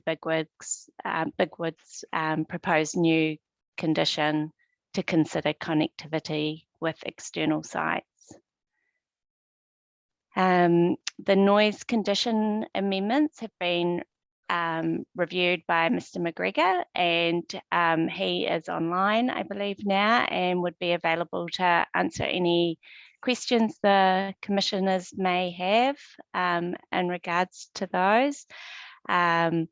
McGregor advised me that he agrees with Mr.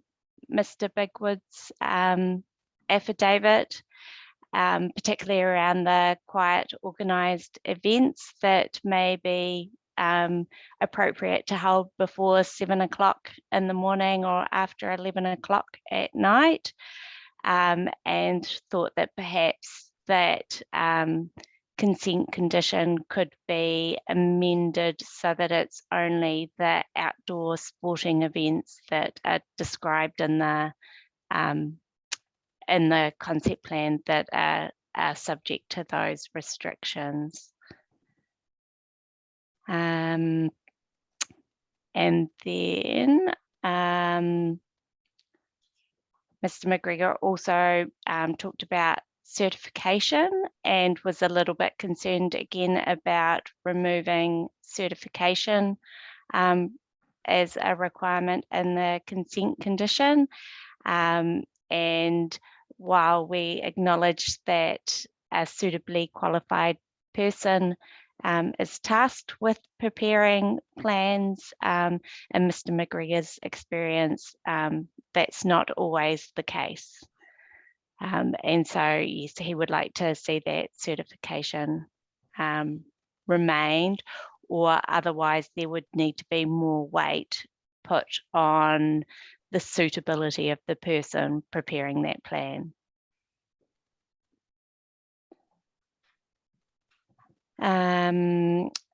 In terms of operational lighting and the potential impact on the long-tail bat, you've heard quite a bit of evidence in relation to this matter. And the Department of Conservation has requested that Mr. Bigwood's condition 17 is amended to refer to effects on long-tailed bats rather than on the significant bat habitat areas and bat corridors. I consider that the wording proposed by Mr. Bigwood provides more certainty, and that the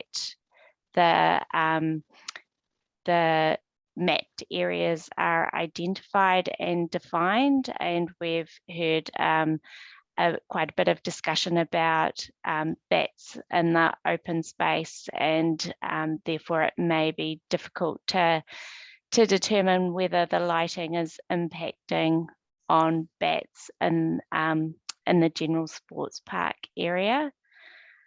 And leading on from that, the Department of Conservation's expressed concern about the extent of the significant natural area and bat habitat areas potentially not being appropriately identified, and that Plan Change 5 is still going through those initial processes. In terms of the substantive conditions, I think as drafted, they don't require further modification, but the definition and Schedule 1 may require further attention. Mr. Bigwood's provided some alternate wording in that respect, so that it can either refer to the Plan Change 5 if it's operative at the time.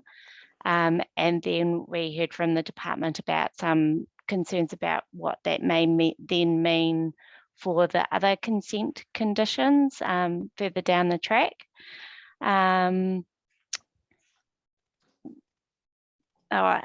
one of the, in regards to that flexibility, I did have a thought, especially when the Housing Supply Act was brought up earlier.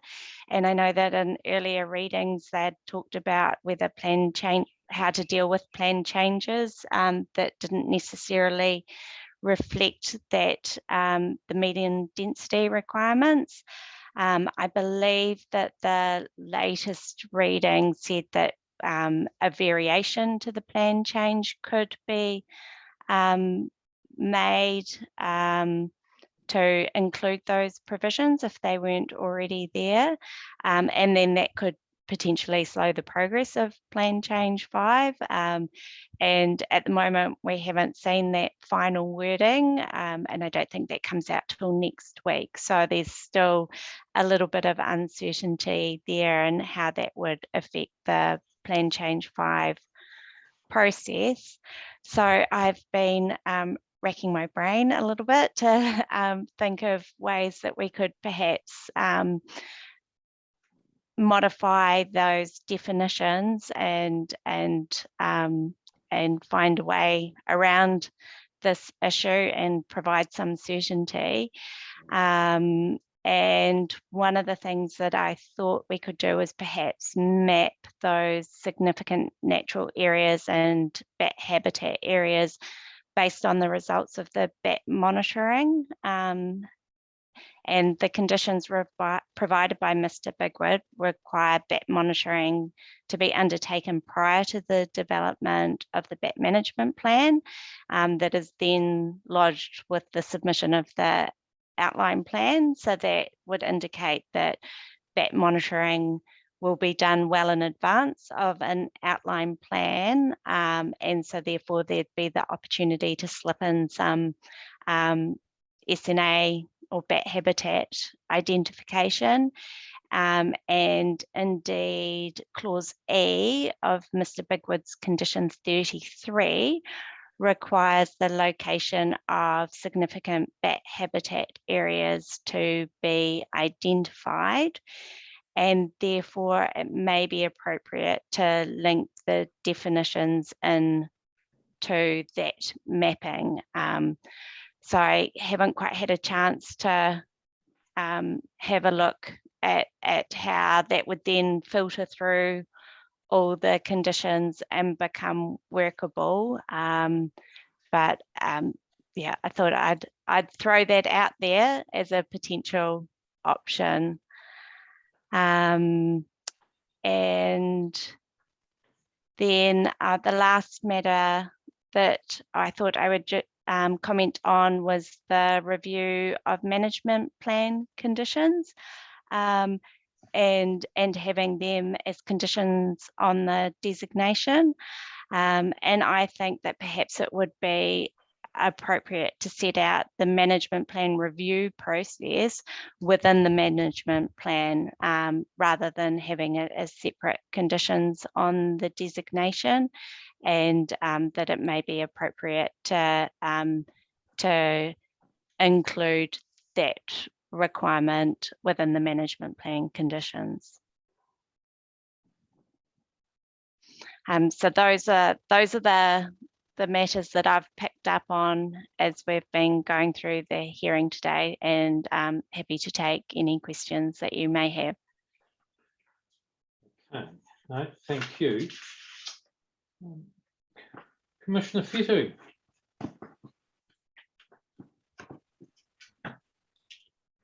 Thank you, Ms. Cullen. You've done a fantastic job of pulling all of that together. Well done.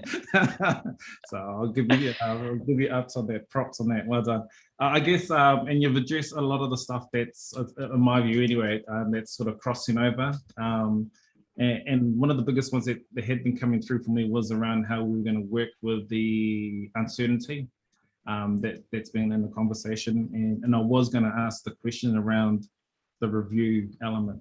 And so you touched on it at the end there around the review, but in the management plans itself rather than as a condition. From your view, and seeing the whole picture, is there still an ability across those conditions that still enables the, say, DOC and other external parties to still be cognizant and aware of some of the reviews that could happen within the management plans? So that, that there's, you know, that they're aware that there might be a variation or the components at all? There definitely is for DOC in the review of the BAT management plan. So that's specifically provided for in the conditions that any review has to be sent to them, and then 20 days, and allowing them 20 days to comment on that review. So yes, that is included in those, in that set of conditions. Fantastic. And would you also think that that review is also inclusive of Thorpe and Ngāti Wairere, recognising, you know, Mr. Bigwood said that OGIA conditions is able to pick that up. Again, just your thoughts on that. Yeah, it's not specifically outlined, and I think that perhaps that's something that that could be adopted, that similar wording for how DOC is treated could be applied to Thorpe as well.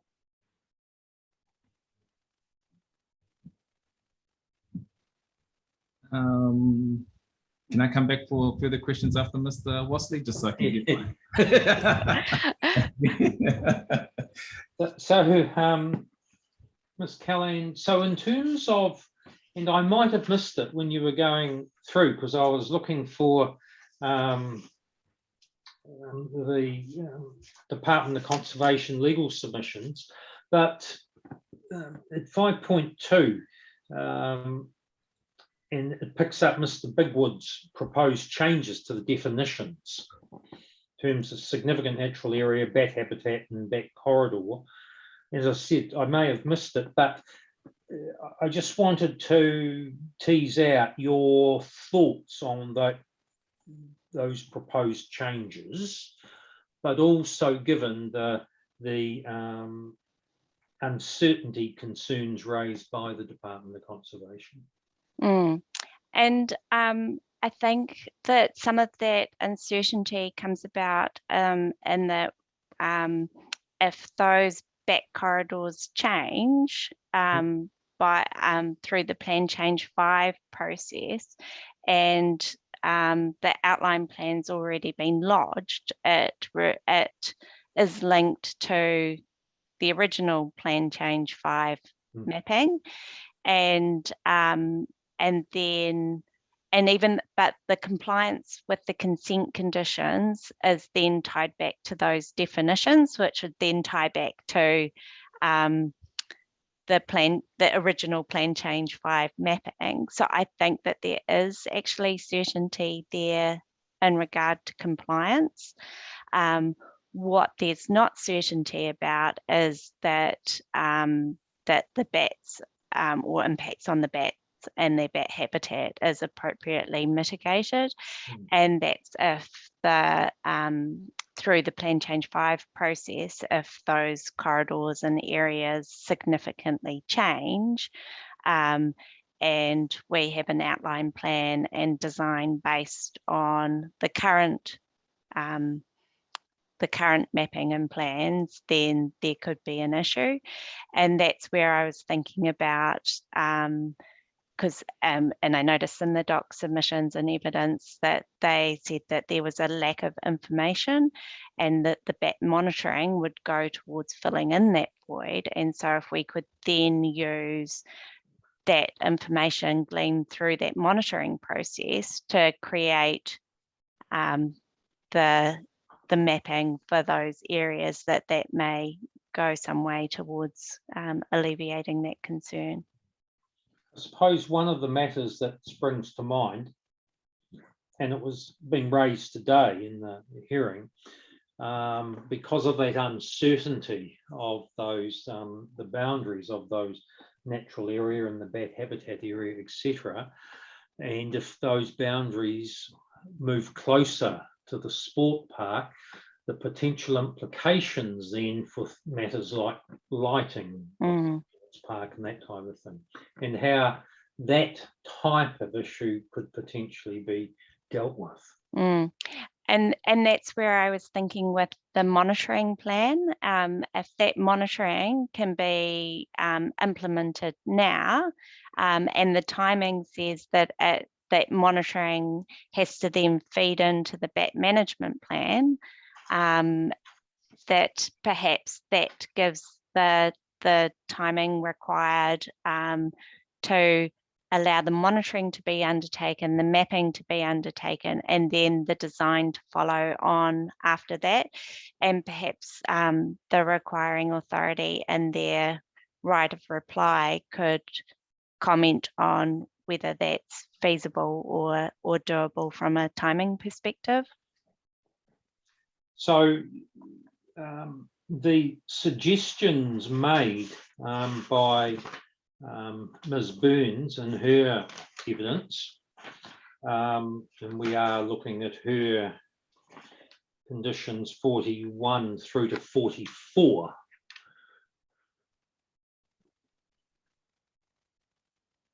So I was just interested in your view on those vis-a-vis what you have in your 42A report conditions. Sorry, I'm just. That's all right. I've got quite a few things open, and I'm just looking for that. So.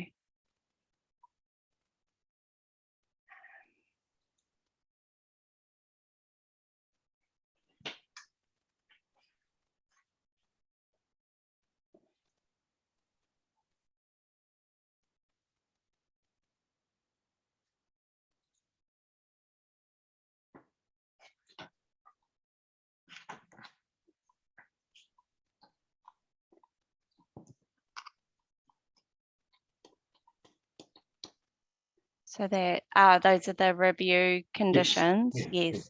Yeah. So I was thinking that rather than having conditions requiring the review, that it could be in the management plan. Yeah. That's right. Yes. Yeah. But that, just taking that a bit further, though, it's those types of conditions that you would see in the management plan. Yeah. Okay.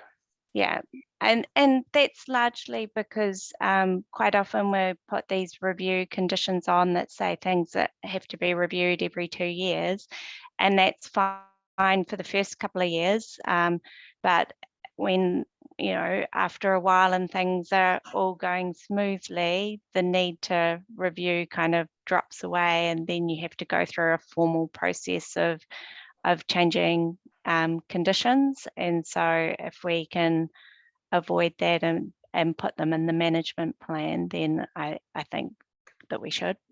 Okay, no, thank you. Commissioner Fettu, have you anything further? No, nothing further, thank you. Okay, So, Ms. Calland, and we will have a discussion also with Mr. Muldowney in terms of the process going forward. And we may well issue a minute on this, but you've gone through a number of tweaks, amendments, suggestions, etc. in terms of draft conditions. It would be helpful for what you have outlined to us this afternoon, both in terms of your commentary of what's been discussed and highlighted in the hearing, and then in response to our questions, to have a set of draft conditions that you would recommend to us, picking up all those changes and amendments that you have outlined. Because I think having that package will help us. And then when we've got that, those proposed draft conditions, they can also go to Mr. Muldowney, so he can consider those as part of his right of reply, and then attach his draft conditions as part of the right of reply. But we have two clear sets, one advice from you, and then obviously one in terms of input and advice from Mr. Muldowney. But we'll need to work out some timeframes for that too. Yeah, and what I think, what I would propose, if I may, is that we use the set of conditions that from Mr. Bigwood's evidence, and that I could track any changes on those, because I think we've moved quite a bit since my Section 42A report was issued, and then and so in that tracking I would just have my changes shown rather than Mr. Bigwood's as well, and then that would perhaps make things a little bit less complex. Yep. No, and as long as it's clear in terms of what your proposals are, and then that can go to Mr. Muldowney. Well, it can go to all parties in terms of what you are proposing based on what you've outlined today. So if I may, sir, I have written them up in the lunch break, so I'm able to get them to you straight away. Well, if they can, they can go to Miss Callan, because we are wanting a set of conditions from her as the reporting officer, and then there will be a set of conditions, no doubt, from the requiring authority. Yes, sir. So I can send that set to Claire, who can then distribute to everybody this afternoon for you. Just to help you in terms of when you're setting timeframes for all this stuff. Thank you. Okay. Anything else, Ms. Calland? No, that's all from me. Thank you. Very good. No, thanks very much, and thanks for the clarity and the clear outlining of matters for our consideration in your 42A report. Thank you. Yeah, I'll just get rid of my cat. So. Back to you, Mr. Muldowney. Well, firstly, don't get rid of your cat on account of me. I'm very relaxed. So I think probably what's evident from the 42A presentation and also the discussion that we've just had is that there's not a huge amount to be said in reply. It really does come down to a fine-tuning of proposed conditions. It feels like there's a couple of issues that perhaps are still in contention, but by and large, I think we're going to get a set of conditions which are certainly largely agreed between the 42A author and the requiring authority, and I would hope would also accommodate some of the concerns of the submitters as well, if not all of them. I suppose for me are just some questions really, just in terms of firstly the site visit. I'm just not quite sure what you had in mind. I mean, typically I would prefer to close after a site visit in case there were some issues that came up, but what is the intention around timing of a visit?